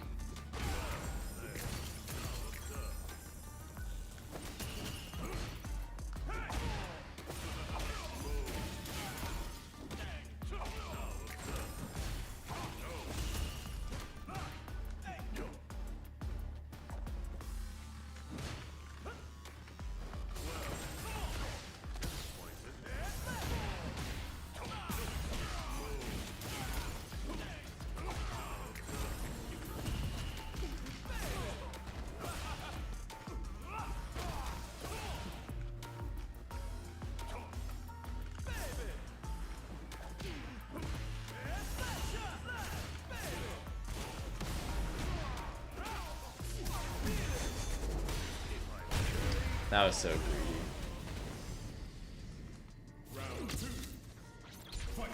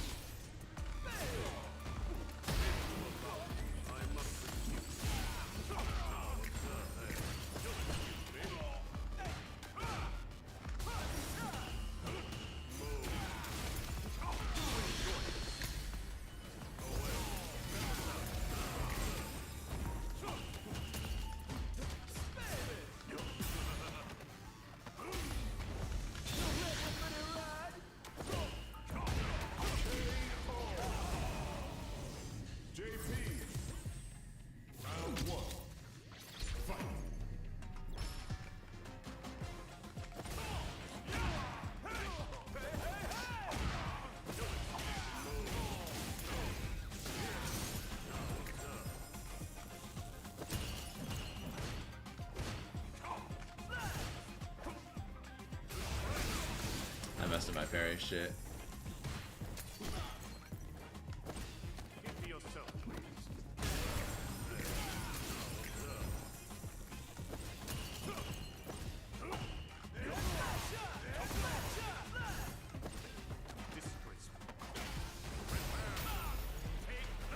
Nice reset. Round 2. Fight.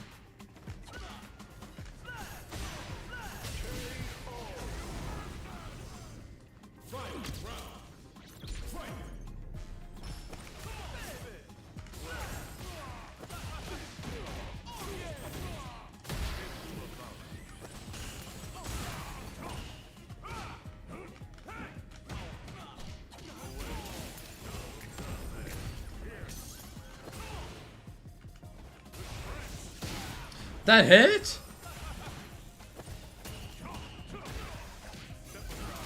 Really?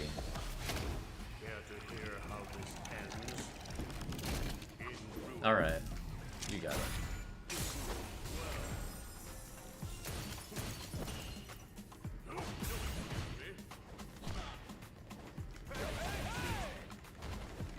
Up kicks worked. Let's go.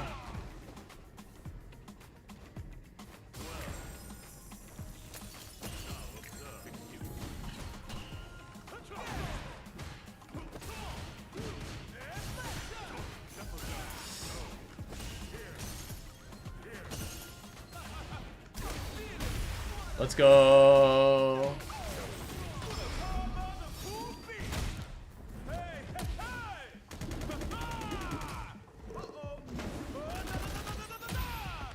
Nice.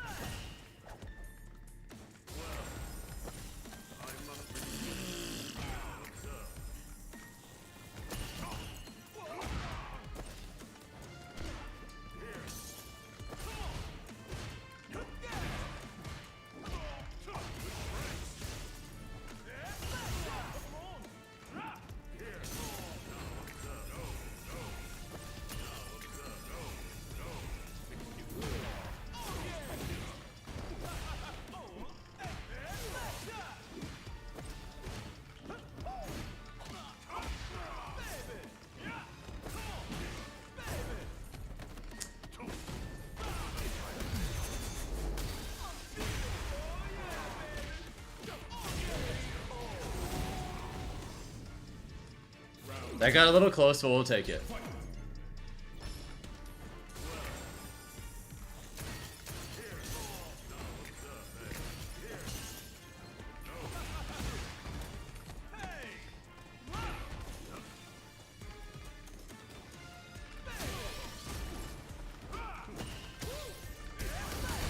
Nice.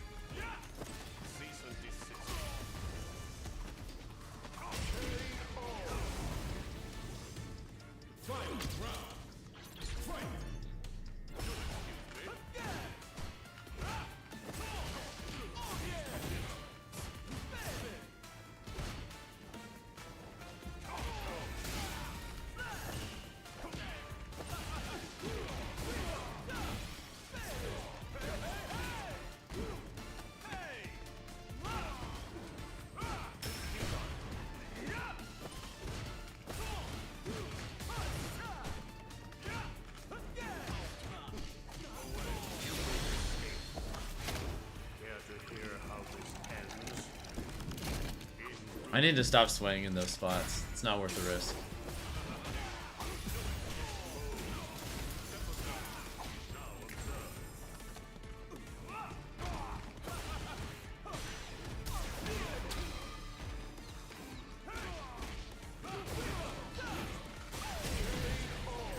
I mean, it all worked out in the end, but just had to be brave. Autopilot sway low is the death of all DJs. Yeah, it's... I need to just not do it in the corner, honestly. Or if I am gonna sway, don't do immediate sway low, do sway, and then just specifically just scout for something to react to. Because I think sway in the corner is fine if you're specifically gonna use it reactively and not preemptively. Because then you can just sway anti-air. Alright, here's this Kimberly again. They got mad lucky last time.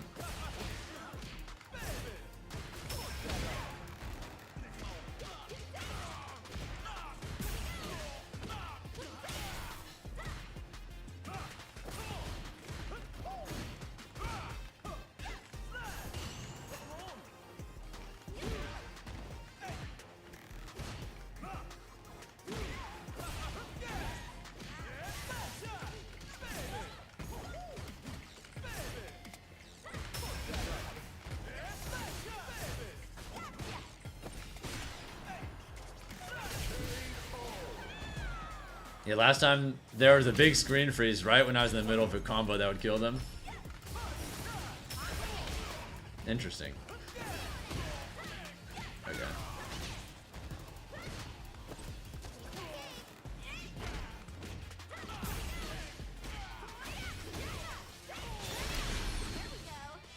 Alright, this round's a wash. This is the same person.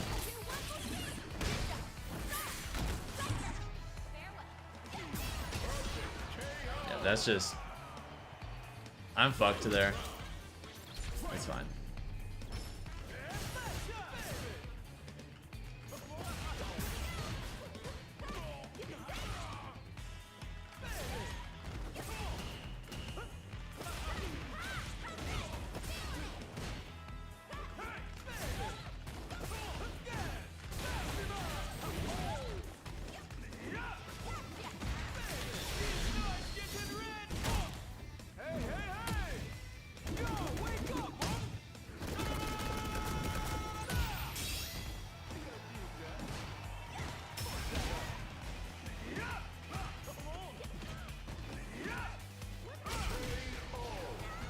Alright, there wasn't a convenient lag drop this time.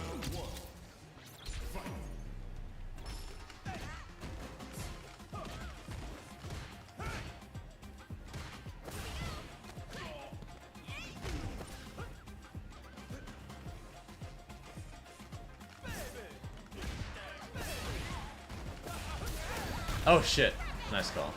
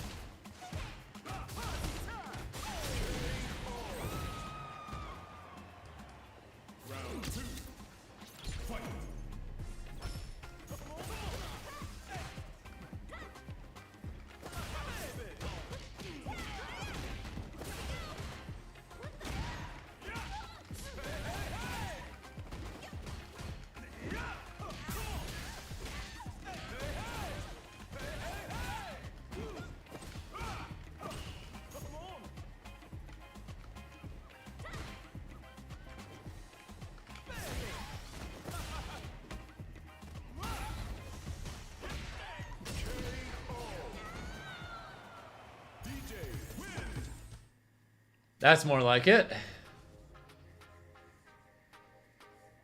Thank you, Slip179 for the follow, by the way. I hope you're having a great night. Corner game looks good right now.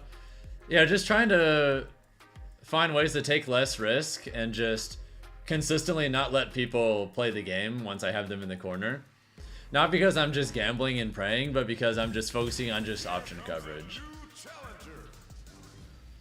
Because that kind of corner pressure is going to be better in the long term than just endlessly guessing. Just focus instead on like safe mix-up pressure that doesn't take risks and get reversals.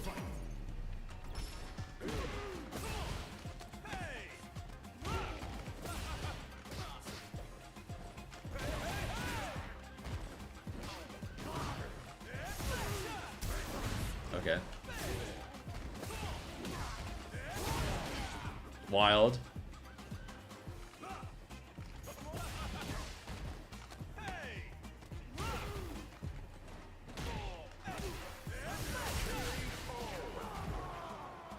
Ways you react to their options when you stay patient like that? Absolutely.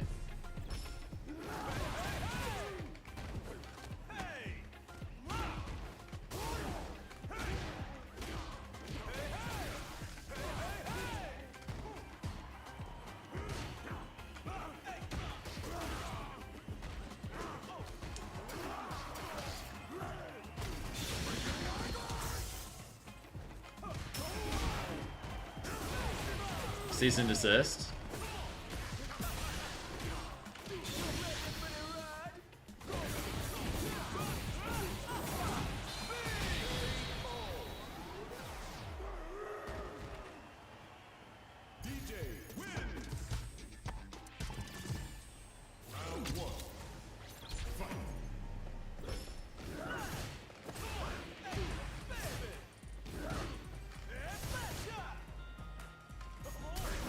What? Okay.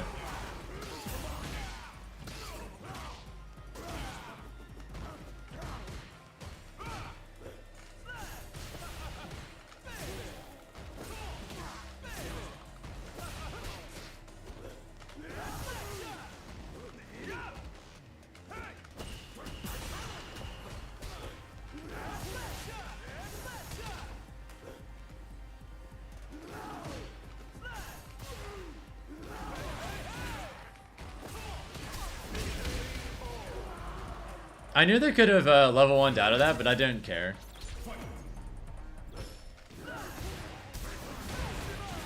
If they level 1 there, then I could just get to make them burn it.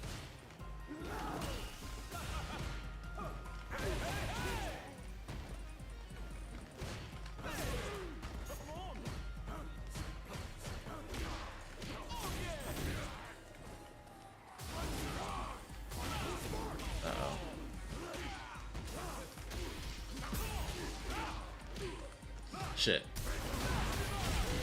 Reactions on point though?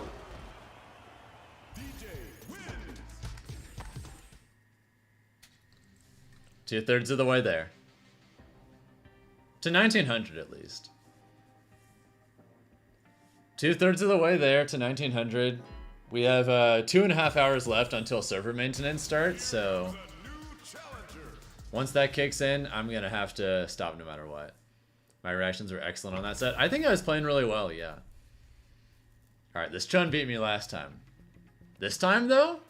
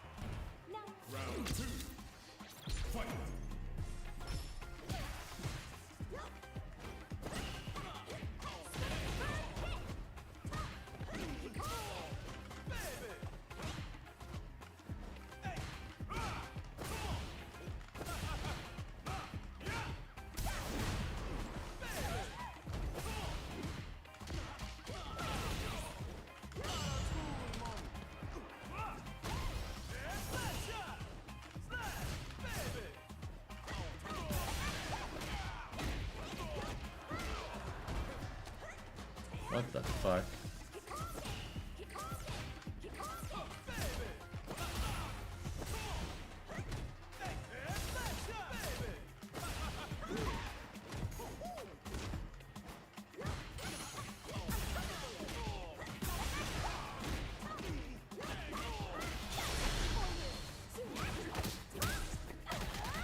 Alright, you got it.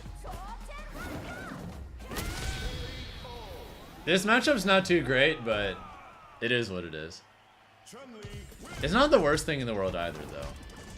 I don't think DJ really has any matchups that I'd consider unwinnable.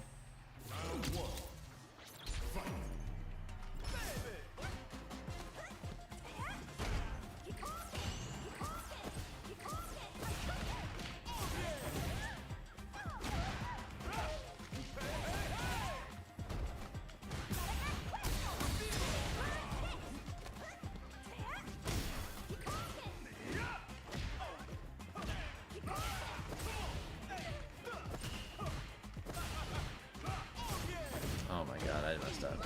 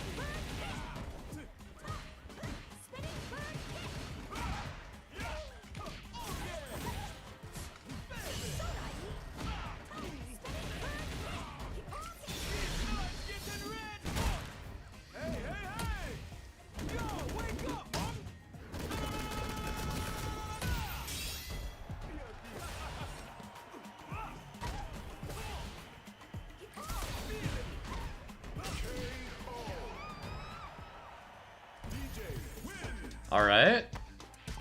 Got my points back. Can we clutch though?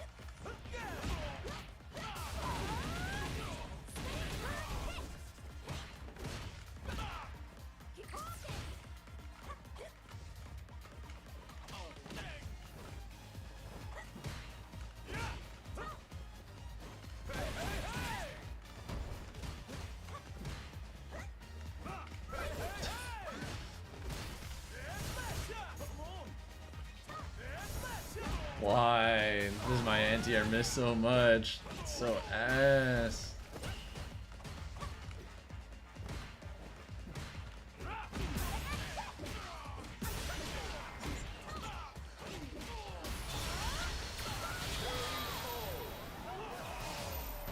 I think that's the biggest thing that makes me sad sometimes is how often that shit just fails. It's very often. I think I need to just stop using it that anywhere near as much. Really, really sit down and train myself to just start air to airing people. I feel like I have to at this point. And that's gonna be so much worse reward wise, but I gotta do what I gotta do, I guess.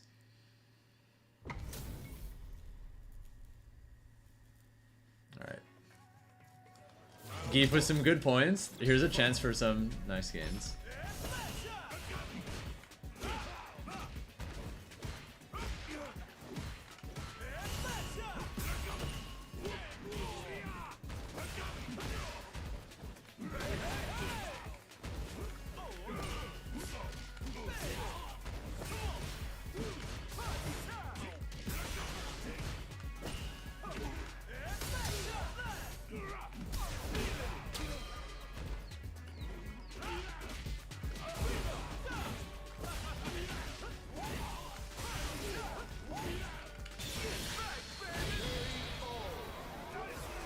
It's only he's blessed with a ton of anti-airs that all work a good 60% of the time.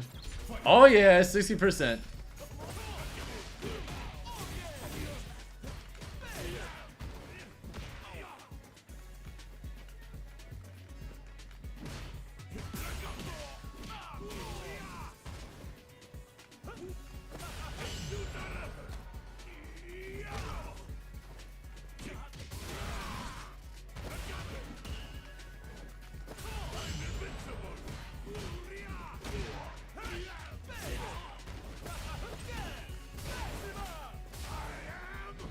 Does that kill?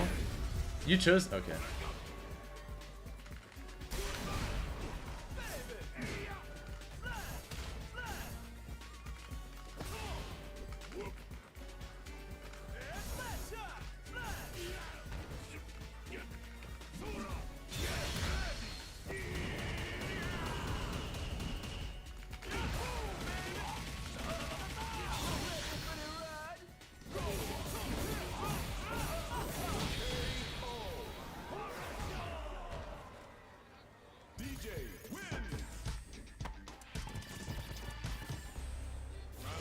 I respect the attempt at that level too, but nah.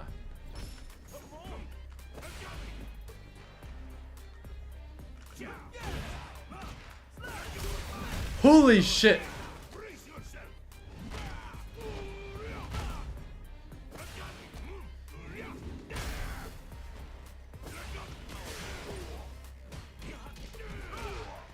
Can you stop?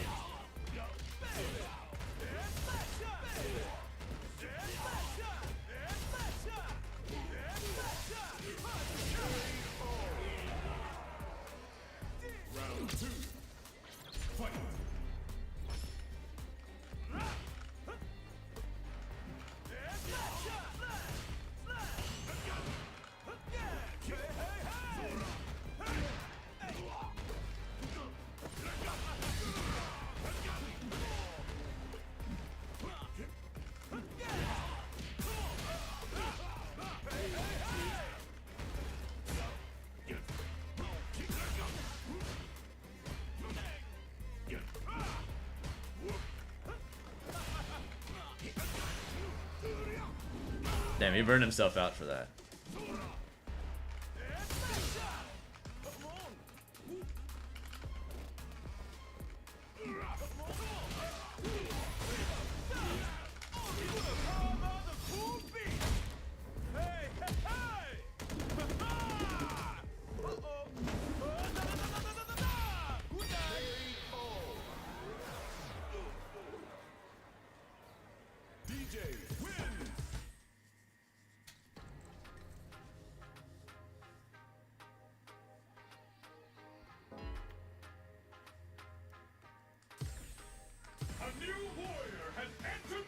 Bruh, another Geef?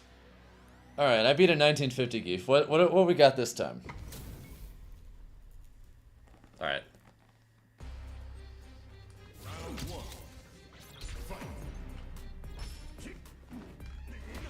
Uh-oh.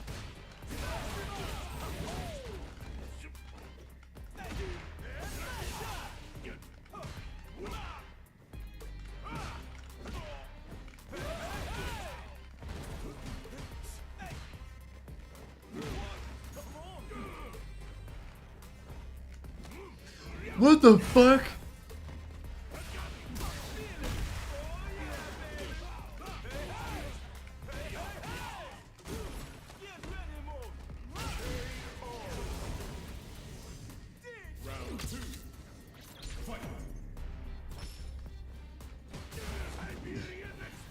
Tried to parry.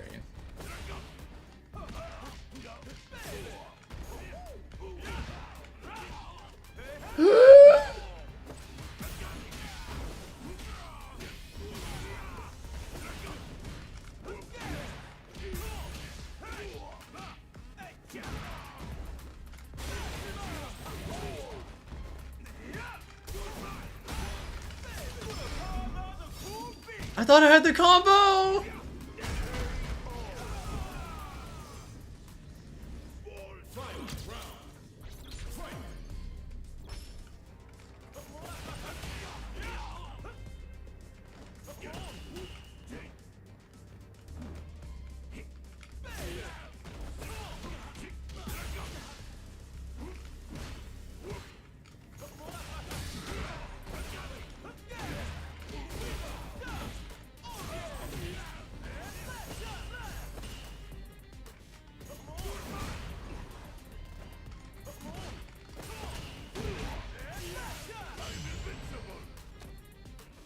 Okay.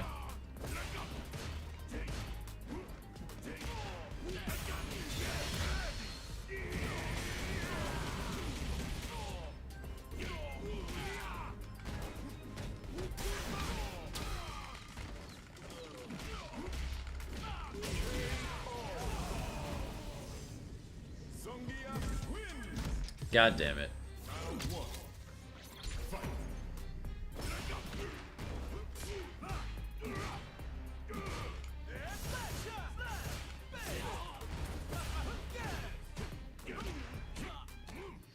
Oh god.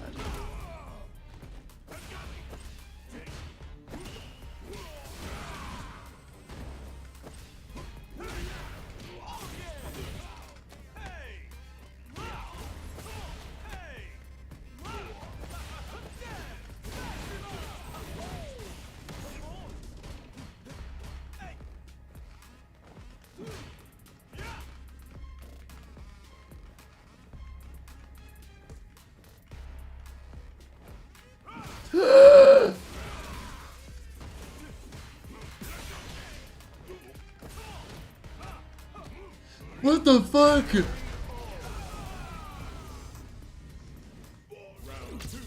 Counter hit SPD? Alright.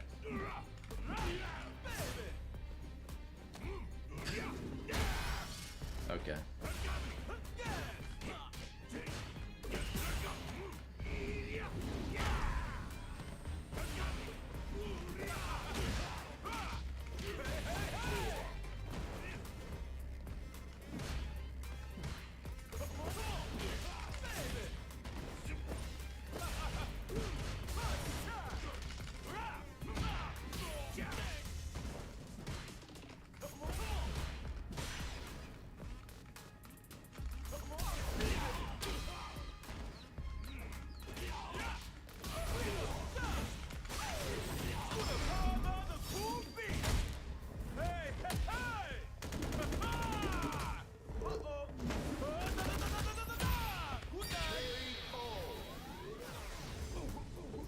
Alright, I did what I had to do.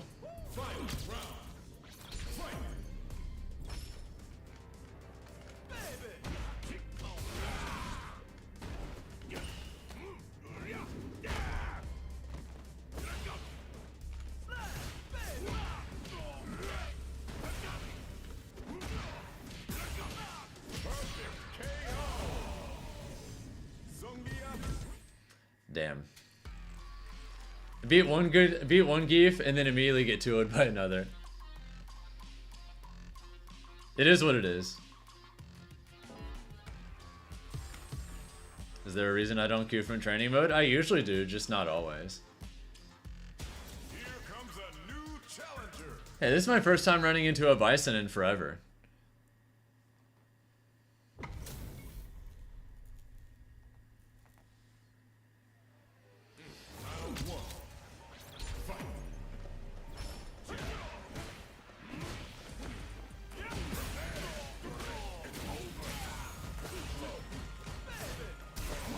What the fuck?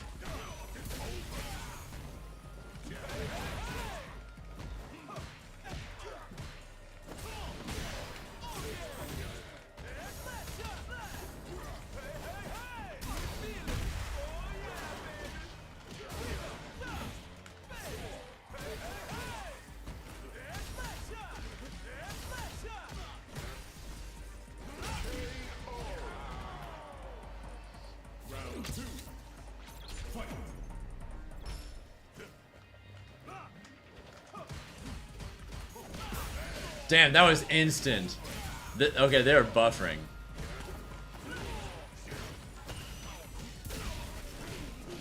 Zero hesitation whatsoever.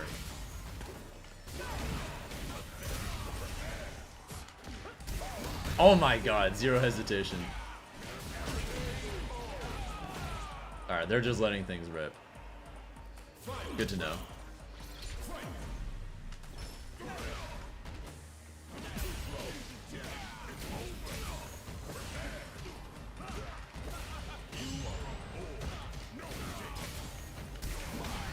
My level 3? Hello?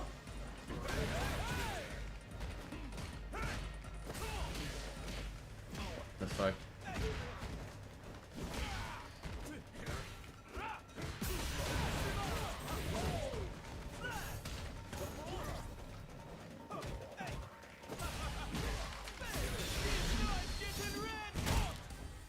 Does the Georgia Discord do matchmaking if there is one? As far as I know, there isn't really a Georgia FGC Discord. I'm in the 404 Discord for my local. People play in there sometimes. Yeah, people do play in there sometimes. Like, not super often, but...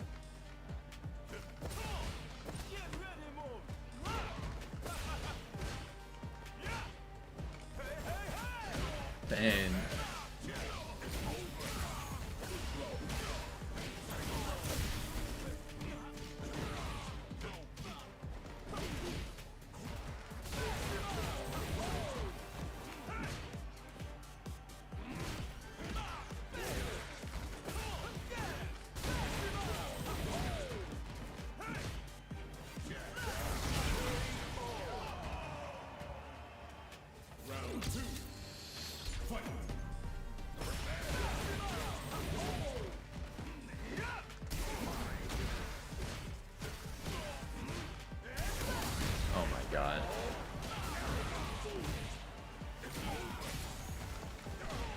Level 2, please.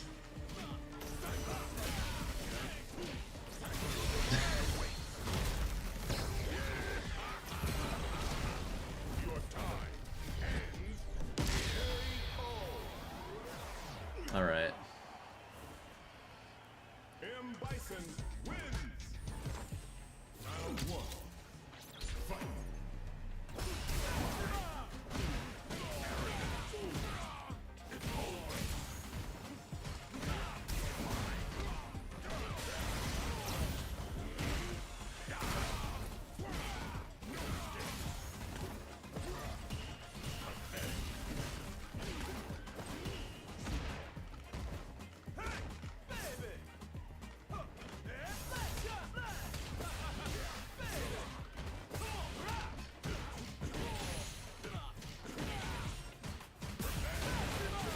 I truly hate this character so much.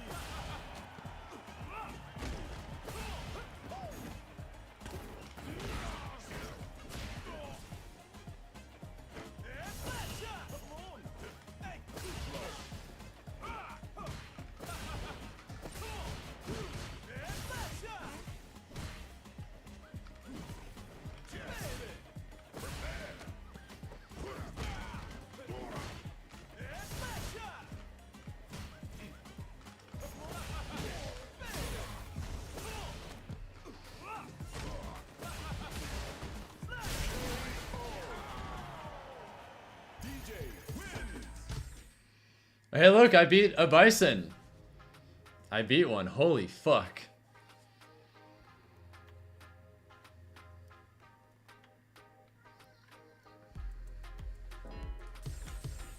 A new warrior has entered the ring.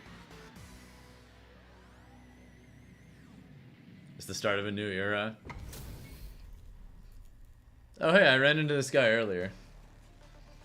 Hopefully his controller is working now.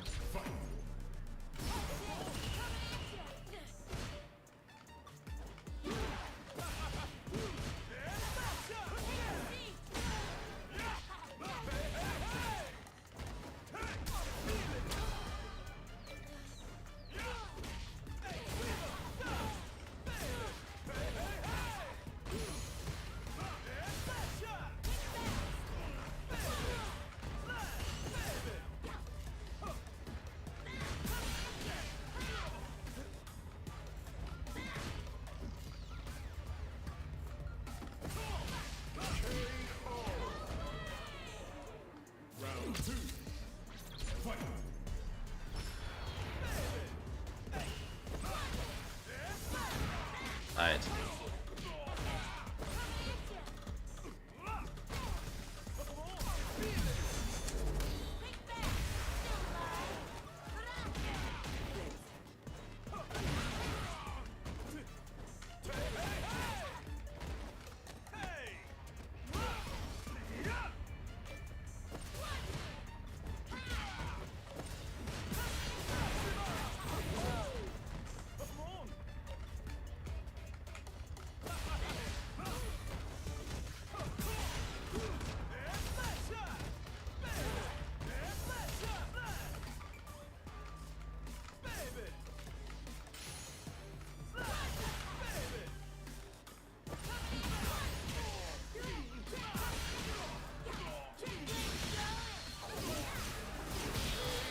I had the right idea, but I picked the wrong move to check Drive Rush with.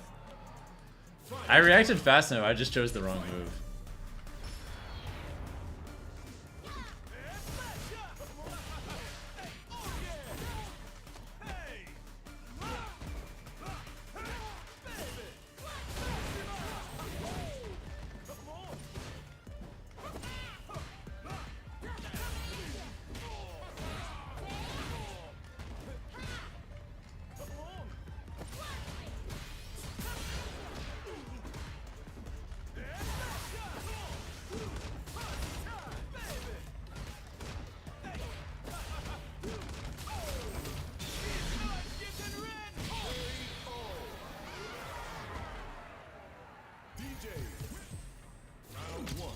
I mean, you more or less already have that plum.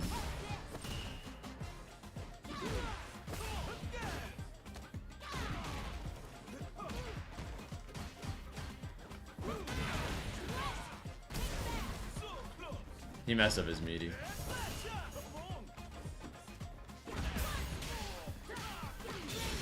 Damn, that caught from far.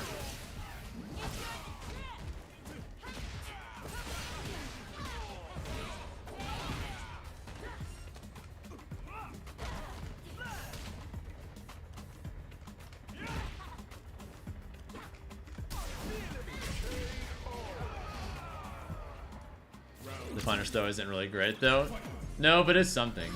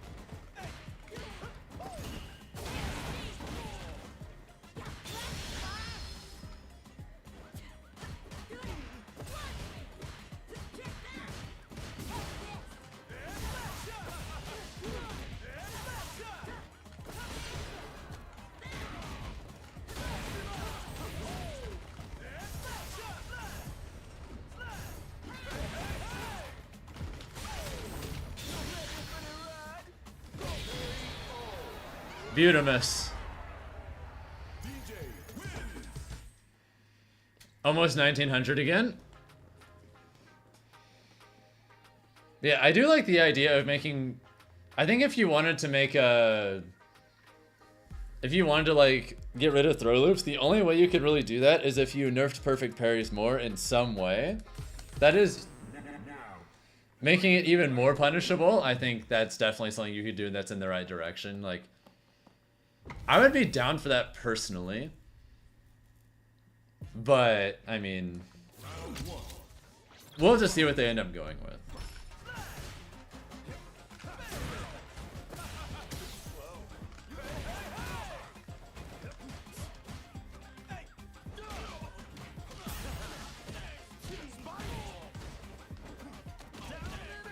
Alright.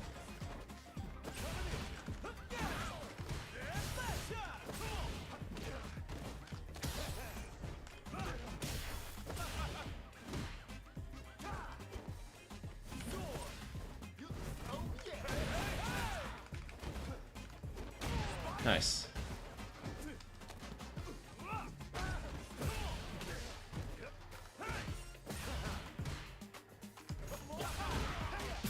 Fuck me! You got it.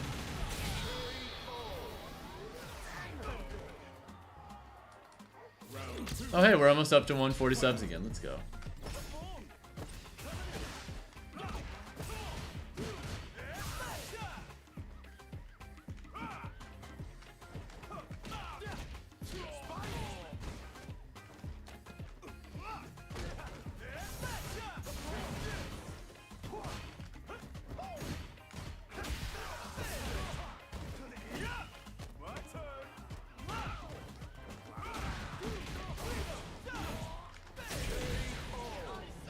What's up, Injustice King? Hope you're having a good night.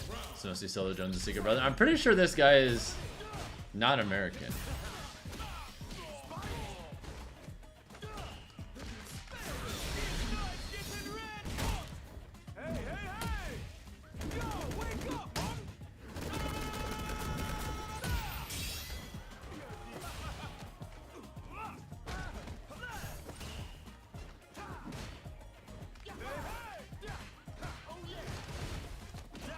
Fuck.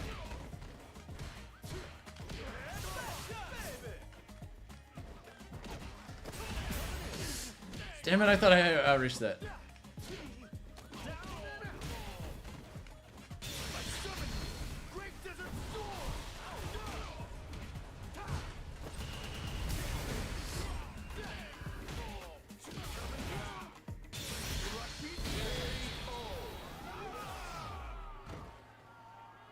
Rashid wins. God damn it. Playing Bison feels so similar to DJ. Kind of, in some ways.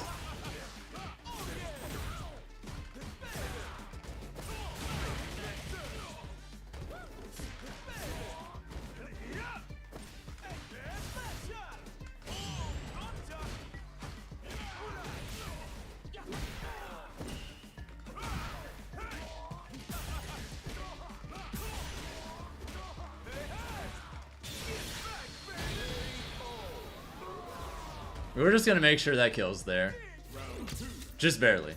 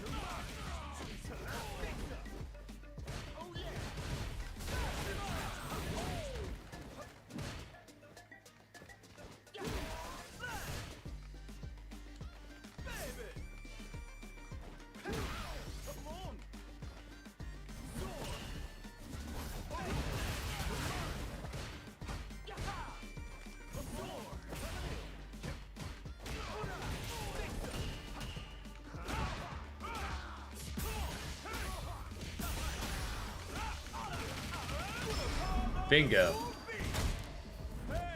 Alright, 1880s if I clutch. 1880s if I clutch.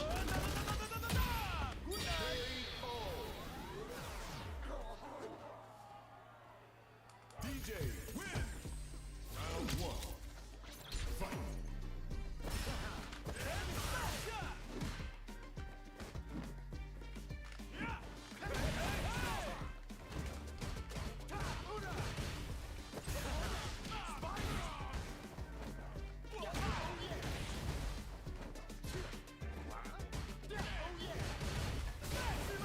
Well, fuck me.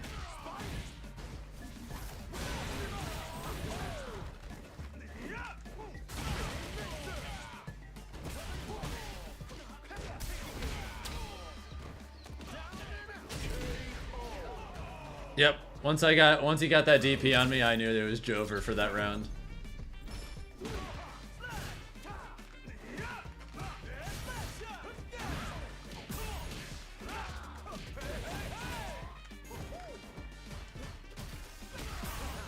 Really? Thought Java would catch that.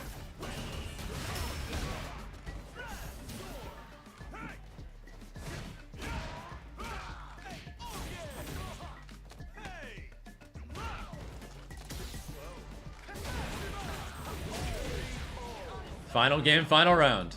Let's do this shit.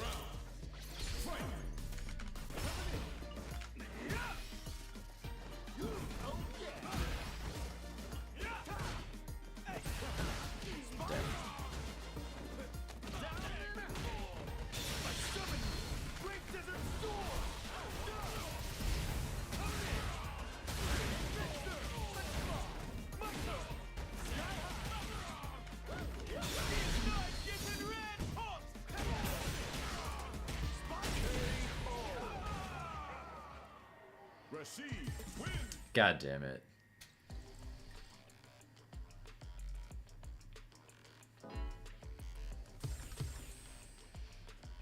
Oh, level 2 is so good.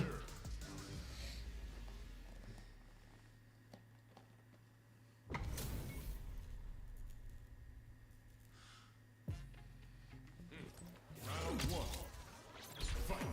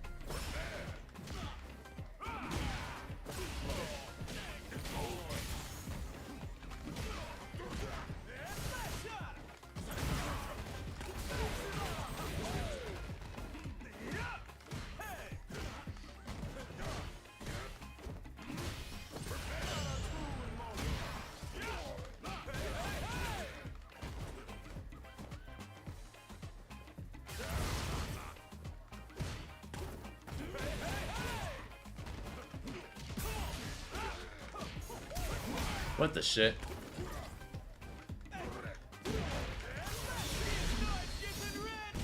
Weird moment. I'm not really sure what that was supposed to be, but we'll take it.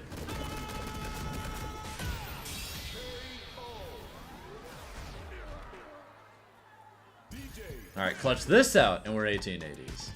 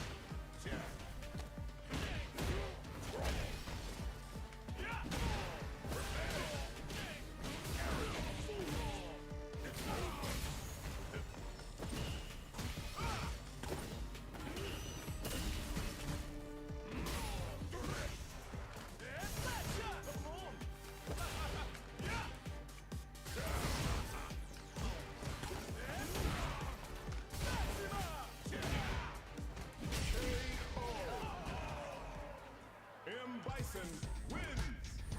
Well, no 1880s.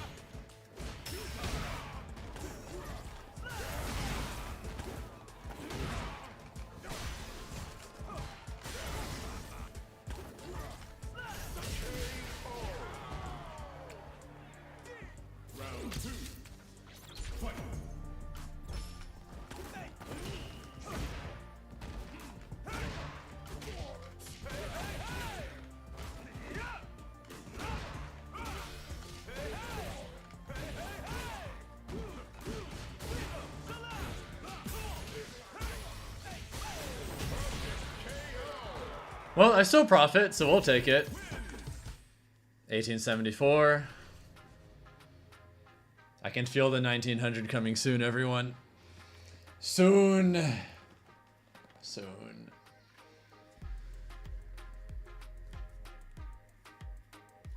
Are any of you guys doing the same thing I am, where you're just doing the last minute grind? Now, find a new rival.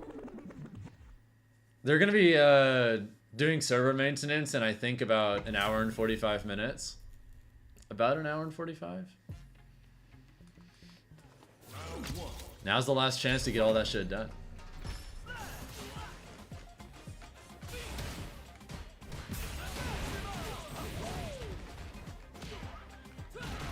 Oh my god.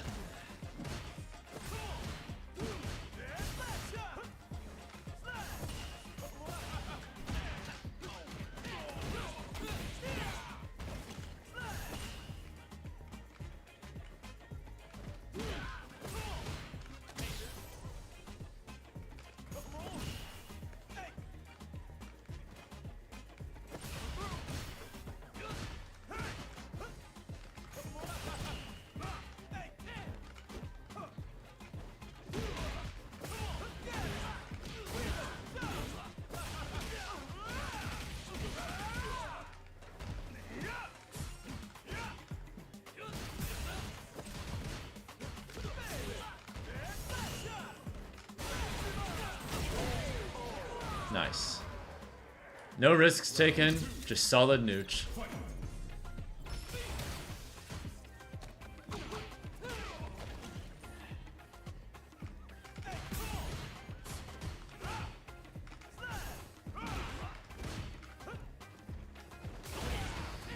Holy fuck.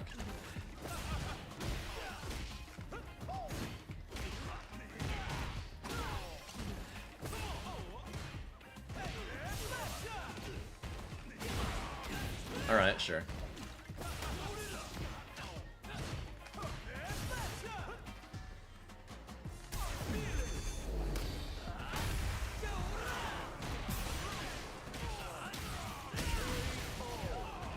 Damn it.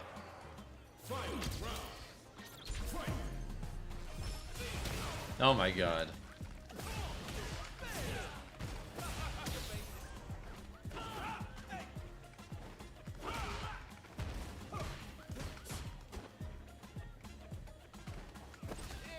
What the fuck?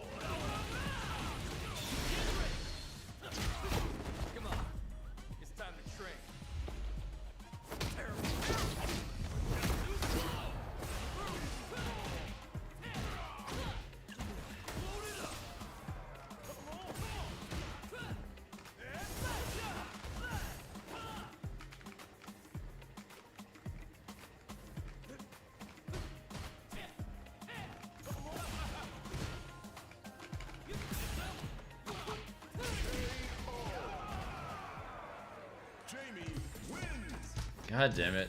I have not been able to cleanly win sets for the most part.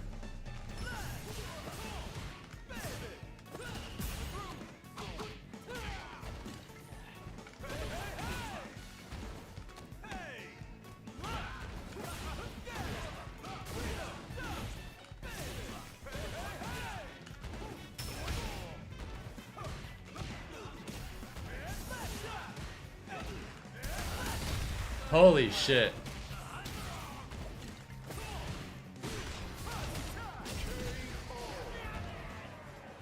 Yeah, everyone else is trying to get their peek in as well. Same as me, Barrett. Oh my god.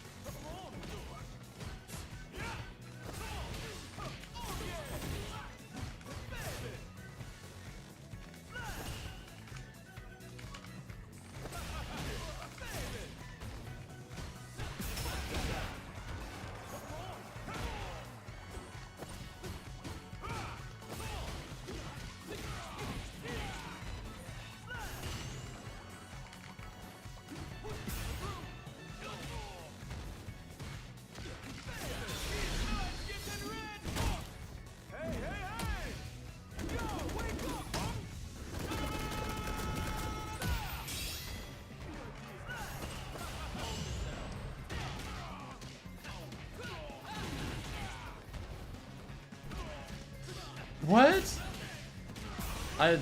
That's a really sad way to draw my input. You got it. This is our destiny.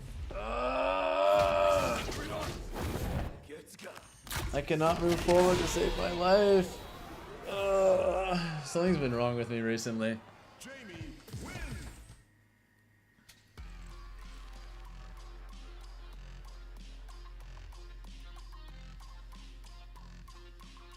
Yeah, I think I accidentally blocked low. But I tried to like block high or something. I just fucked up. It is what it is. Come on, man. I gotta at least get back to 19. At least. Yeah, this is definitely my last day focusing on ranked for a while.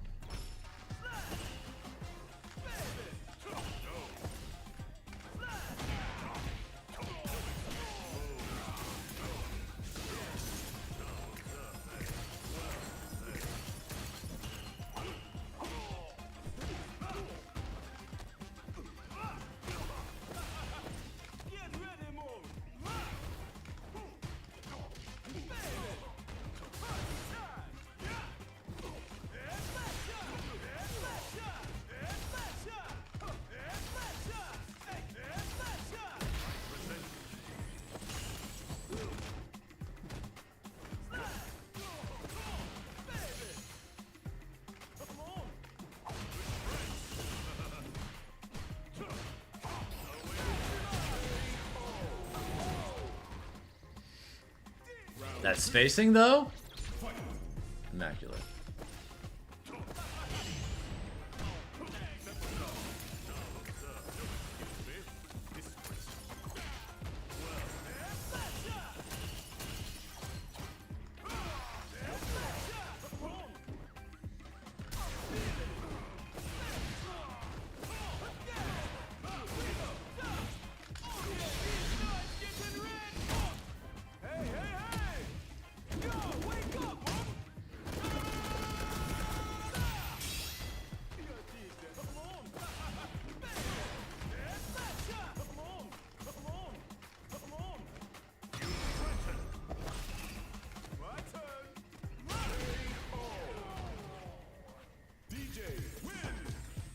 Good old patience.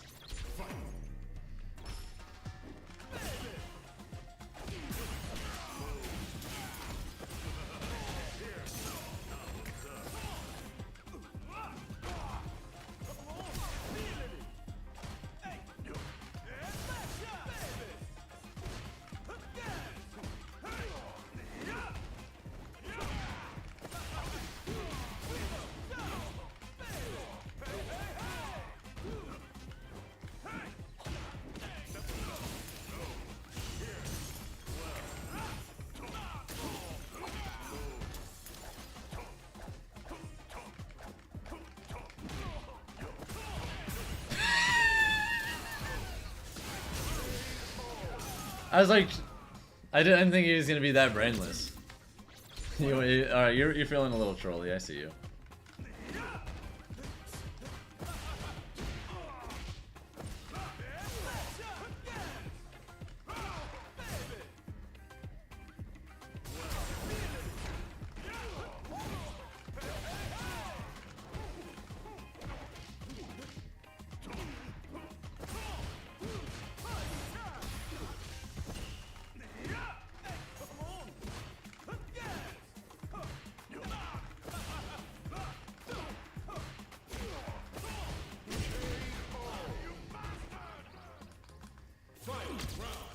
I mean, you got it, bro. You got it.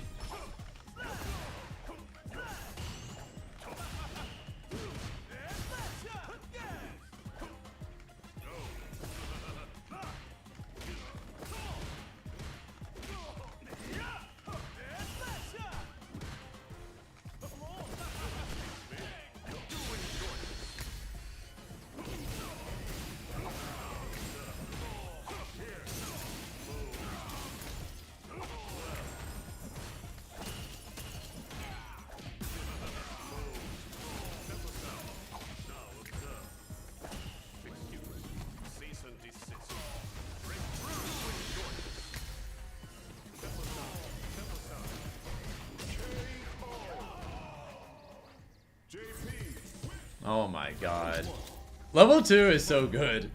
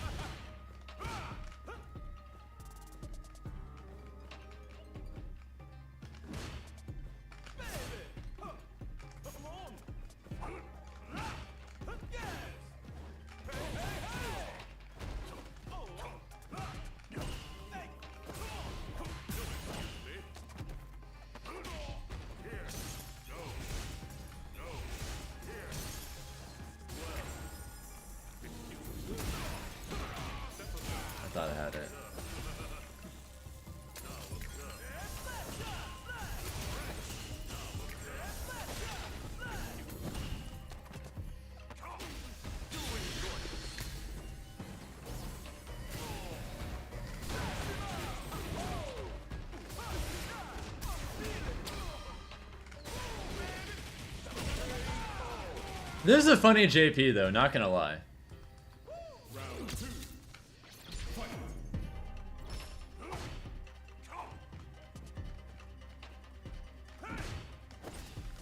Fight. Fuck.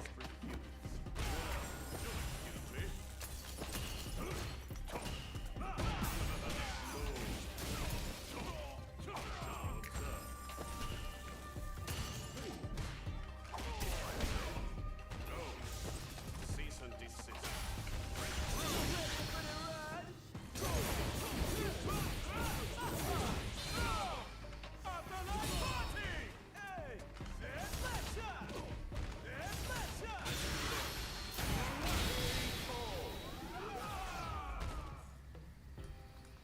Final round. Fight.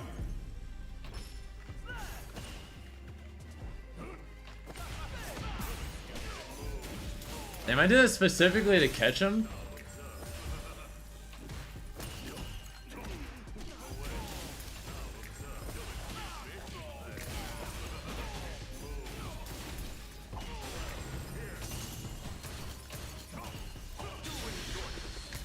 Holy. Holy. JP win. Press 1 if you can consistently survive level 2 pressure without getting hit by something.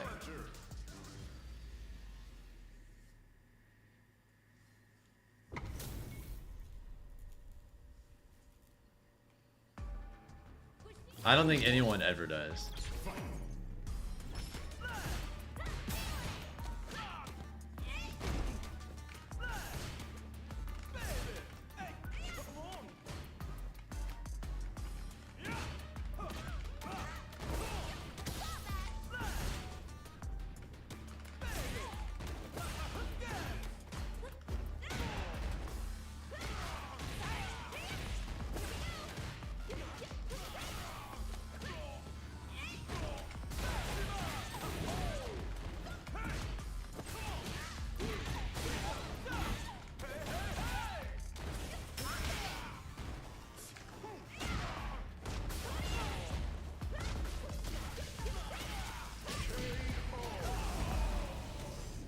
Round 2.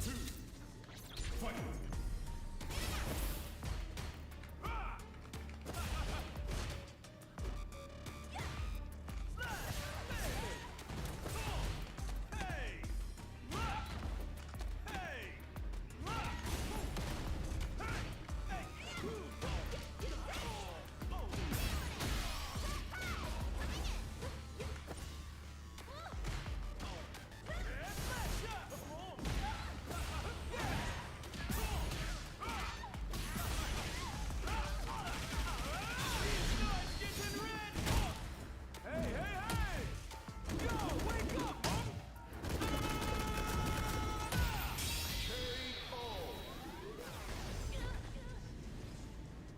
They're worth the beginning I car away, but now that I just play completely differently, because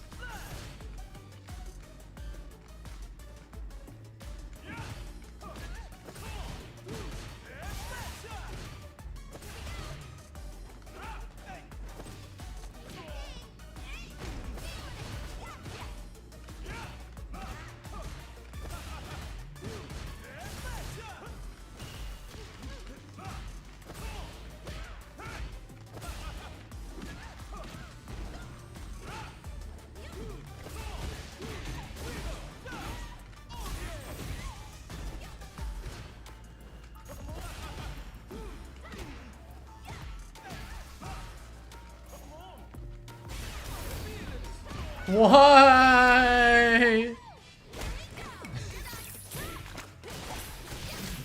The one time.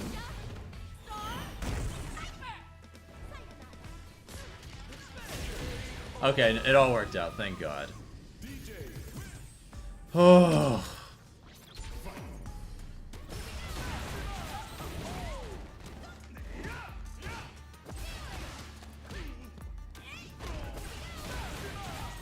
Thank you, Dr. Jekyll, for the follow, by the way.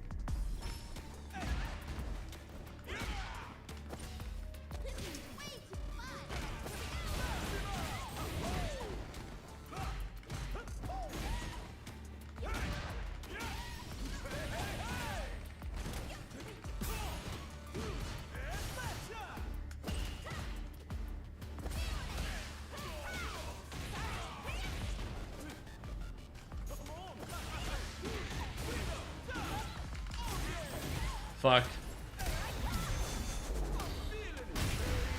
I messed up, but it all worked out. Please get at least 1900.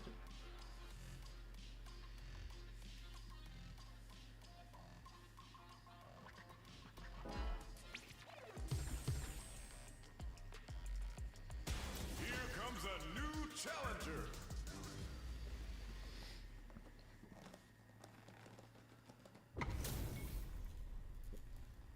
Oh god, Bison. The slayer of me.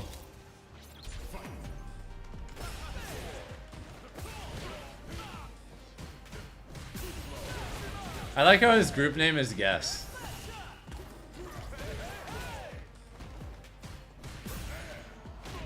Because that's what you have to do 24/7 against Bison.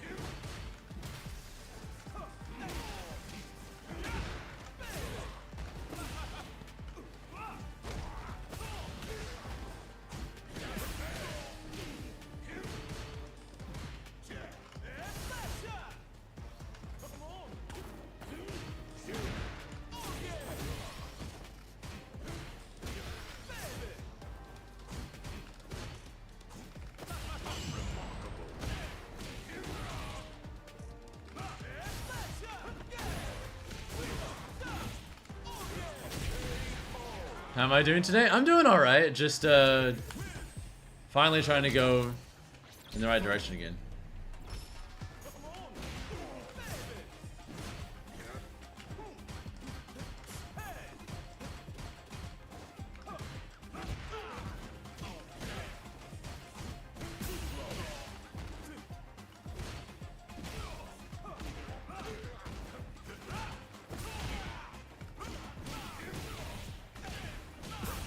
Well, I'm dead. Unless they mess up and then I also mess up because I didn't think they were going to press there. Thought that was too greedy.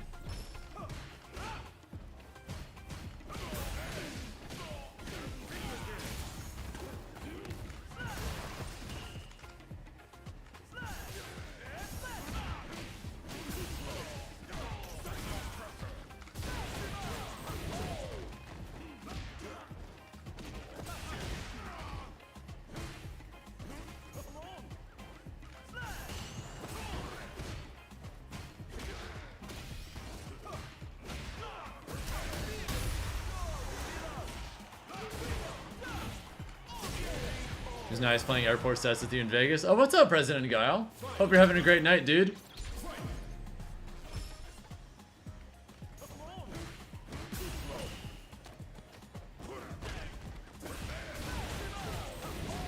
It's guessing time.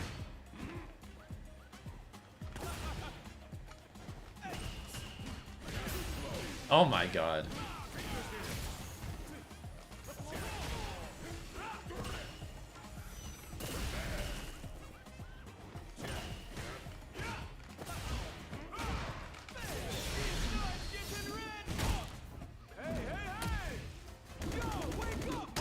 The reset's like an hour and a half away, something like that. Oh my god, no fucks given. It's a very Bison way of playing.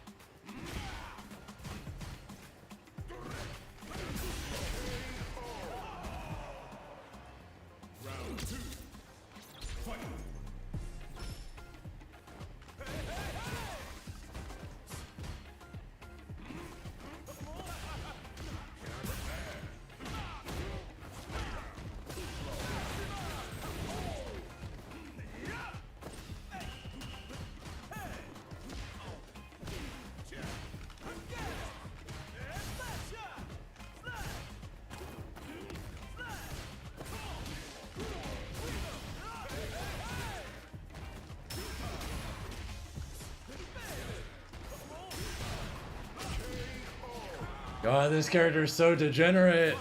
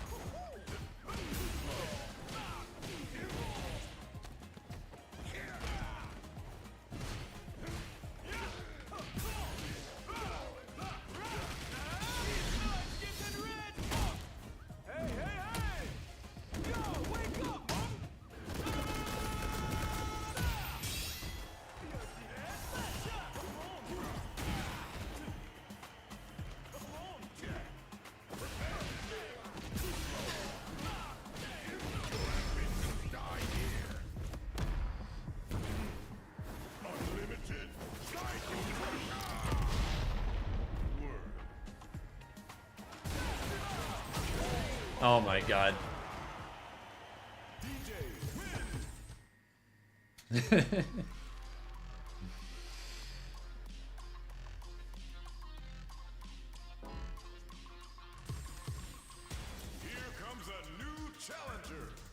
We take those, let's go. Oh look, more Bison.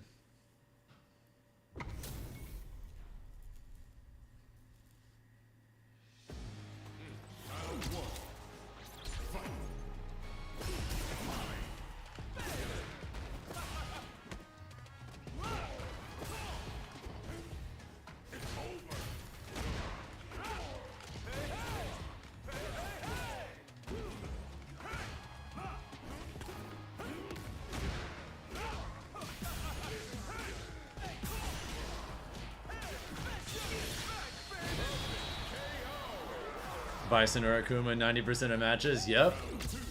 If you want to get used to the matchup, ranked is the place to be.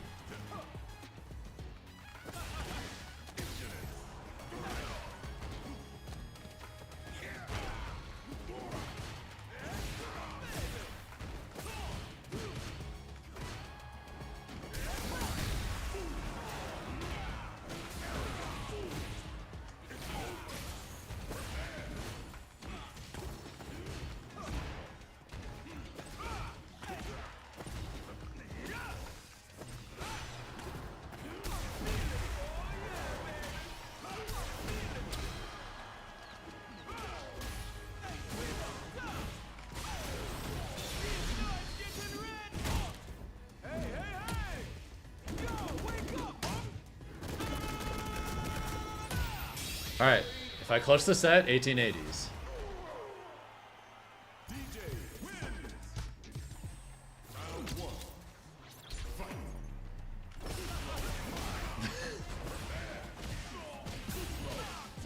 I didn't think he was gonna do Drive Rush DI immediately. 2 games in a row.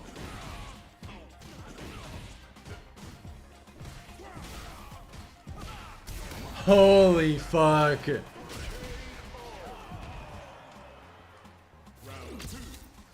Alright, alright, alright.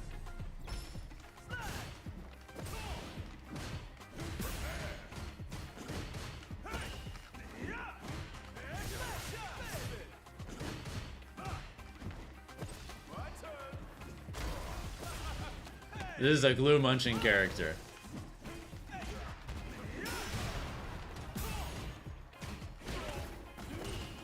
I play DJ too, so that says something. How do you make DJ look like an intellectuals character?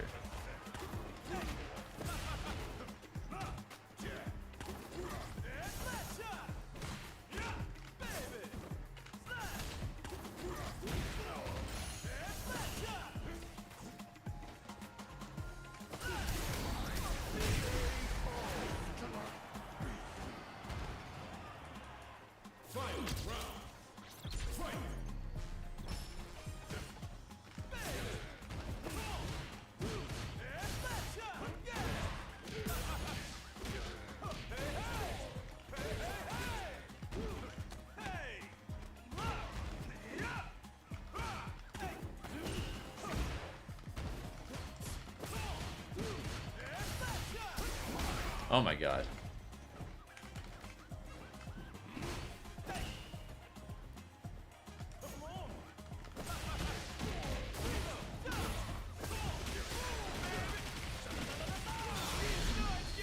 1880s, baby. All right, now 1890s or 1900 though.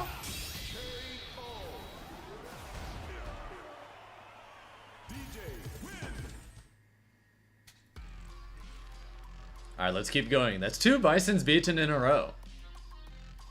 You know, maybe, just maybe, I'm starting to like get better at the matchup. Through all my complaining, maybe something's actually starting to click. Now, find a new rival. Not at all, David. They're definitely endlessly online.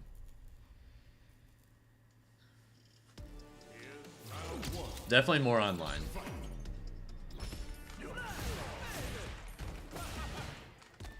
Although we do have a bison infestation in my local.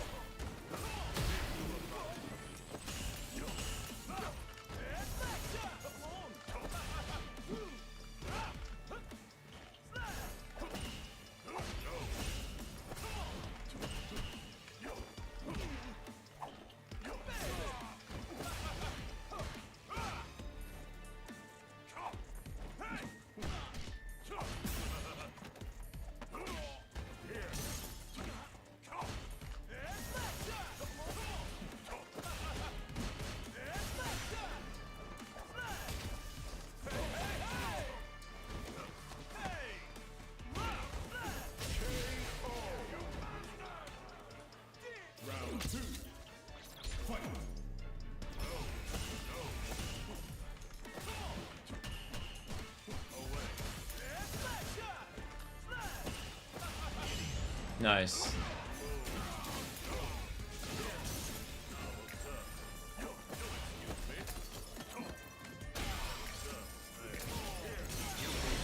Holy shit, already? Well, I guess he did it super early to try and build meter for next round. If there's gonna be a next round.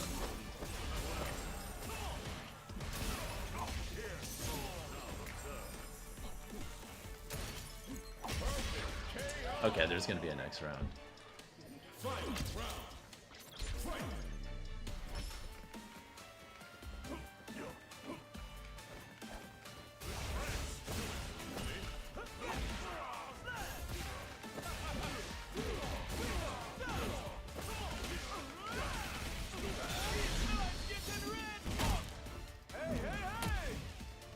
Yeah, he probably was talking about the versus screen.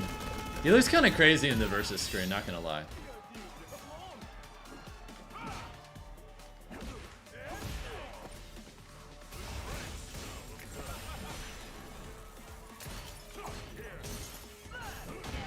Oh my god, I didn't think he was gonna immediately jump again, no hesitation.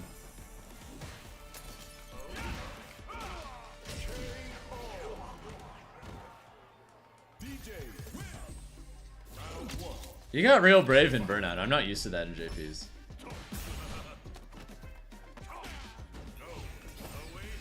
Fuck.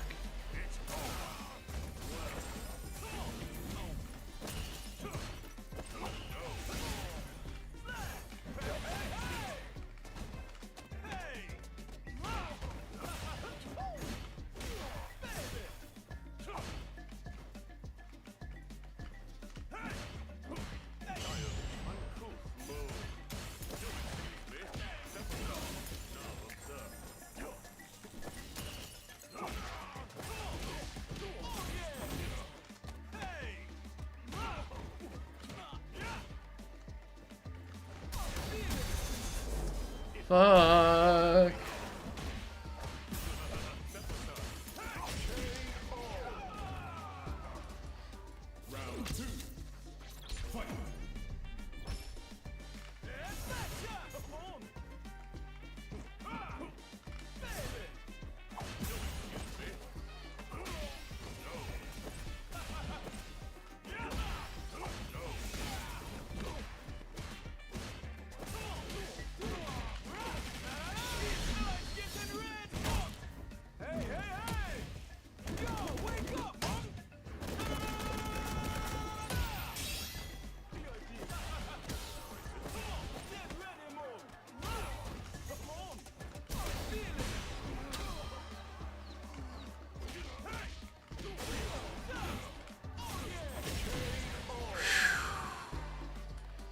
Just barely.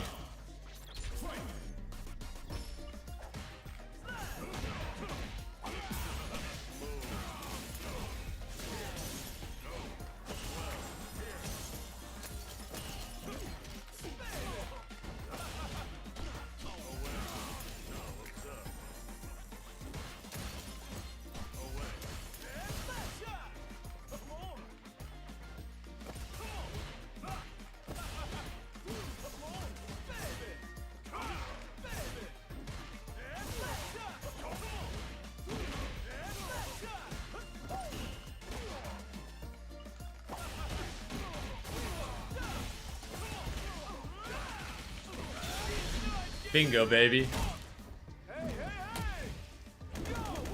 Alright, is this 1900?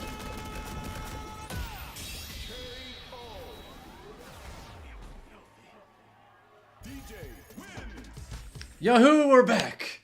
Let's fucking go. Alright. I've got just over an hour now, guys. Just over an hour to make 2,000. It's technically possible. I beat 2 Bisons in a row. I beat a good JP. Low-key. Playing kind of nice. If I can keep playing like this, maybe, just maybe, 2,000 is possible. Here comes a new challenger. I'm not going to stop playing until the game kicks me off.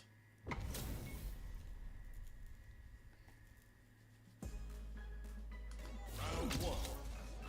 Fight.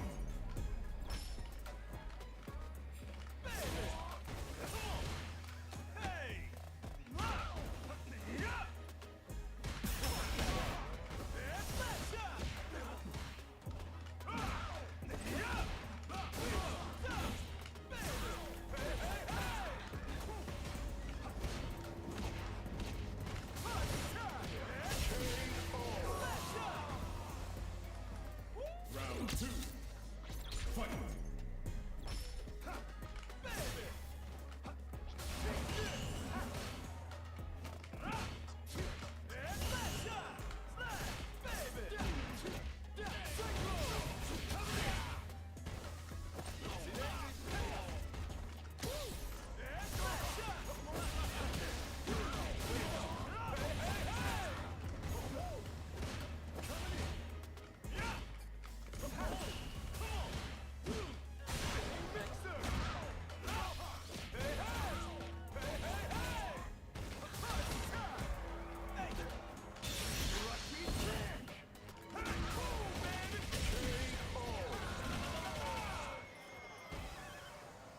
DJ.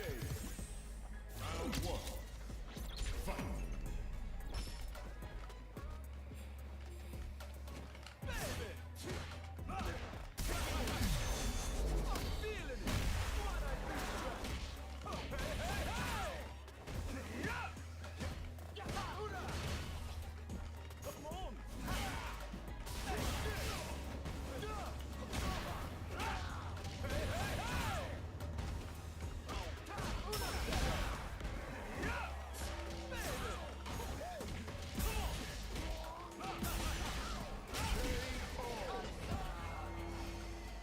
Round 2. Fight.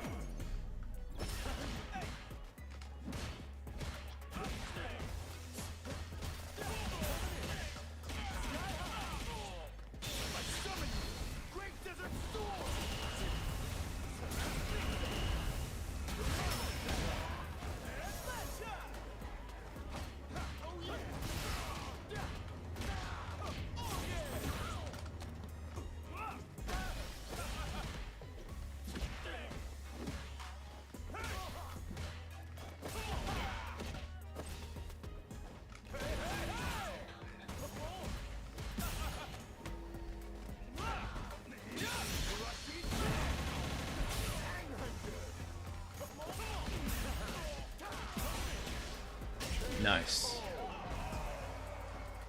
Fight. Round. Fight.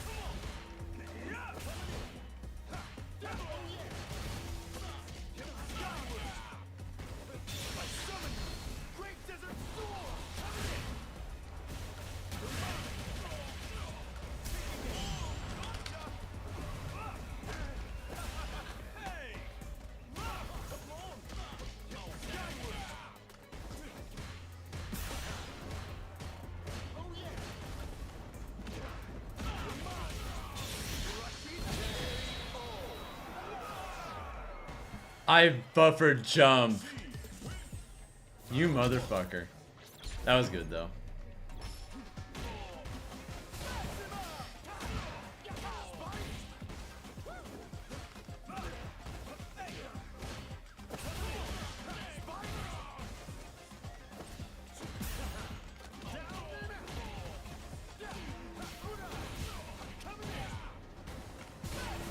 Nice.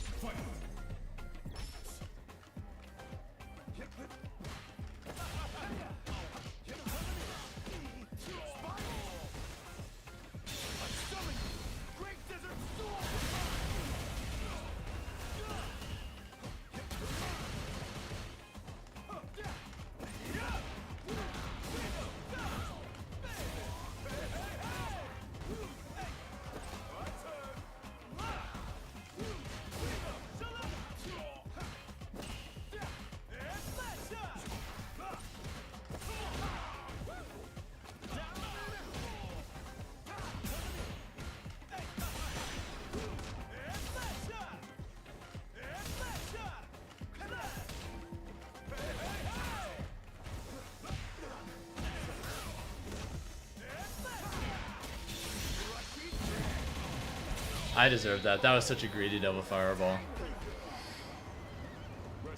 Who would I want to see come to Street Fighter 6? Put Shrek in the game.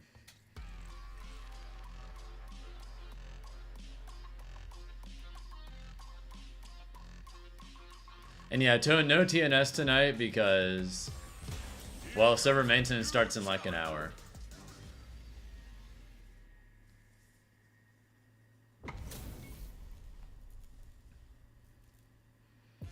Alright, if I can win 2-0, or just 2-1, we'll be back in 19s.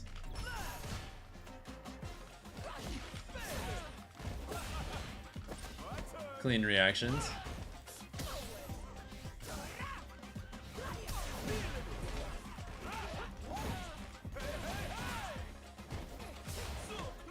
So close.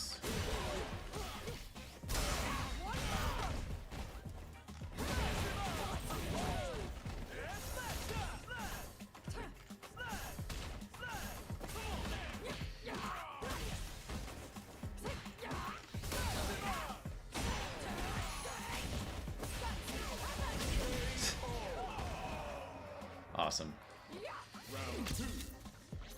I messed up my timing.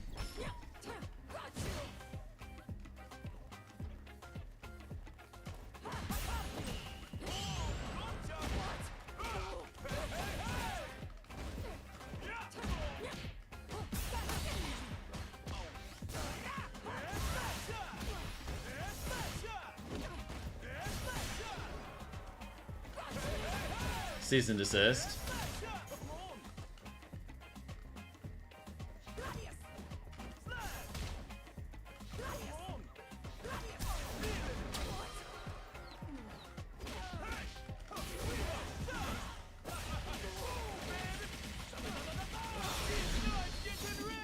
Thank you, Jernhand, for the follow. What's up? I had no choice but to do it to him like that. I wanted to, if possible, have to use level 2 instead, but I had to burn full meter.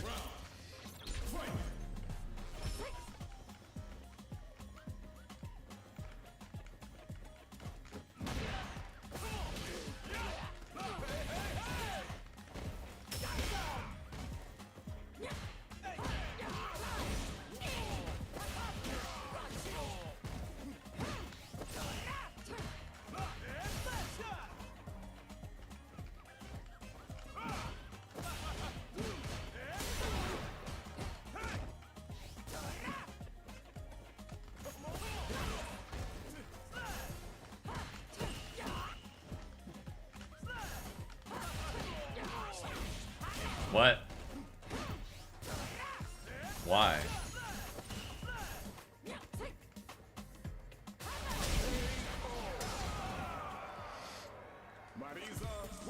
They just chose not to kill me for some reason.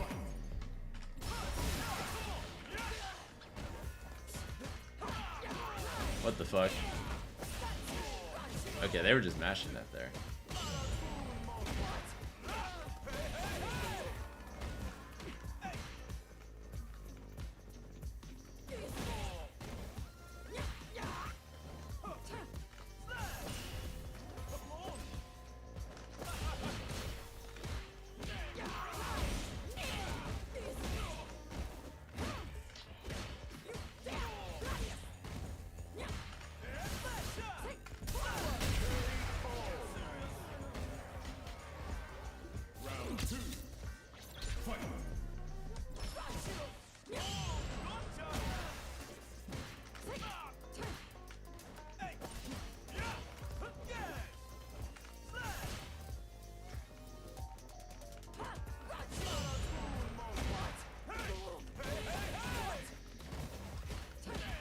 Oh my god.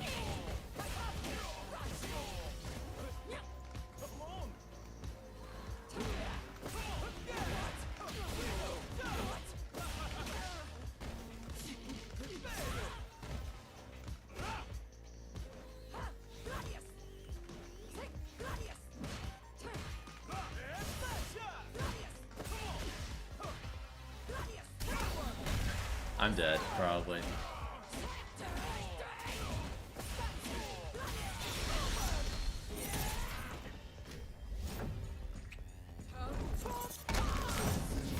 No, I think they could have killed me. They just were bad.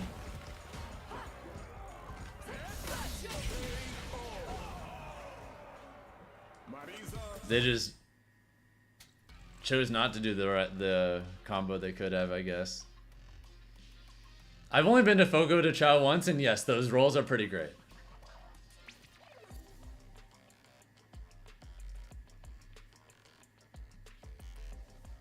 It's been like 2 years, I think, since I've been though. That shit was kind of nice.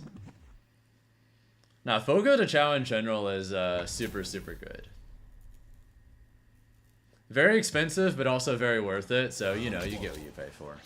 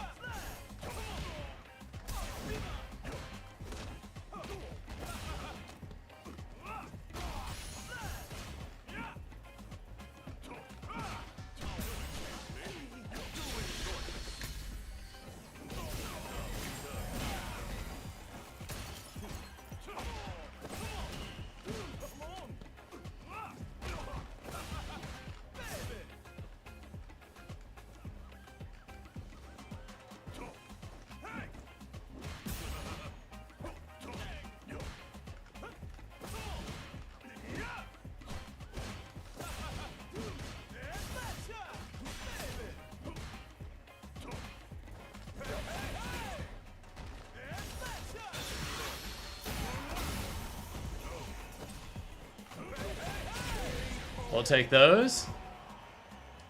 Win for the first time, it's your heaven on earth. I gotta go back at some point. That shit was nice.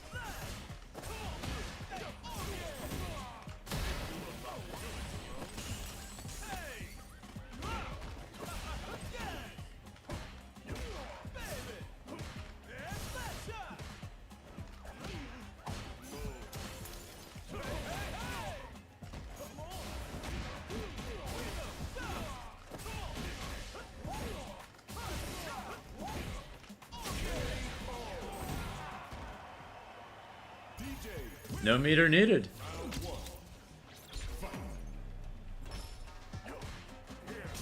Oh, fuck me.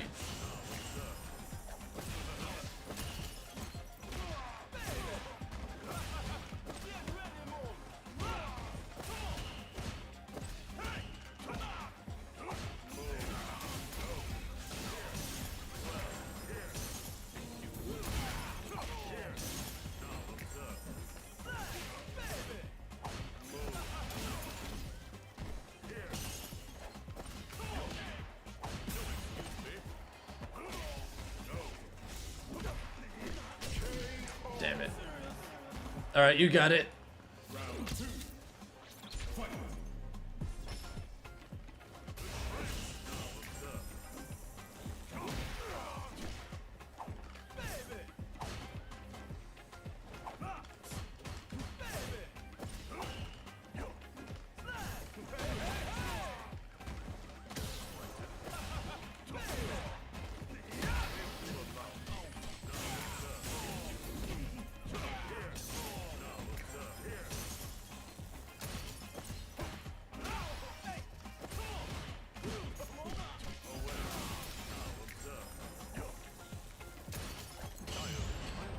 Bruh.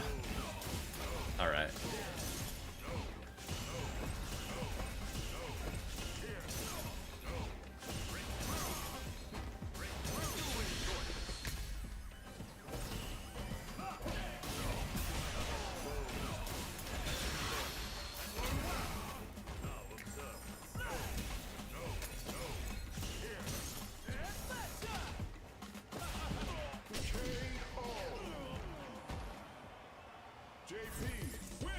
Damn.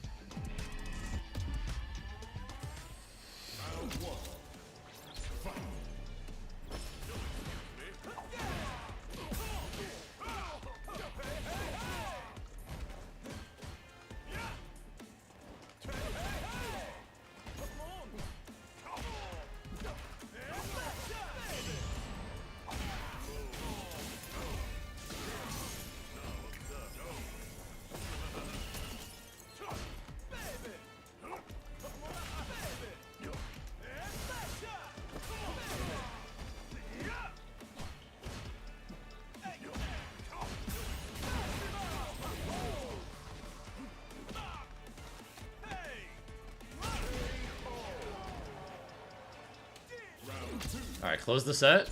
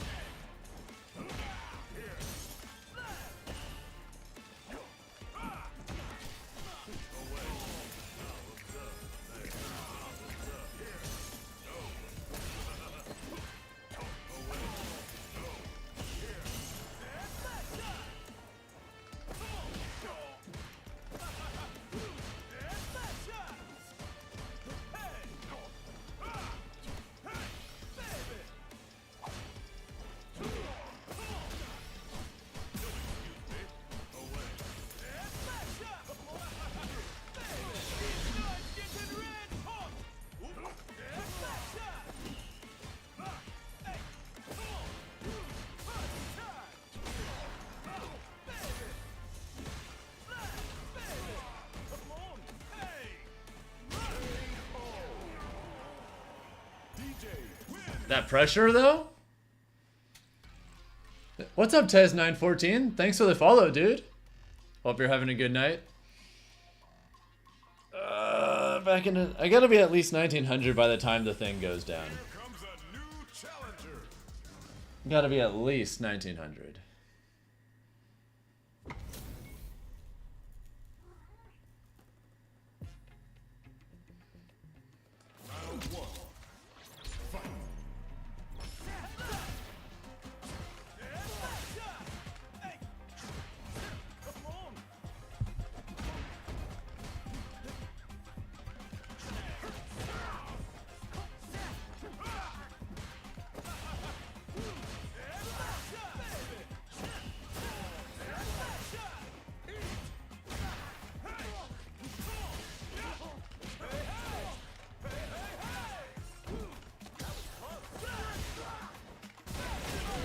Nice. If I clutch this, 2-0, 1900 for sure.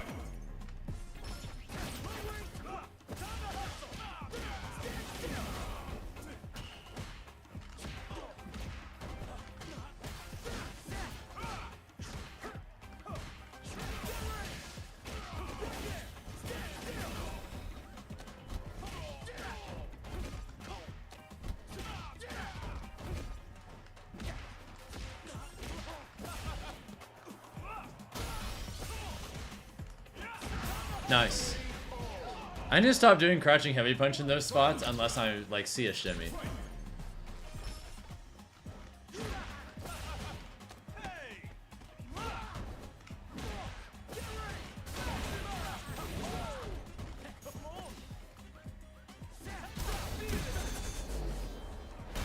Damn, that was like last second.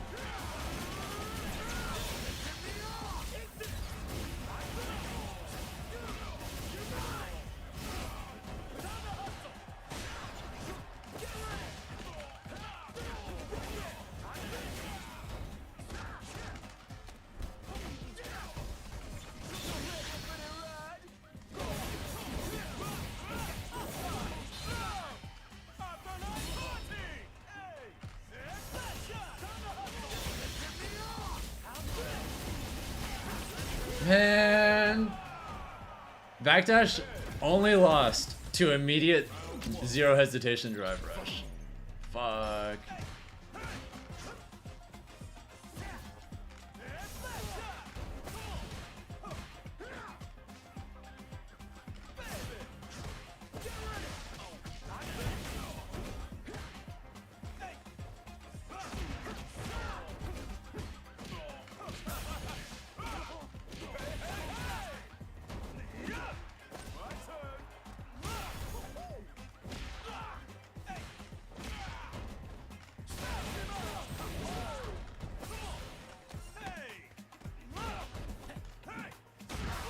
Oh god.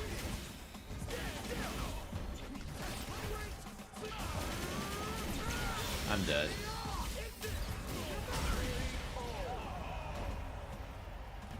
Round 2. Fight.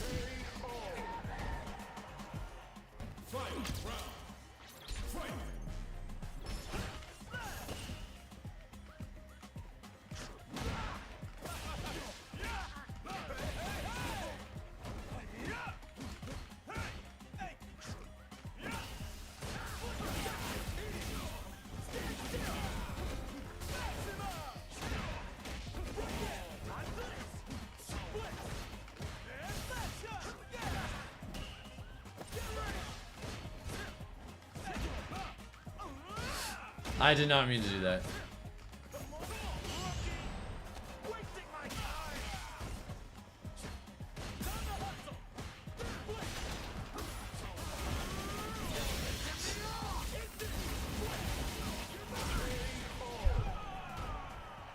Damn.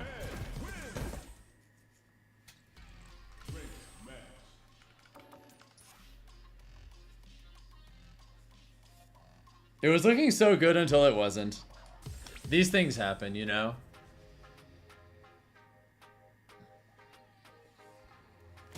Here comes a new challenger.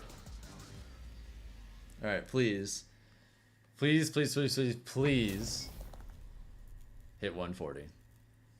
Or 1900. I was thinking about the sub count on stream for a second.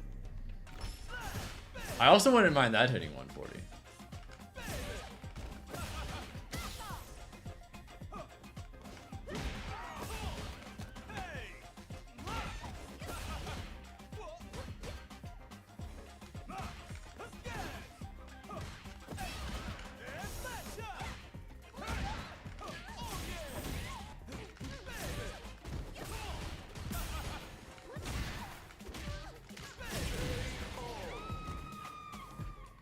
Round 2. Fight.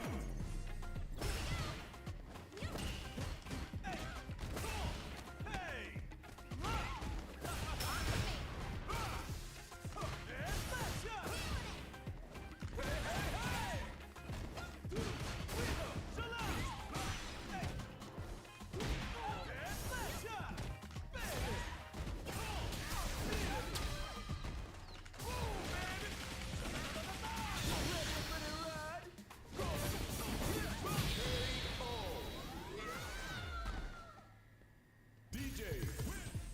Round 1. Fight. Our sword.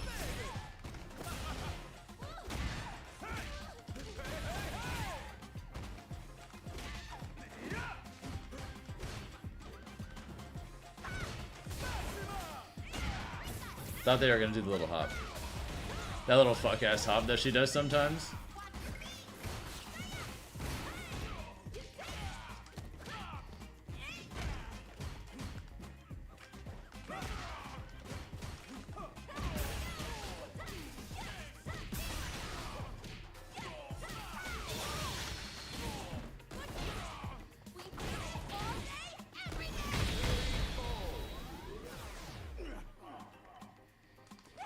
Damn.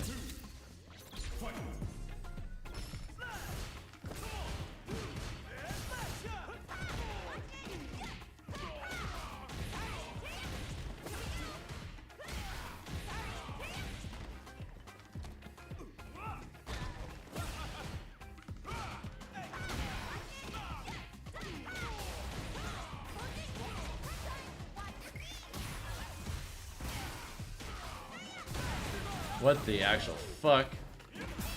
What the fuck? Alright, you got it.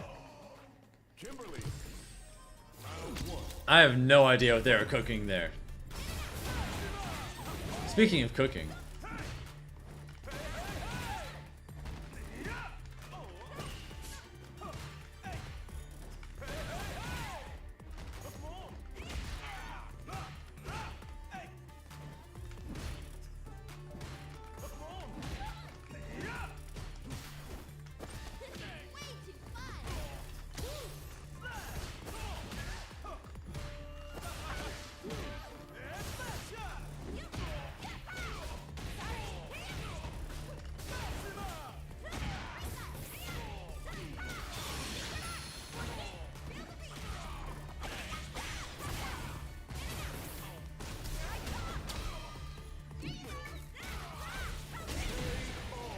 I can hear my cat behaving insane in the background.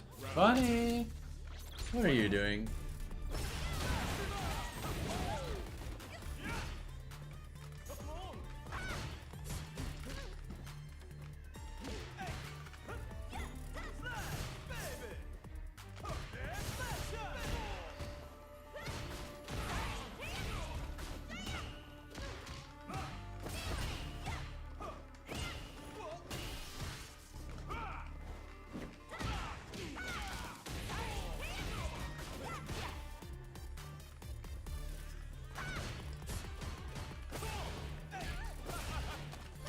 Fuck.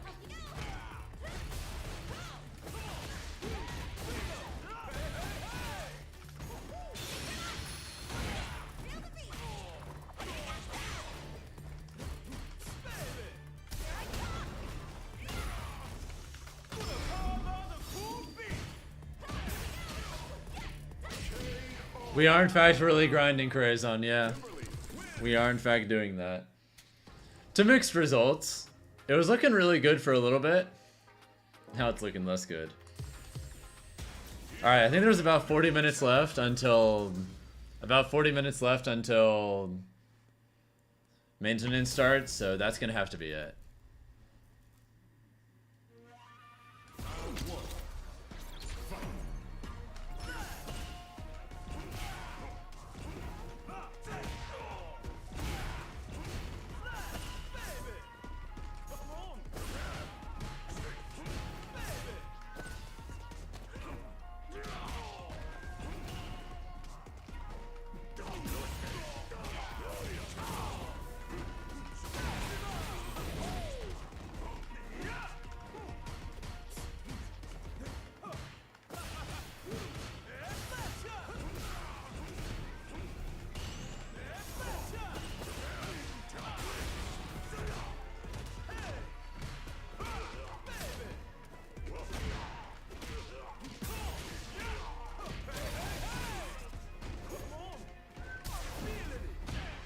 Bruh.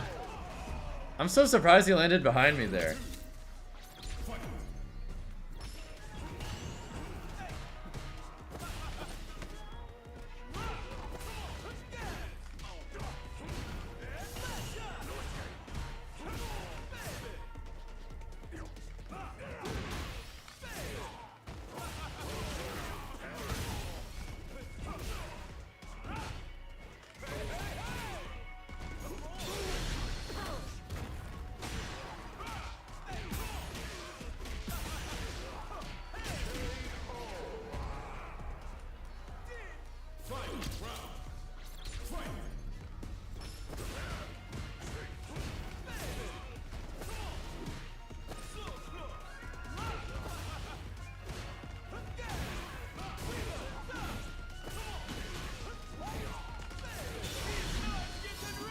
Alright, this one's looking pretty good, guys. This one's looking pretty good.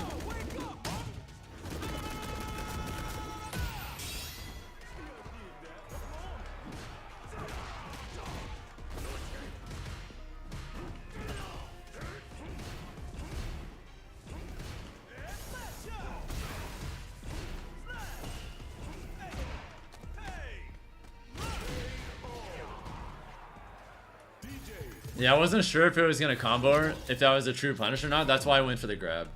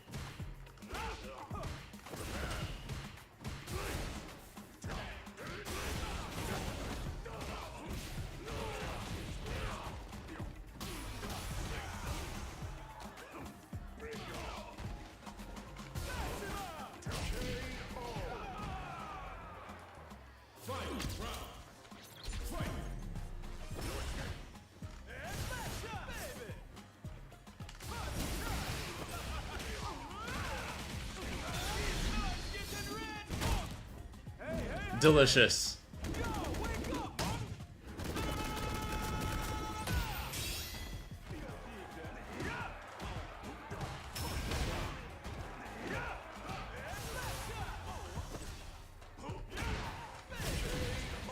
Beautiful. Good night and good luck through the trenches of ranked. Do you have to head out, Veltex? Yeah, you take care then. Alright, a little over half an hour and then it's time for the big reset. Yeah, there's definitely no way 2000 is going to happen at this point. That's alright.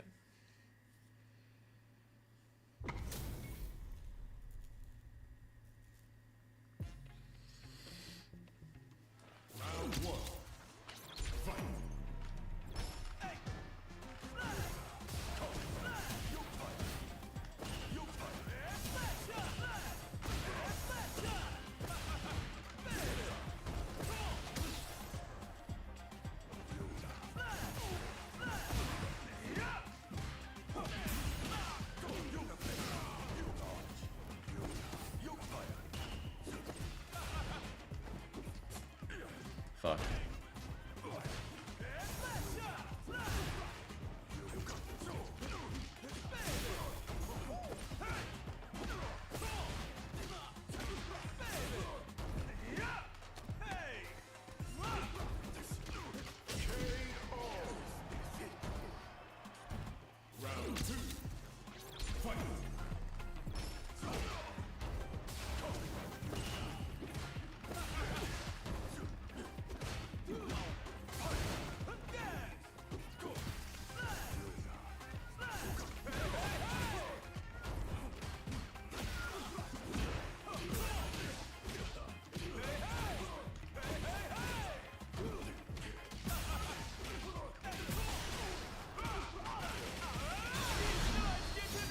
Let's go!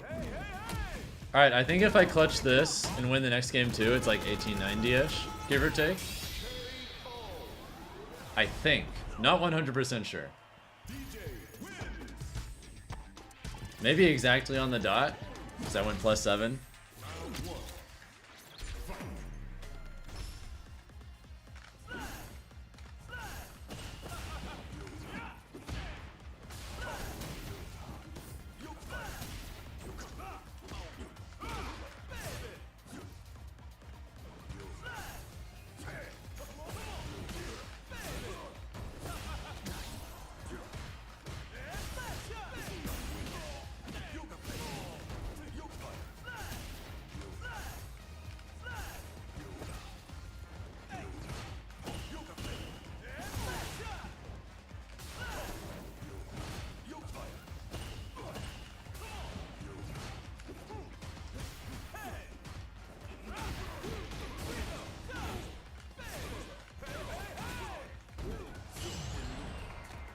Nice. Oh shit.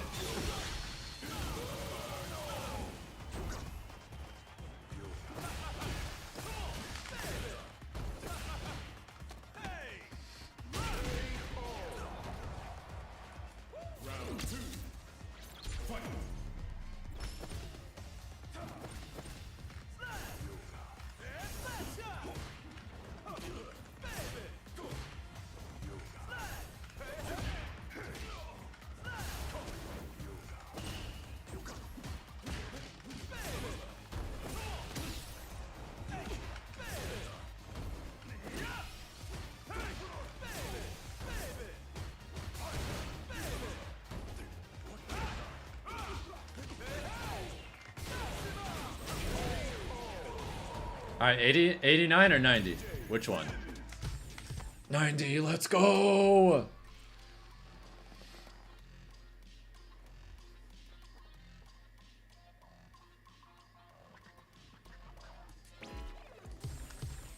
Here comes a new challenger. Alright, come on. Thank you, Jose FD Zaire, for the follow as well. Hope you're having a good night. Alright, I need to beat him this time.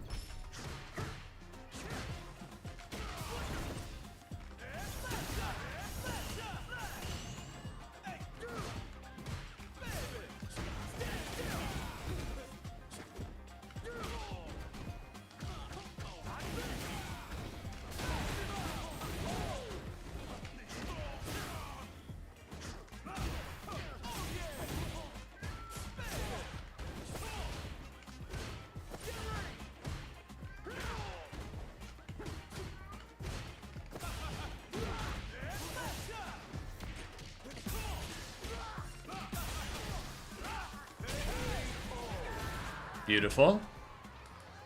Round 2. Fight.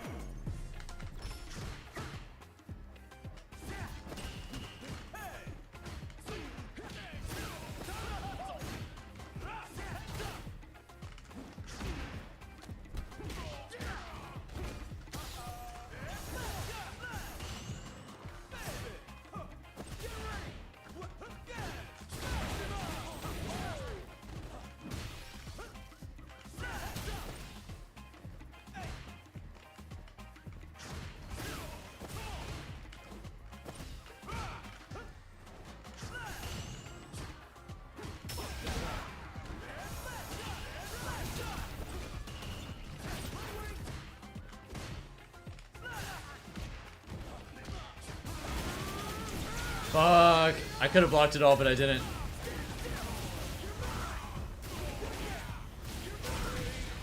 Oh my god. That's so much damage.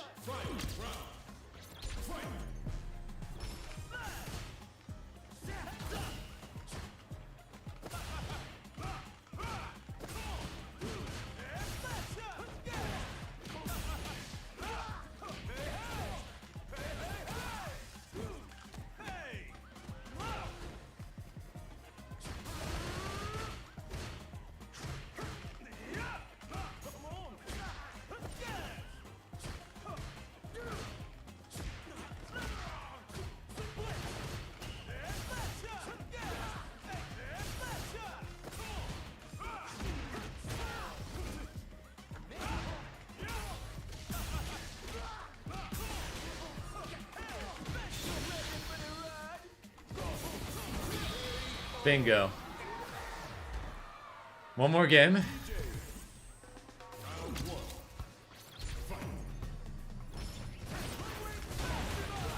Surprise, motherfucker. Ouch.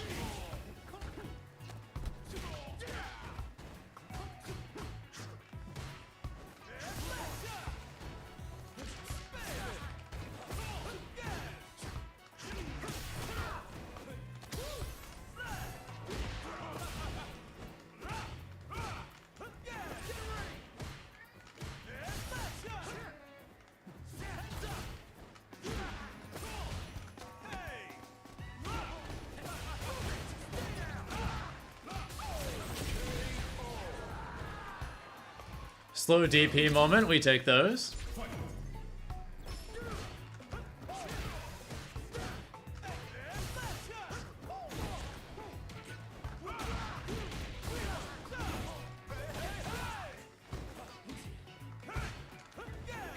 Fuck. This is why I need to stop swinging there.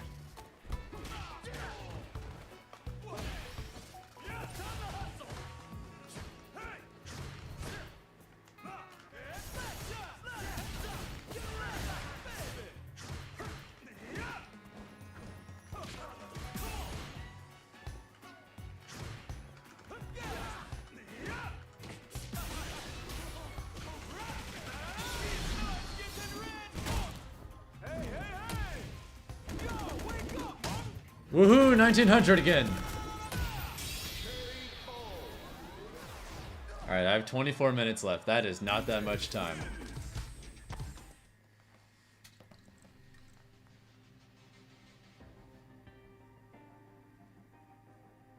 You know, it's wild. Tonight you learned that the second most decorated gold medals in the Olympics behind Michael Phelps has 9 medals. Wow, Phelps has 23. Jesus Christ. 23 is such a stupid number for one person to have. Either way, I've had fun just watching random bits and pieces of the Olympics.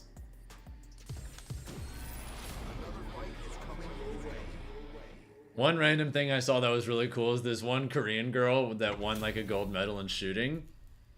Looks like so unreasonably raw for no reason doing it. And I saw it go viral.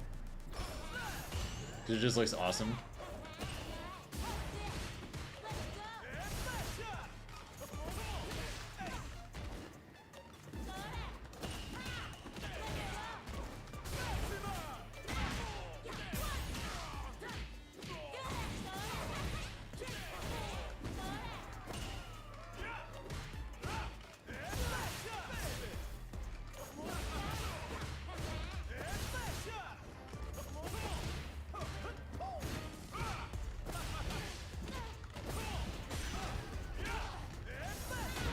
Well, fuck me, I guess.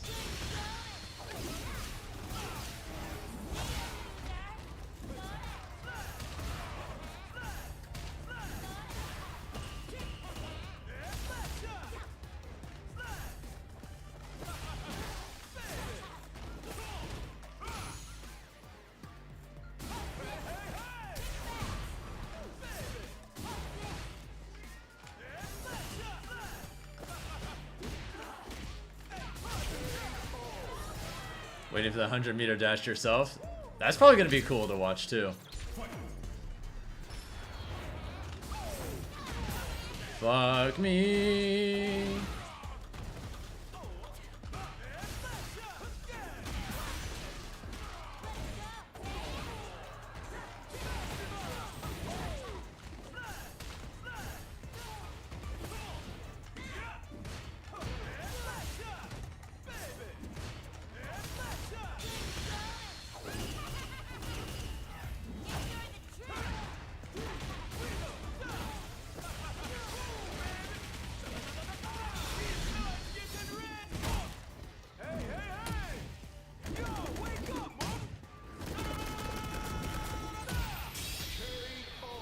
You like that perfect damage conversion, though? That shit was optimal.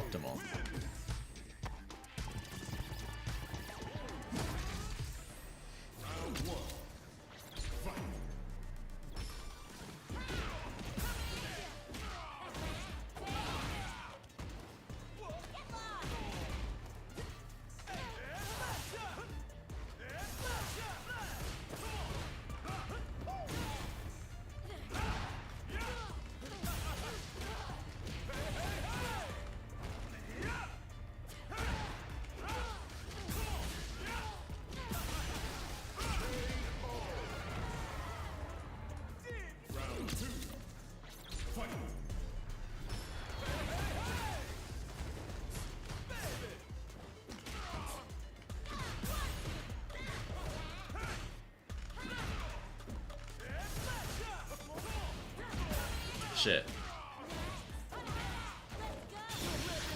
That was bad.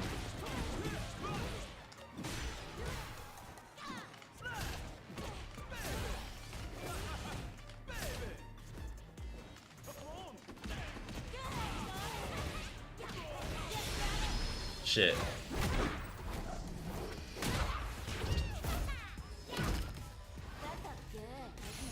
No, it didn't feel good, actually. Go away.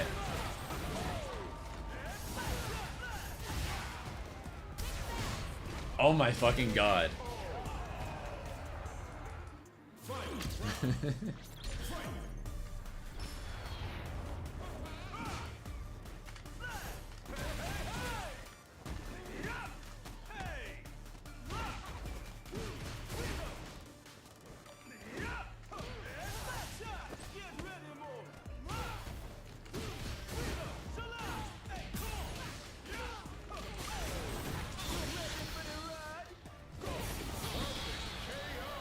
Nice! There's some juicy point gain right there. I got like 22 there.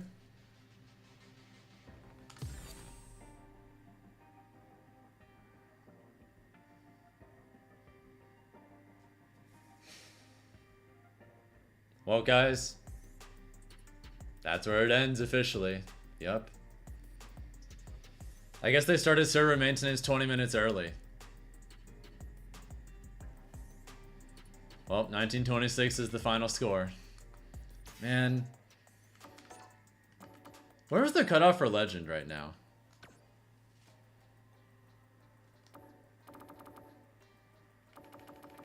Yeah, top 10 DJ North America. I think skill-wise I'm better than that, but I just wasn't able to show it right now. That's okay. I know I'm one of the strongest DJs in North America without a doubt. Just give me a little bit longer and we'll be able to see it. Dude, look at this. Look at this top 10. This top 10's kind of interesting. Manon and Lily are the top 2 characters MR-wise right now. Yeah, Punk's at number 3, Lashar at number 4, Hibiki number 2.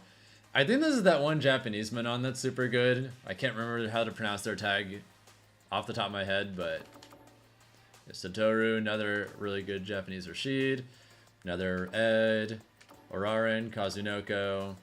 I think this is Torameshi, and I'm not sure who this is.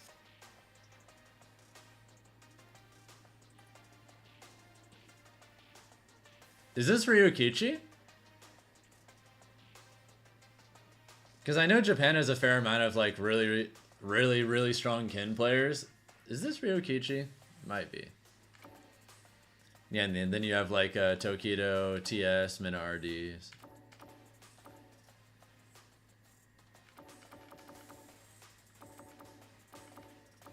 Either way, we have 2 Geefs in top 20. Not bad. I'm gonna see if... Wait, what if I can go back? Nope, I tried. Because I'm a greedy and disgusting little motherfucker like that. Alright, I have an idea, guys. Y'all want to do a watch party for the Summoning Salt video? The new one that just came out yesterday?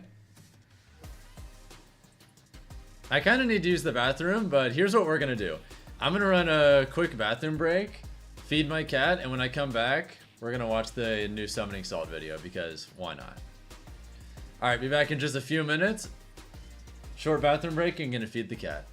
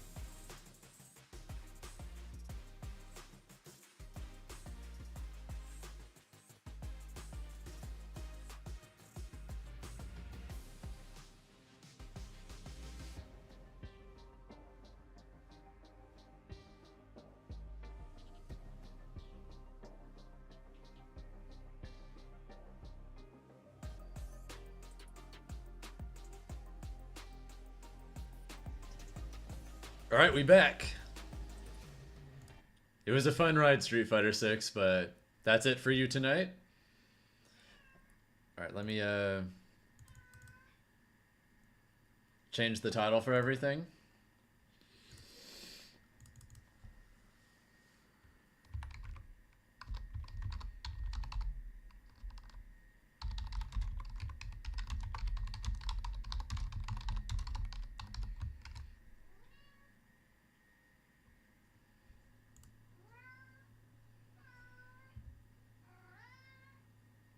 Do you hear her whining in the background, by the way?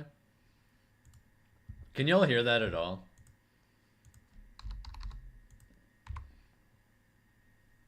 Because I haven't paid enough attention to you recently. That's alright, we'll fix that very soon. Wait, what the hell?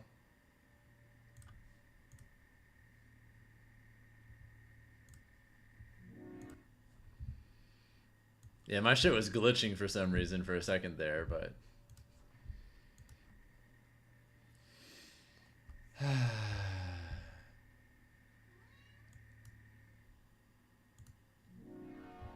This is Mario Kart DS, and it's a classic.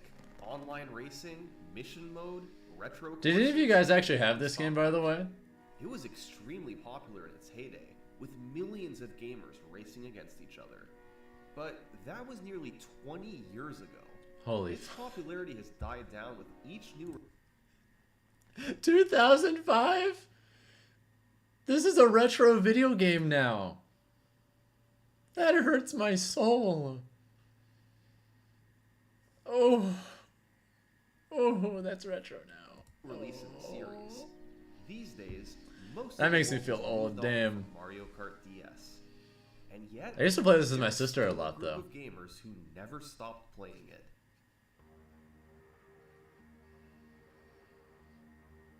Oh, nice clip. Also, how's the volume? Do I need to raise it? For Mario Kart DS. These are players who've poured thousands of hours into the game, perfecting their driving and setting world records on each course. And the best Raise it. player of You all got it. is awarded the title of Mario Kart DS World Champion. How's that? For the past 20 years, the champ title has changed hands many times, as the best Mario Kart good now? DS Awesome. players have come and gone. This is the history of the Mario Kart DS champion. Sorry if I'm a little sniffly, by the way, guys. Allergies kicking in. Yo, you can jump that? What the fuck?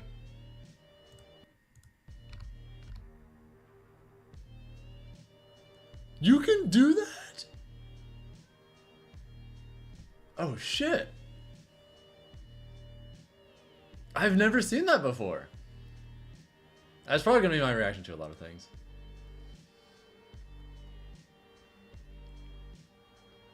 Also, shout out to Waluigi Pinball. That's such a good stage. And now a word from this video sponsor, Red Magic. If you like Mario Kart DS, you probably like gaming on the go. And there's no better way to do that than with Red Magic's new gaming smartphone, the Red Magic 9S Pro. There's This a is gaming the best phone smartphone. that a gamer can have. For starters, the I've Red literally Magic never heard of 9S this shit Pro has before. incredible specs. With a Snapdragon 8 Gen 3 processor and 16 gigabytes of RAM. It has a beautiful, bright 6.8-inch screen. I mean, I've never really been someone that likes to play games on the go, to be honest, but There's I guess also that's no neat need for people to worry do. about it heating up while you're gaming.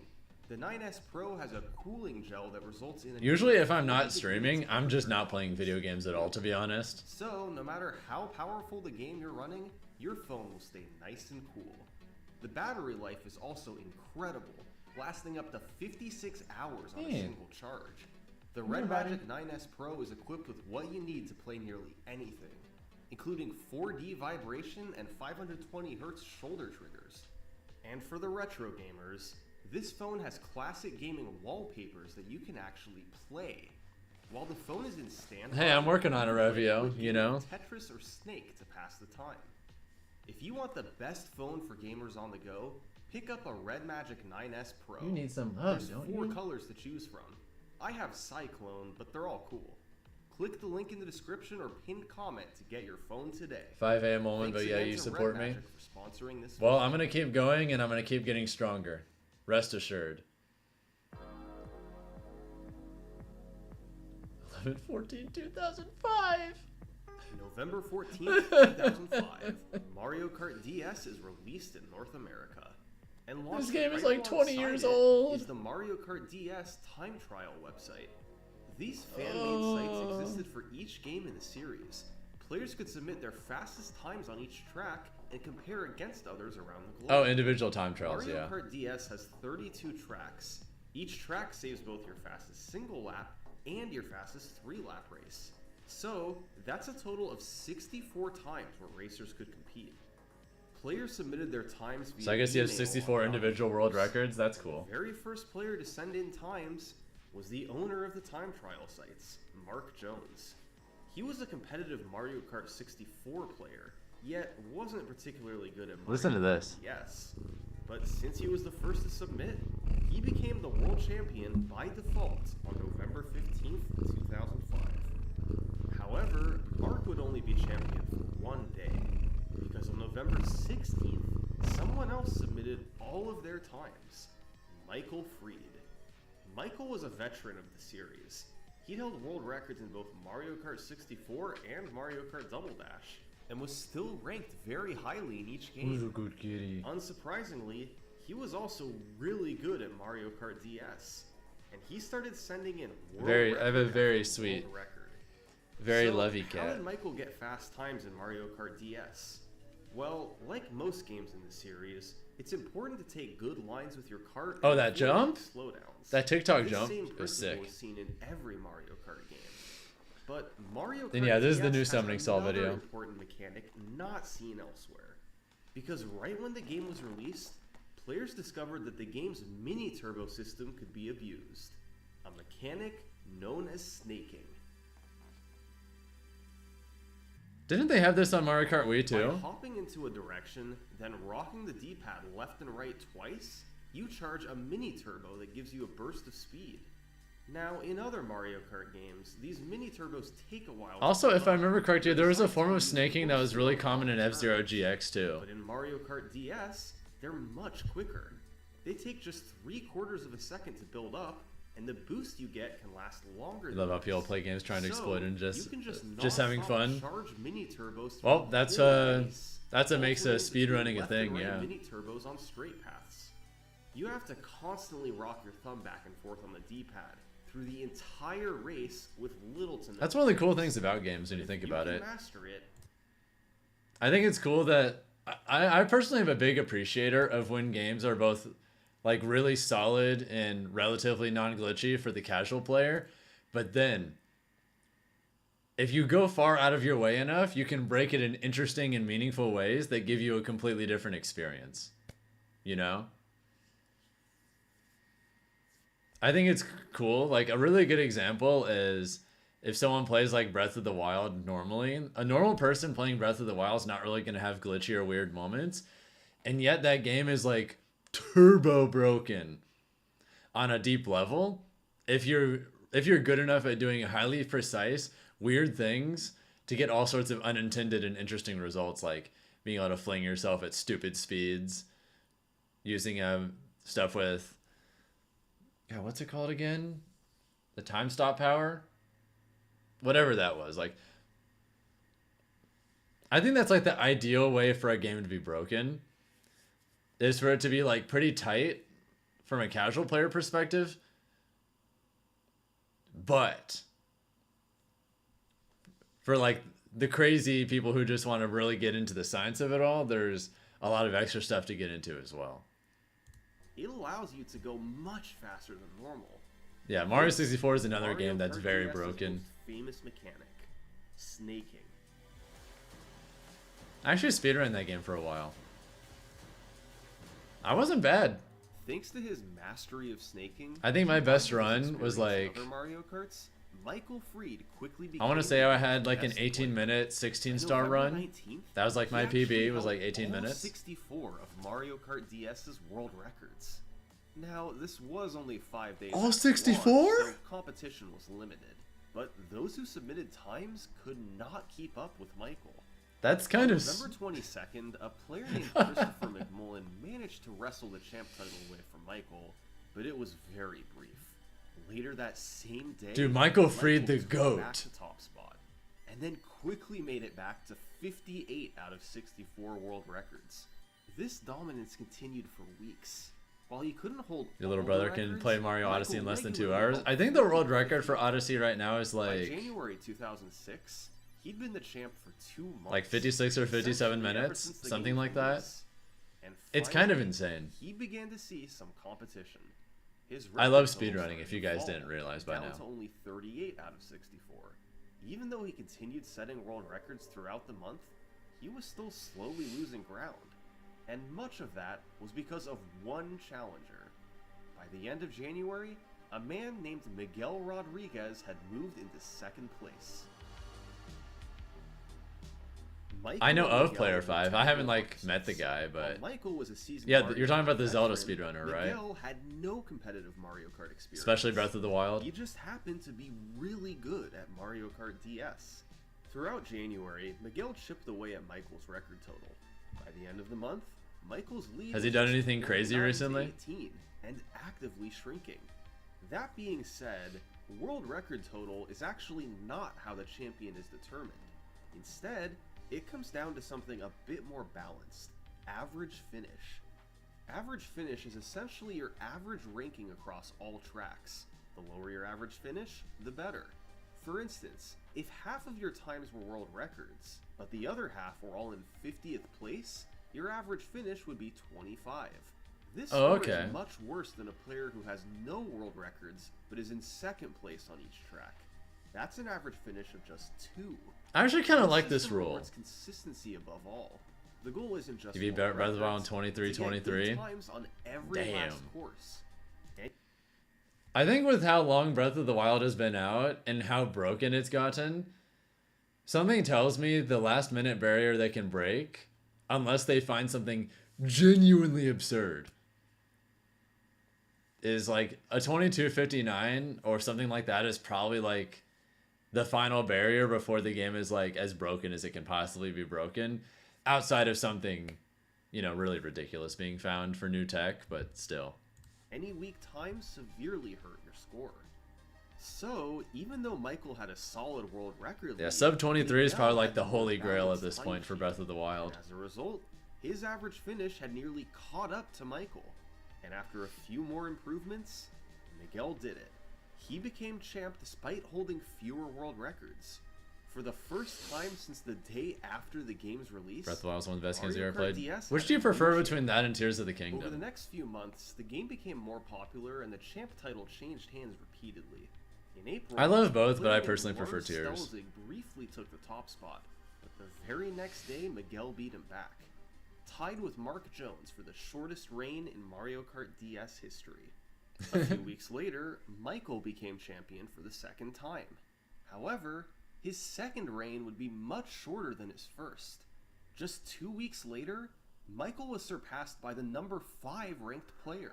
Oh? Someone who would go on to be one of the greatest players in Mario Kart DS history. A man named Thomas Bolton. You're gonna say Breath of the Wild just because of the sheer amount of time you've been playing with your brother and Thomas had dad? been playing the game for months, but I mean, he any was reason's primarily valid a at the end of the Wi-Fi day. player. This game mode was People can like introduced whatever in they Mario like, you Kart know? DS, and allowed you to race against others online. Thomas played on Wi-Fi nearly every day, and he became simply amazing at it. It got to the point where he could beat literally any player in the world in a head-to-head race. But even though he'd mastered that game mode, he'd barely touched Dude, look at this old footage. As it turned out, his This shit Wi-Fi crusty. racing skills translated perfectly. Thomas finally joined the site in mid-2006 and immediately began setting world records. In a 4-day stretch in mid-June, he set 10 world records, causing him to overtake Michael and become the new time trial champion. Damn, in one day? Part of the key was all of his Wi-Fi racing. It had made Thomas an extremely consistent player. While other champions had grinded tracks over and Also, over, low-key, Mario Kart DS had like Thomas pretty good needed to be netcode for no consistent reason. on all tracks to always beat racers online. So when he finally started playing time trials, the world records were flying in. This was too much for anyone else to approach. They could maybe take a record here and there with heavy That game got you grinding, through but lockdown. Thomas's I think what got consistency me was through off the lockdown was my charts. cat. He'd surpassed everyone I else genuinely in the might have world. lost my sanity if Not it weren't for Michael her. Fried nor anyone else could catch him. On July 21st, Especially since by the time lockdown started, I had just moved out into a new apartment. And because my family's immunocompromised and I didn't want to risk them literally dying if I got COVID and somehow gave it to them, I basically just could not see them or anyone else who is immunocompromised, which some of my other friends are. So for almost a year and a half, I was just basically by myself. So if it weren't for my cat, I genuinely might have like gone crazy. So the weekly she's the news goat. update was titled Bolton Unchallenged. He remained alone, easily on top of the average finish leaderboard.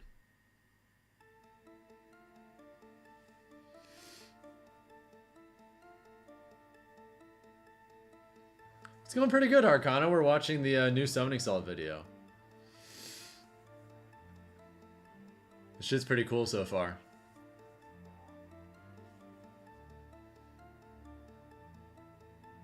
Sasha going crazy.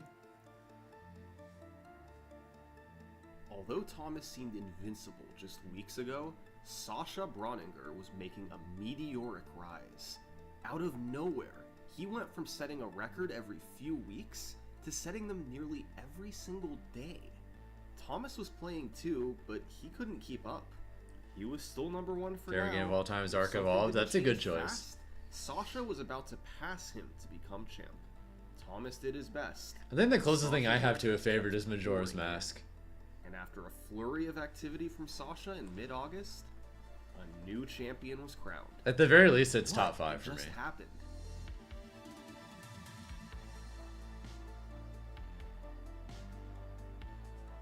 The Sasha saga, Mario it's time. Kart DS hadn't seen a player like Sasha before. Sure, guys like Michael Fried dominated the record table early on, but competition was much weaker back then. Now, even against a player of Thomas Bolton's caliber, Sasha was able to build a big lead that just kept growing.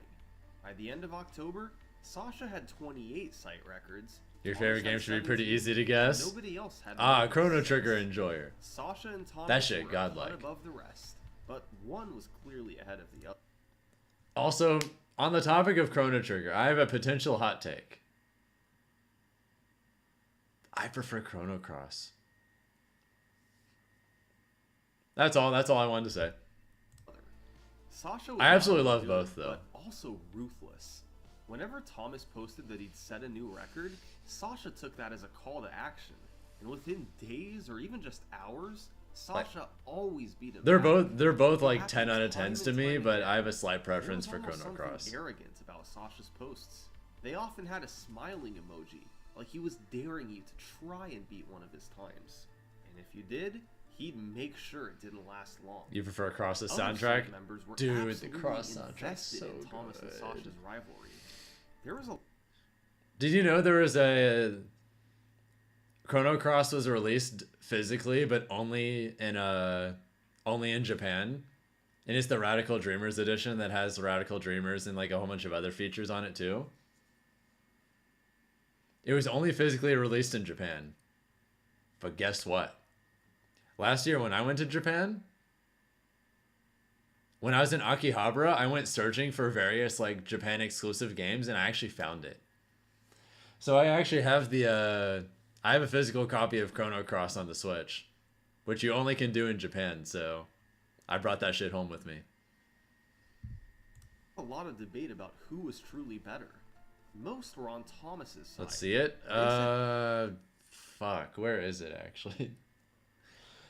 I have a few places it could be, but I don't really feel like digging for it right now, so yeah. The only reason Sasha was ahead was because he played 20 times as much as him. 20 They times? said Sasha had no life. That Mario Kart DS was his passion. Leaderboard didn't lie. Sasha was the champ, not Thomas. Hey, if you want to be the best player in the world in a video game, you kind of got to know life that shit. I mean, I'm trying to be one of the best Street Fighter players in the world, and I'm practicing what, like, through a combination of how much I VOD review and practice and do other shit. I'm playing like 8 hours a day out here. I've been no-lifing Street Fighter, I understand. Sasha had become the longest reigning champ in Mario Kart DS history.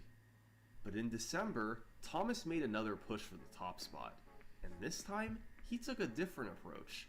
Rather than chasing Sasha's records, Yeah, if you want to be the best, you on need to all no his life other it until you reach the top. trying Yep. to get all 64 That's just of how his it is. times into the top 3. This could still lower his average finish enough to make him champ, despite potentially not taking any new records. Sasha wouldn't have any world records to beat back. It was a smart approach. Also, what's up, Farpy and Ali? Hope you're Thomas both having a lowered his good one. times on track after Favorite track. game soundtrack of all time, By though? December 18th, Sasha's 131-day reign had come to an end. It might be Chrono Cross. And Sasha beat him back. Despite actively playing, Gotta make sure you stay Thomas could only social. hold the top Yeah, for spot sure. 8 days. Sasha I have a pretty rattled off healthy a few social new life. records, and it was all over. I think I'm really lucky, honestly. Like, I have a few, like, really strong core groups of friends. And while I have, like, a bunch of other, like, less serious friends, but, like, my core group is as rock solid as it gets. Like, I have absolute confidence that I could trust all of them with literally anything, and I know they feel the same way about me and everyone else in the group. And I feel like that's just such a nice thing to have, because I know not everyone has that, so I feel incredibly grateful. He could do things that Thomas simply couldn't. And it just kept going. Sasha's world records came in on a daily basis.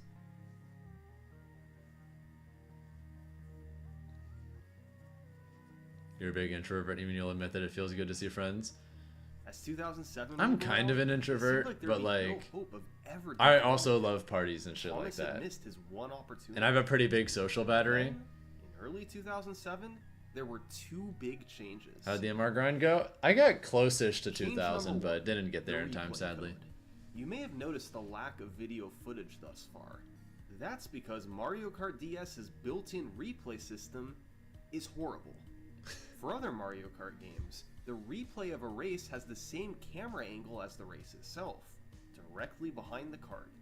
But Mario Kart DS gives you 2 screens during the replay. The top screen is like an action movie, aerial shots of the race that change every few seconds. The bottom screen is just a map of the course. It's hard to see the actual driving with any level of precision, and when combined with camera quality back then, most world record videos from 2006 looked something like this. That's Are you enjoying awful. this footage? No, of course you're not. But in February 2007, world record holder B-Dash found an action replay code that shows replays as if they're live.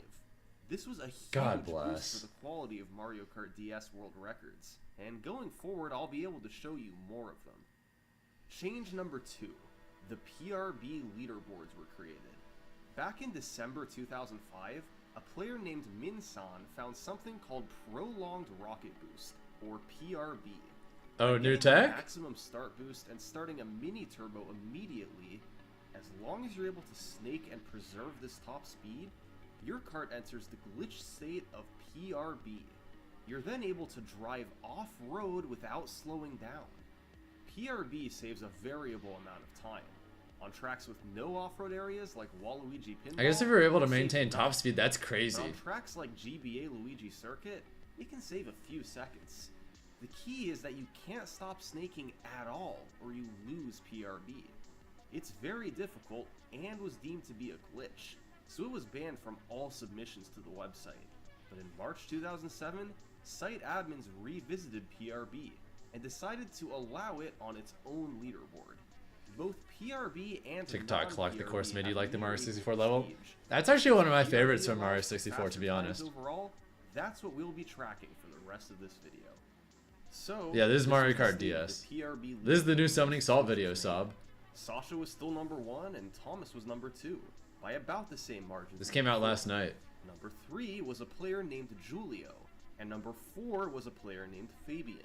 These were the 4 best PRV players in the world, but Sasha still remained dominant, holding nearly half of the game's records on his own. Thomas, Julio, and Fabian were all friends who talked regularly, and the 3 of them were getting really frustrated with Sasha. For one thing, he didn't always post videos of his new records, while Thomas, Julio, and Fabian typically did. Press 1 in chat if you Sasha actually seemed owned this game at some effortlessly point. beating their times, Because I personally did and not played it a letting lot them with my hold sister. records for any period of time. It was almost like he was patrolling the forums, waiting for a new record to beat. The insults to Sasha continued. He has no life. The amount he plays isn't normal. Maybe they were right, or maybe they were just jealous. It didn't matter. Other than one brief 8-day period, Sasha had held the top spot for the past 7 months. World records were... I play Street Fighter 6 Whenever like Sasha saw a time with 6 Fabian, or more hours a he'd day. just pick up and play Press 1 in and chat see if what I he have did no back. life. Then all of a sudden, in the middle of March, Thomas disappeared. He went from submitting times nearly every week. It went pretty to good, nothing. Sob. What's up? Nobody heard from him. And then, weeks later, the number 3 ranked player Julio also vanished. A short while after No one that, pressed 1. the Let's number 4 go. player Fabian stopped submitting times too. One by one, the number 2 through number 4 players had all disappeared, as if they'd just given up. It was normal to take breaks, but for all I have a good 3 group to of IRL suddenly friends, though, stop at so once, this was bizarre. I don't mind if people All the make while, jokes. Sasha just pulled further and further ahead. He had no active competitors, and his already huge leads continued to grow. But eventually, he grew tired of racing. Street Fighter's against my literal himself. job. It wasn't fun with no competition. Not gonna So, lie, it doesn't he make that too much right stopped now playing. because I'm not a top player yet, May, but once I it was become very one, quiet at the mwah. top, with all 4 top players There's some good money in Street Fighter. And then, on May 25th, Just give me more time, guys. 2007, I'll get it there. happened.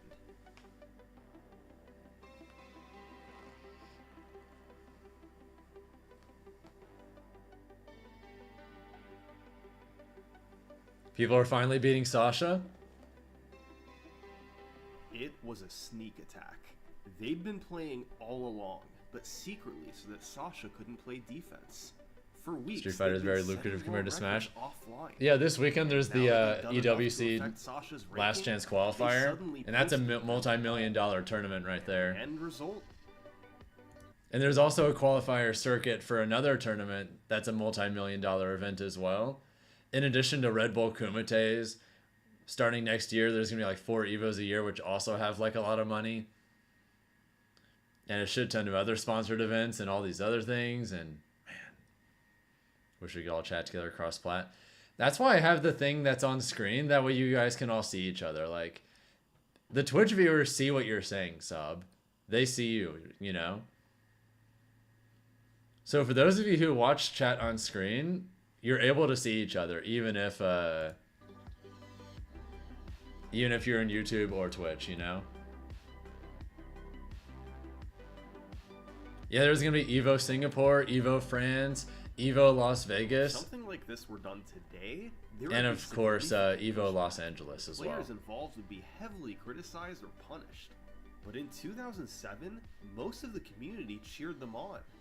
They were excited about all the drama, and were especially happy that nearly all of these times had videos to go with them. Do you guys think I should In make the all, thing on the Thomas, chat on Julio, screen a little and bit Fabian larger? recorded dozens of times and took 12 records away from Sasha. What was Sasha's reaction to all this? Well, remember, he too was inactive when the reveal was made. But when he saw what happened, he simply said, "If I make a comeback, the charts will look a bit different." But the comeback never happened. Sasha only submitted one more time before quitting the game forever. The community hasn't heard from him since June 2007. Now 17 years later, his Mario Kart DS page remains dormant, likely never to awaken. Because you're typing on mobile, that's fair.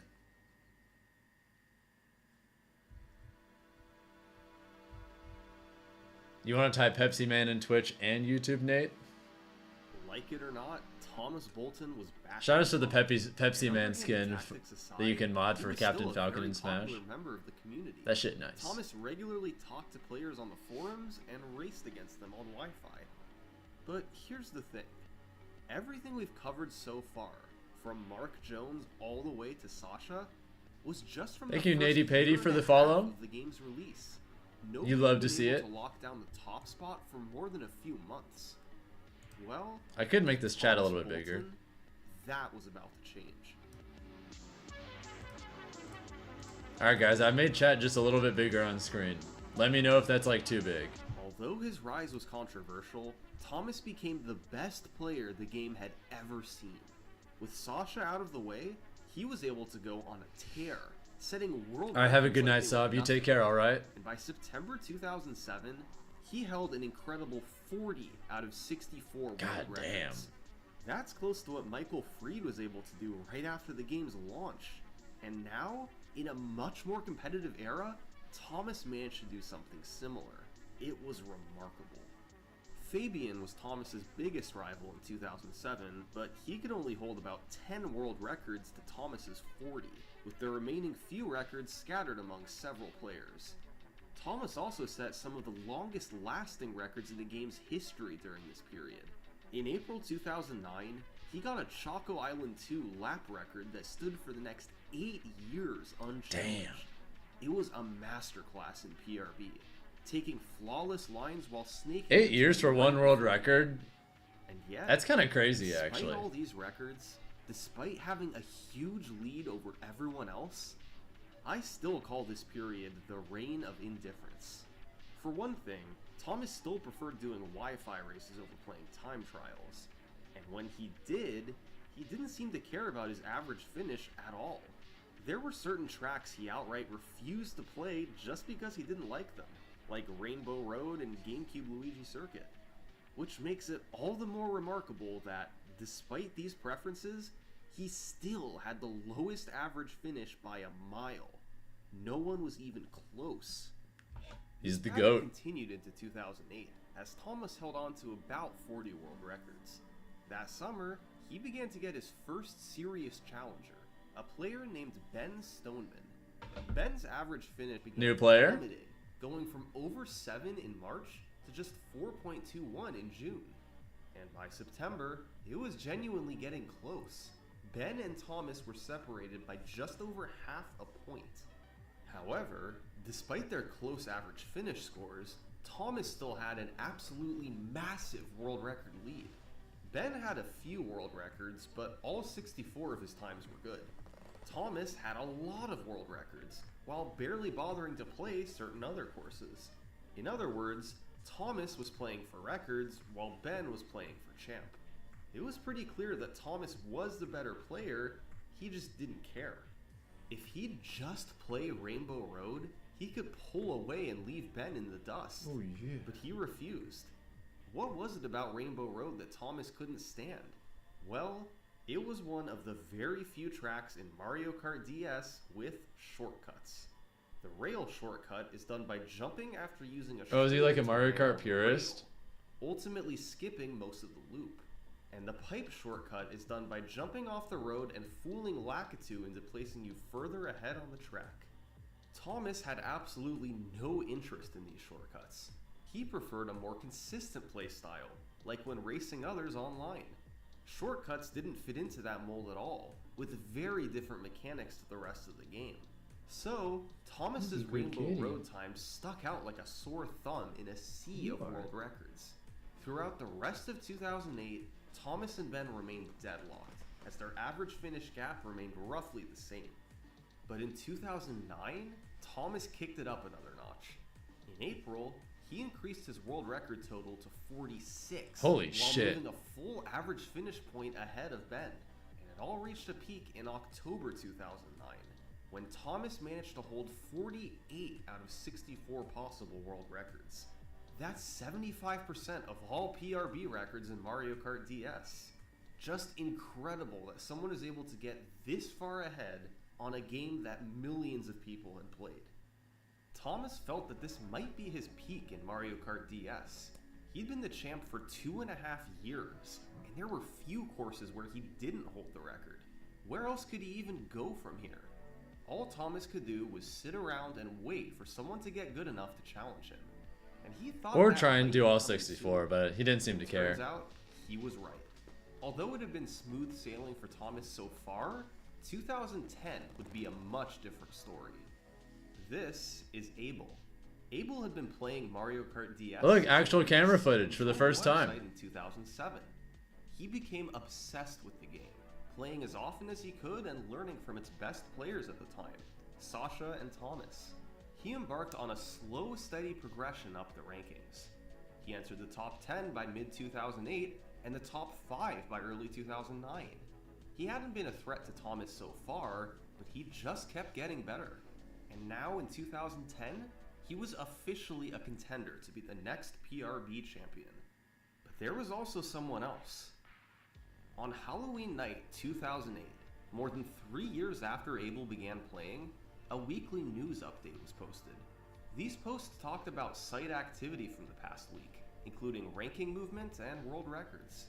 This week's update focused heavily on top players Thomas and Ben, and there was also a cameo from Abel, who at this point was ranked number 7. But as a Keeps footnote going though. at the end Nice. of the update, there was mention of a new player who is improving rapidly. He was named David Roldan and was still outside the top 100. What followed was one of the quickest ascents in Mario Kart DS history. Just 6 months later, David had made it all the way to the top 25. He had a very uneven approach to playing. Funnily enough, he was dominant on the one track Thomas hated, Rainbow Road. David held both the lap and Nice. free lap records there, while he lagged behind on most of the other 31 tracks. As quickly as he'd improved, he was mostly considered a one-track specialist. Incredible at Rainbow Road, but not a record contender anywhere else. But you see, today, 15 years later, David Roldan is better known by his online pseudonym, MK Dasher. And all of a sudden, in the second half of 2009, MK Dasher did this. Everybody hates Rainbow Road, so it's not surprising. Oh shit, David? Let's go!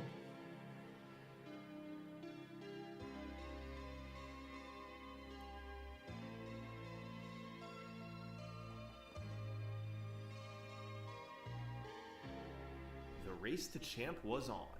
Thomas still held a majority of records, but for the first time in years, there was a serious dent in his total. All three players continued playing and setting records, and their average finish gap shrunk. But suddenly in April, Everybody Thomas hates had needed Rainbow to Road, take so a it's not break from surprising. playing. He was in Maybe school, I'm weird, but I had to like focus on Rainbow studies Road for a while. Mario Kart DS. This was Abel and MK Dasher's I like big that course a chance to lot. take the top spot. I don't get Both it. players duked it out over the next couple months. That May, Thomas officially lost his record majority. The tide was turning. Thomas's days on top were numbered. And on July 7th, Abel made a grand reveal. He'd set 15 new PRs, improving all of his lowest ranked times. None of them were new world records, but they helped lower his average finish just enough. Despite only holding 7 world records, Abel had become the new PRB champion. Oh The shit. greatest reign in Mario Kart DS history had come to an end. But the battle wasn't over. MK Dasher was still actively playing. Yeah, Dave Freaks, Abel what's had to up? keep going or risk being dethroned immediately. And sure enough, just 3 days after Abel became champ, MK Dasher posted 7 new I love times summoning over salt his videos, rank dude. sheet. Then more. Just I'm a few huge days speedrunning later. fan. He was already closing in. Unrelated fact, by the way. Something on my bucket list is I actually want to eventually perform live at an SGDQ event. That's actually something on my bucket list I don't really talk about that much, but sometime in the distant future, whenever I inevitably am done competing with esports, Street Fighter, Smash, and all that, sometime down the line when I'm inevitably done with all that, I want to get good enough speedrunning some game that I can perform live in an SGDQ. Because that's always been something I've really wanted to do, because I love speedrunning. Abel had to do something quick. I didn't get 2,000, but I got close, Frex. I got close. Ahead, but on the 27th, Some game. I haven't decided which one yet, because that's off in the distance, dude. You never know. Maybe by the time I do it, there'll be no new Zelda game and I want to speedrun that, you know? MK Dasher now had a narrow... All I know is I want it to be a newer game. Through the summer, both players continued their dogfight, and Abel took the top spot back in... Who knows when I'm going to retire from all that, you know? After 3 years of no movement, the champ title Bayonetta? was I don't know, maybe. changing hands. On the world record front, MK Dasher had about 20 Maybe if I'm really into that series by then. but Abel's However far away in in the distance that is. things out. However, their record totals still paled in comparison to Thomas Bolton. The only reason Thomas wasn't champion by a mile was because of his outright refusal to play Rainbow Road. His ranking on that course had nearly slipped out of the top 40. The fact that he was still in 3rd place overall was a miracle. If only Thomas had been willing to play Rainbow Road. But now, he hadn't been seen in months, and his average finish was only going down compared to Abel and MK Dasher. And then, out of nowhere, for the first time in months, he's back. Thomas submitted a new time to the website. And guess which course it was on?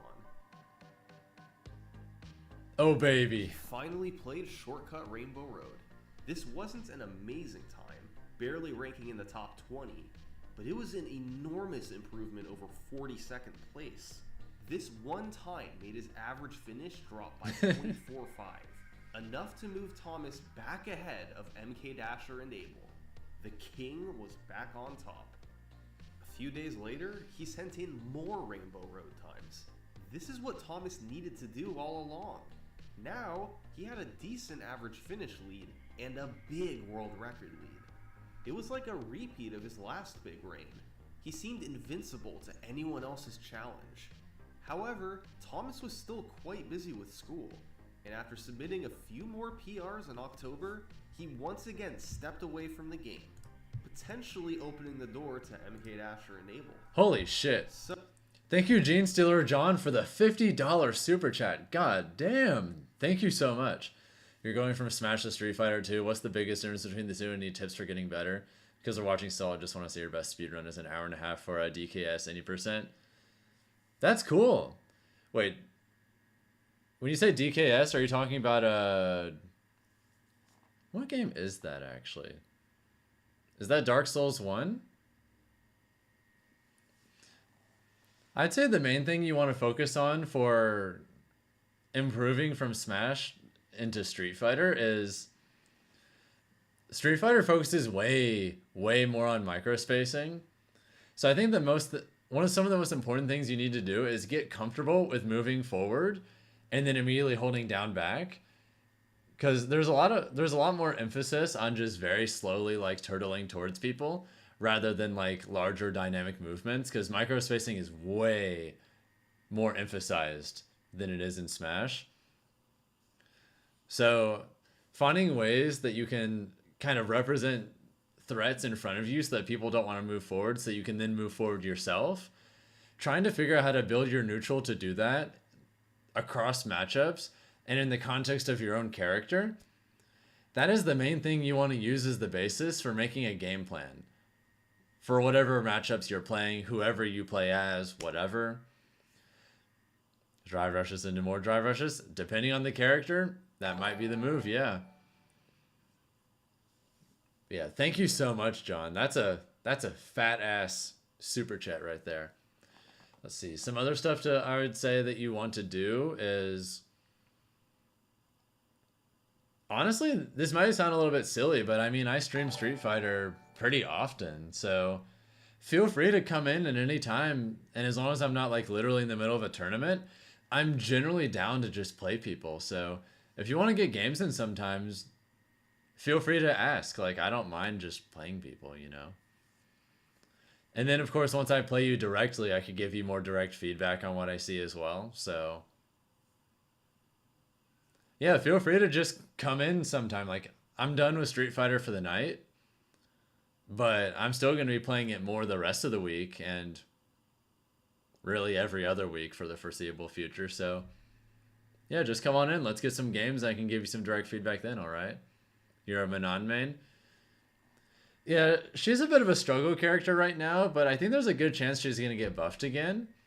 And she's still a good bit better than she used to be. Like, ever since they buffed her, IDOM's results got way better. He's probably who you watch the most if I had to guess. And like, IDOM went from struggling to make top 8s to now he's regularly making, like, he's genuinely getting incredible results on a regular basis, even though she's definitely one of the weaker characters overall. At least Street Fighter 6's balance has gotten to a point where I feel like even the weakest characters still have plenty going for them, and they're not that much worse than the best characters. It's just that no matter what, no matter how balanced your game is, someone is always going to be near the bottom, you know? And if she's near the bottom, there's a good chance she'll get more buffs whenever the next real patch happens, you know? She's not that bad. So, who would capitalize this time? Well, neither one was. She's still really scary if she can get her pressure going. Bit taken back by what Thomas did. Sometimes you just Then delete in people. November, MK Dasher began submitting times again. And we know MK Dasher is good, but this was El a Chacote totally won combo different breaker guy with Lily. from a few months ago. I think, in my He was opinion, setting Lily's new like PR nearly very every mid. single day. And as his average finish And by, dropped, I mean, I think the every community character's began got to good things see going who for he them, but I think was. she's like For months, almost MK exactly Dasher, average. Abel, and Thomas have been Relative trading to the the other champ title characters in the back and game. forth.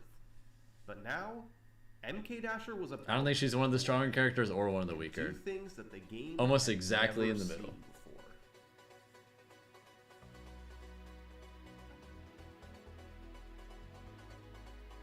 On November 8th, 2010, MK Dasher reclaimed the PRB champion. At this point, he had 16 world records, well behind Thomas's 26. Dude, when is someone going to dethrone Thomas? Holy He shit. went on a world record spree. How many years now has this man had all Thomas himself did the back majority in of world 2008. records? It was world record after world record. That August, he passed Thomas's world record total and never looked back.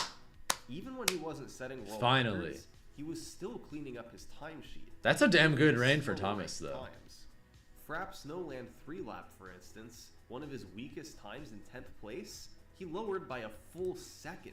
A massive amount for a player of his skill level, and good for 2nd place.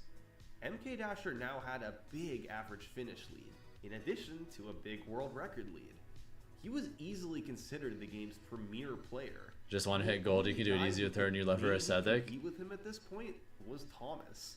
But once again, Low key, there should be Manon Thomas cosplayers at the played Paris Mario Kart Olympics. DS for years, and now that I feel like this is her chapter time. was behind him. So MK Dasher only had one real competitor during this period, a player named Rupa. Rupa appeared essentially out of nowhere in 2011. He joined the site and almost instantly began setting world records. But perhaps more impressive than his driving skills was his innovation. He implemented small pieces of tech that helped him save time in ways nobody else was doing. For example, in Mario Kart DS, you lose a small amount of speed if you steer without drifting. Now, normally this isn't an issue. You have to go to since you're bed. drifting So through good the night, whole everyone on the stream. race. But Alright, when good night, you start, Ryben. you Take care, typically dude. have to turn to set up your first mini turbo. So to avoid a slowdown here, Rupa started doing a neutral hop. He hopped and turned in the air just before landing, letting him change his direction while preserving his forward momentum. He also started doing neutral hops at the end of some laps. After the last mini turbo, instead of steering to face the finish line, Rupa started hopping without turning to preserve his forward speed. These were small time saves, but when combined with incredible driving, Rupa was able to build up a number of world records. He peaked in May 2012 with an impressive 13 of them. But just like shit, Thomas nice. Olsen, there were a number of courses he didn't care to play, so he was never Oh, much of shit. a threat to take the champ title from MK. Some anonymous, very generous person gifted a sub to Phantom for you. Thank you so much. Hey, we're one away from 140 subs. Let's go. Its popularity had gradually died down while games like Mario Kart Wii took over. During its heyday in 2006, Nearly 1,800 world records were set across the year. In 2013, that number was down to just 44. Most players had moved on, and even MK Dasher was playing much less than he used to. Despite the inactivity, players still set a handful of records, but they didn't put much of a dent in MK Dasher's record total. And that was the state of Mario Kart DS in the spring of 2014. MK Dasher was still the champ, but overall activity was very light. Perhaps the game just needed some kind of a spark. Something's coming. Other than snaking, Mario Kart DS had a reputation as one of the least broken Mario Karts. Only 3 out of its 32 tracks had shortcuts, and most of those were very minor. But now, 7 years after the last shortcut discovery, shortcut number 4 was found on Mario Circuit. On April 9th, 2014, Folk and his friend Toa found that by driving toward this wall with speed, then hopping on this raised slope, you could get enough air to land on top of the wall. It was quickly found that you could clear the wall entirely and use this as a shortcut, cutting out a bend to save about 1.5 seconds. Now, this wasn't a very big time save, but it was enough that you had to get a time with this shortcut, or else your rank would fall way behind and hurt your average finish. Oh, that's cool. Sure enough, within days, MK Dasher was back and setting new records on Mario Circuit. His first submissions to the site in over... Kind of disappointing that it's only a 1.5 second time save, but still. The game, and he began playing more than ever. Like yeah, it's not like an ultra for shortcut or Sub 1 anything. Sky Garden. He even found his own new shortcut on Rainbow Road, the Loop shortcut, a faster and easier replacement for the Rail shortcut. MK Dasher was more active than he'd been in years. His world record lead had increased, and his average finish was leaps ahead of anyone else. At this point, he'd already been the champ for nearly 4 years, and although he'd faltered slightly while taking... Nah, Johnny, we're just enjoying the new Summoning Salt video. Growing, and he'd separated from others again. How long could this go on? Could anybody catch MK Dasher? MK Dasher's the new Thomas Bolton. In 2014, there was an unexpected post on the forums. Thomas Bolton was back. Oh, baby. Over the last 4 years, Thomas had barely touched Mario Kart DS. But since the game's official Wi-Fi servers were shutting down, Thomas wanted to come back and play a bit more. And this time, he was going to focus heavily on playing time trials. Now look, Thomas had been a dominant champ back in 2008, but that was years ago. He'd been passed up by MK Dasher. How good could Thomas be in 2014? Could he still set world records? Yes, sir. Thomas Bolton came back out of nowhere, set 8 world records in just over a week, and beat MK Dasher to take back the champ title. His skills hadn't gone anywhere. In fact, he was playing better than he'd ever been. This was despite not playing competitively at all in over 4 years. Although he'd resisted shortcuts in the past, Thomas decided to try the new ones on Mario Circuit and Rainbow Road. And he actually posted respectable times, as high as 6th place on Rainbow Road and 3rd place on Mario Circuit. But even more important, Thomas was directly outdueling MK Dasher on some of these records. For instance, in June, MK Dasher had set a new lap record on Donut Plains with some... Maybe I should do a Mario Kart Deluxe stream sometime, Thomas though. returned, he decided to play it too. You can set, like, lobbies for your viewers, MK right? Dasher just posted. So you can just play with He chat, got the basically? record, and it ultimately helped him pass MK Dasher for champ. Thomas and MK Dasher were both extremely active over the following months, as they each set world record after world record. You can create a lobby? These two stood head and shoulders above the rest. They had 40. You can do that for F-Zero 99 too. Isn't that so sick? This was a beautiful period for Mario Kart DS. The 2 best players the game had ever seen. Although low-key, if you do that with F-Zero 99, you've basically guaranteed that you, the streamer, will never, ever get first place in a race. Because there's 99 stream monsters that want you dead. Everyone wants to be that guy that says they killed the streamer. There's 99 of you and 1 of me.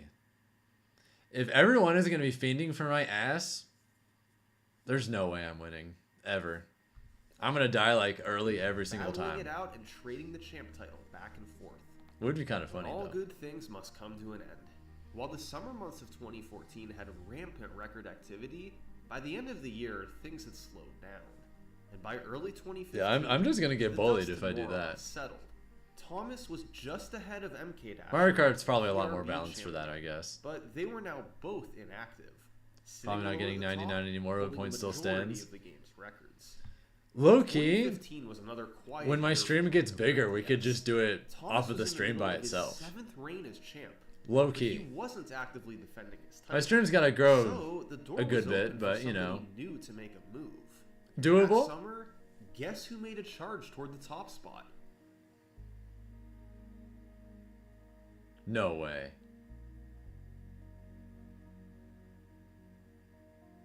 That's right. It was Ben Stoneman. You may remember Ben from 2008. He got fairly close to Thomas, but couldn't quite get there. That was kind of the story for Ben. Why do you cuck us like that? It would have been so unbelievably cool if one of the world record holders from like 10 years ago shows up out of nowhere for the first time in a decade and goes bananas. I'm so mad. Always in the top 5, but never the champ. But with both players ahead of him out of the way, Ben saw a chance to move up. He set a number of PRs that beat Thomas, but not I'm so MK disappointed. Dasher, causing MK Dasher to briefly move ahead of Thomas for champion. But Ben kept going, eyeing the top spot for himself. That October, he took the Luigi's Mansion lap and 3-lap records, and it was enough to push him over the top. For the first time in 5 years, someone other than Thomas or MK Dasher was the PRB champion of Mario Kart DS. Now, part of the reason Ben was on top was because of other players in activity. Man, all this old Mario Kart He was DS still an footage is incredible player in crusty. his own right. Of the 35 records set in 2015, Ben did more than half of them. He also set 21 total records during his reign as champ, and on some courses he was flat out dominant, like Luigi's Mansion. I wonder how many and active Zero. players are playing He lowered the F099 records at this repeatedly point. on these courses, and for years nobody could touch him, not even Thomas or MK Dasher. Throughout 2016, there was very little movement. Ben was the only. I wonder how active often you top can get player, full and he lobbies had a nowadays. small but stable lead in average finish. But it's worth noting that Ben was considered a little weaker than the champs right before him. Thomas and MK Dasher were both inactive, and he'd taken advantage of the opportunity. Ben still had a very strong timesheet, but he didn't have that many world records. It was generally believed that if either Thomas or MK Dasher came back, Ben's status as champion would be very vulnerable. And then, for the first time in 2 years, MK Dasher You won't? You still set play from world time to time and you get like 20 to 30 at most? It was on Damn. GameCube Luigi Circuit, thanks to a new strategy developed by Low key, Falcon. they should bring In the description, he said he had a bit of free time. They should do to play Mario a Kart new DS, F-Zero game and have the don't expect 99. a long comeback. Can you imagine Well, like F-Zero 2 weeks GX 99? How unbelievably raw that would be? After world records on Luigi's Circuit and Luigi's Mansion, MK Dasher had beaten Ben Stoneman. And over the next month, he set records on Dude, look at Luigi's this Circuit, footage! Choco Island 2, Koopa Beach 2, and Rainbow Road. MK Dasher hadn't missed a beat Actual in the game last footage 2 that years. doesn't look In awful. fact, it seemed like he was playing even better than before. Let's He was go! setting world records with an ease that he'd never had. By late August, he was up to 22 world records. That fall, his world record quest continued. MK Dasher was gaining record after record, and he just kept going. Also, low key, This was MK Dasher. at Bowser's his Castle absolute from best. this game is He my had favorite no Bowser's challenges. Castle course from This any Mario continued Kart. for all of 2018, and by June of 2019, That shit nice. MK Dasher held 35 world records. Damn. The most records any one person had held since Thomas Bolton in 2010. Of these 35 records, 2 of them stood out above the rest, because they were the 2 longest lasting world records in the game's history. The first was MK Dasher's Shroom Ridge 3-lap record, set way back in August 2009. Shroom Ridge is a uniquely difficult course. First off, it's one of the longest tracks in the game. It also has cars all over that you need to avoid, making ideal lines harder. There's upward and downward slopes that affect mini turbos, and it's extremely hard to keep PRB so you can drive over the grass in the middle section. In August 2009, MK got a 137.856. That corner jumping looks so Really good. Race that took risky lines between the vehicles and the wall, and it stood as the world record throughout the long reigns of Thomas Bolton, Ben Stoneman, and MK Dasher himself. Players got close over the years, but nobody could quite get there. No, that looks so difficult to do properly. Holy Back shit. The record after an 11-year reign on top, only for MK Dasher to beat him back just 7 days later. His other long-lasting record was the Sky Garden lap record from February 2010. This is one of the few tracks in the game with a shortcut. You have to keep PRB, press R to hop at the last moment, then shroom and precisely navigate to recover speed. Dude. MK Dasher was easily the best player at this shortcut, which is why his 18.757 lap also stood for 11 years. In May 2021, it was finally beaten by Boreas, and this time it took MK Dasher to Now there's so longer much than technical skill with that.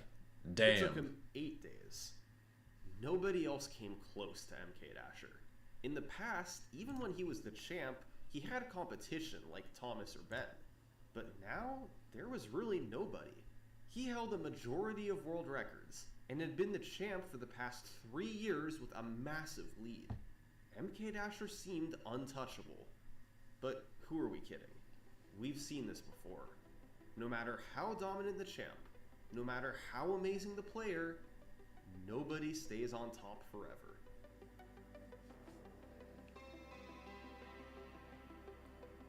Please have Mark Stone come back from 2006. That'd be raw. On September 20th, 2020, a player named That's not gonna happen, posted but in Discord that he'd stumbled upon I'm still blue balled from that little This person's switch transition they did He earlier. just posted a video of a 156 on Waluigi Pinball. That was an incredible time, and good for second place overall. Nobody had heard of this guy before. Taiga hadn't submitted to the site and showed no progression of his times. There was just a near world record sitting on his YouTube page with no elaboration. Over the next week, a couple more of these elite level times popped up on Taiga's channel, including a second place time on Sky Garden. And then, on September 25th, Taiga uploaded another one. He had just beaten MK Dasher's Bowser Castle world record. That same day, he posted a video scrolling through his PRs on each course, and it showed that he had an elite time on nearly every track in the game, including 4 world records. Who was this guy? Where did he come from? Taiga had just suddenly popped up with no progression or prior community contact and beaten 4 world records held by the game's very best players. These were veterans who'd been playing the game for years, and he'd beaten their times like it was nothing. Oh, and one other important thing to note, Taiga was 11 years old. Yo! Taiga's videos were uploaded by his parents, who said in the description that he was in 6th grade. And most of the community realized this had to be a prank. There was no way an 11-year-old could come along and single-handedly take down No, times that these kids are crazy gamers years nowadays. to achieve, right? I mean, some of these guys have been playing since before Taiga was allegedly. Y'all seen Enzo the Hokage in These Street videos Fighter? were faked or played by some Genuinely veteran super good player, and he's like But 13. when they asked for proof, Taiga responded with a hand cam video showing it really was him. He's playing. like 2200 This was MR or actually something, real. and he's like An 13. 11-year-old had somehow become one of the Crazy. best Mario Kart DS players on Earth, and he was beating records that were set when he. Now, was some of top. these kids go crazy. Although there was limited footage of him driving, top players Next could tell generation's that got Taiga hands. had inhuman consistency. He was also playing with the 3DS Circle Pad, which was virtually unheard of among top players. Taiga only had 4 world records, but it was clear that he had the potential to get way more. Perhaps even enough to rival MK Dasher. But nobody knew what would happen next. Would Taiga fade away, or keep setting records? Well, Taiga did indeed keep playing. By the end of 2020, he'd increased his record total from 4 to 6. It wasn't the world record domination that some had predicted, but he was still hanging on to his fair share of records. Maybe climbing all the way to the top was unrealistic for 11-year-old Taiga, but he'd carved out a niche for himself in the Mario Kart DS community. Or maybe he was just getting started. Oh, baby.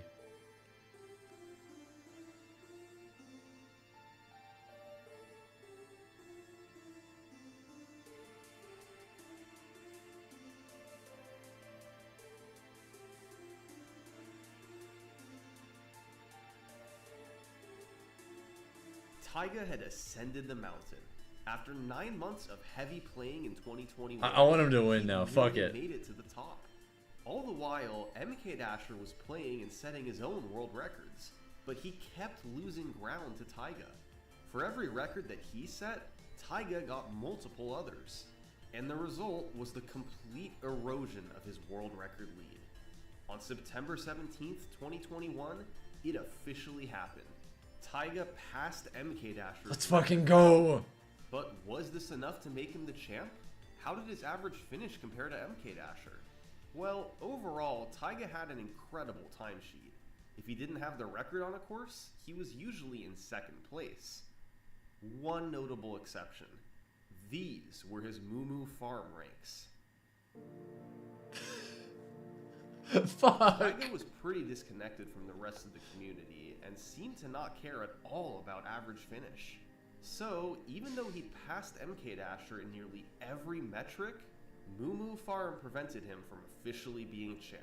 No MK way. Dasher still held the crown.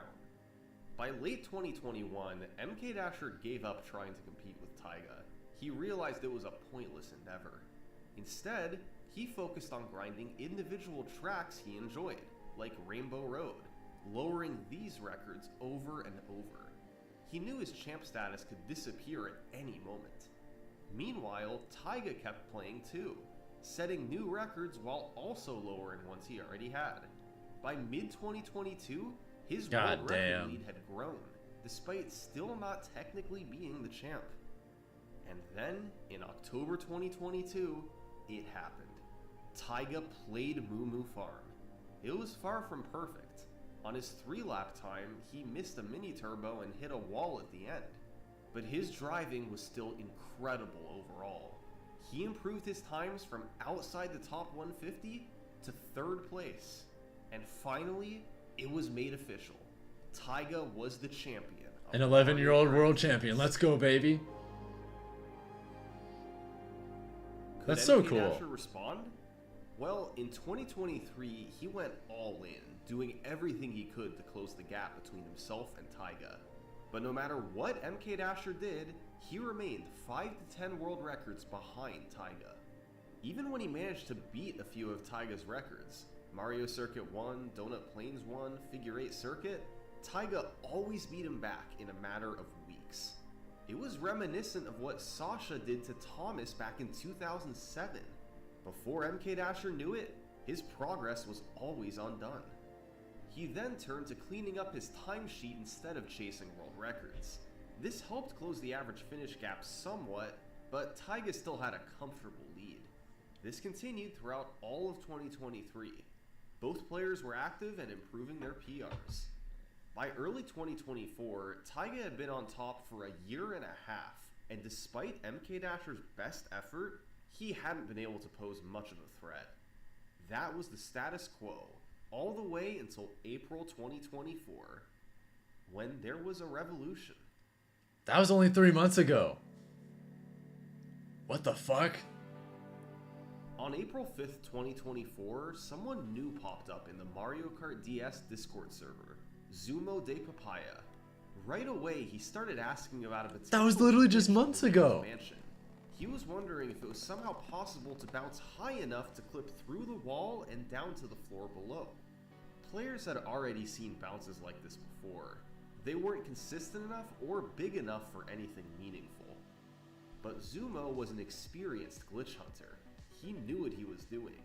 And as he kept experimenting with different angles and steering, his bounces began to get higher.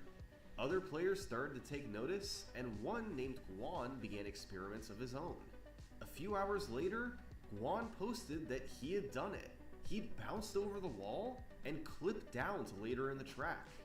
This was Mario Kart DS's first new shortcut in more than 10 years. Holy shit. It was about to kick off a revolution of new shortcuts, all revolving around this one technique, the super bounce. Here's how it's done. Oh, that's how the Waluigi pinball one was done too. Back in the air while falling, press R on the frame you land next to a wall, then steer perpendicular to said wall. This allows you to get massive air and potentially skip certain sections of the track. The super bounce. That's so cool. Many new shortcuts, but it's limited. No, I love shit like because of this. The game's checkpoint system. Each track has a number of key checkpoints you must drive through, and if you miss one, the lap won't count. So, if your super bounce causes you to miss a key checkpoint, you won't complete a lap upon crossing the finish line. Ultimately, Zumo, Guan, and others collaborated to find 3 new shortcuts using the super bounce. The first new RTA viable shortcuts since 2014. The first was on Luigi's Mansion, which you've already seen. Yeah, of course. It saves about 1.5 seconds and is also the hardest of the 3 shortcuts. You can see you're not skipping any key checkpoints by cutting out this section of the track, so the lap counts. The second shortcut was on Delfino Square and used an idea theorized years ago by a player known as Nine. You jump off the lip, hit the bridge to bounce and tilt your cart back, then super bounce over the wall to skip a section of the track. Nice. Just like Luigi's Mansion, this shortcut also saves about 1.5 seconds. But the biggest time save of the 3 shortcuts, and also by far the easiest, was on Waluigi Pinball. It's performed after a long fall from a zipper, and by using a mushroom, you can make it all the way to the bottom of the pinball machine. It saves close to 9 seconds per lap, Damn. blowing the other 2 shortcuts out of the water. The Waluigi Pinball shortcut was first hit in the world record by iMathy on April. That's gonna save like 27 iMathy seconds. is a Mario Kart shortcut aficionado. That's huge. Who's hit shortcut world records in several Mario Kart games. It only made sense that he'd be the first to hit this one in Mario Kart DS. But what about our world champions? They were used to incredibly fast racing without shortcuts. How did they adapt to the super bounce? Well, Taiga did briefly take the Waluigi pinball lap record, but there's no footage of him ever using the shortcuts on Delfino Square or Luigi's Mansion. He did manage to hit a new lap shortcut on GameCube Luigi Circuit, but for the most part, he's stuck to non-shortcut racing recently. MK Dasher, on the other hand, well, he got good at the super bounce. Old King coming back? At times, he's held all 6 shortcut records across the 3 super bounce courses. He's mastered the shortcuts themselves, and when combined with his driving skills, he can outmatch nearly any player in the world on these courses. The shortcut revolution has given MK Dasher a leg up on Taiga, and as a result, it's brought him right back into the competition. On April 14th, MK Dasher took the champ title from Taiga, and ever since then, they've been trading it back and forth. As of now, MK Dasher is officially the PRB champ. That's so He holds cool. a very slight lead over Taiga, thanks in large part to his shortcut records. Their rivalry is stronger than ever. They hold a combined 61 out That's of the so game's sick. 64 world records. And as exciting as their futures will be, it's just a small part of Mario Kart DS's history. These are the best players to ever touch Mario Kart DS. Their records, their struggles, and their stories live on, and they'll remain a part of this game's legacy forever. Thanks for watching. For a behind-the-scenes look at how I made this video, and That was a damn storylines good that I video. couldn't include, join my Patreon page. I only charge when I upload a video. Thanks.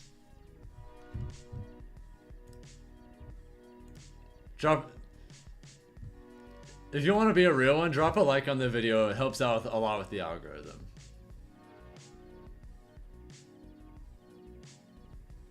Whenever I enjoy a video, I always drop a like. That's just the way to do it. Nah, that shit was peak. When you can't like, or I mean, you can pull up the video like on your own on YouTube.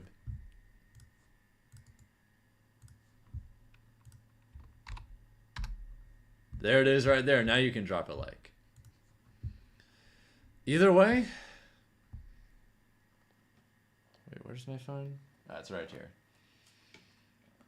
There's the video link right there. If any of you wanted to drop a like on the stream, or on the video, not the stream. Oops. Yeah, not the video.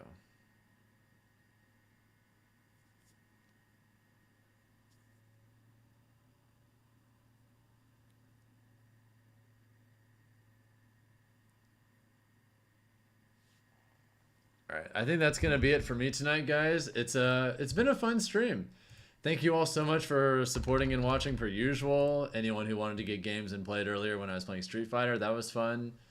And yeah, we're gonna go raid a friend of mine. We're gonna go raid a friend of mine who's playing Fortnite. So y'all have a good night. See you tomorrow for TNS, reviewing the new 2XKO footage and the start of a new training era for Street Fighter. So that should be a lot of fun. You guys have a good night, all right? See you then.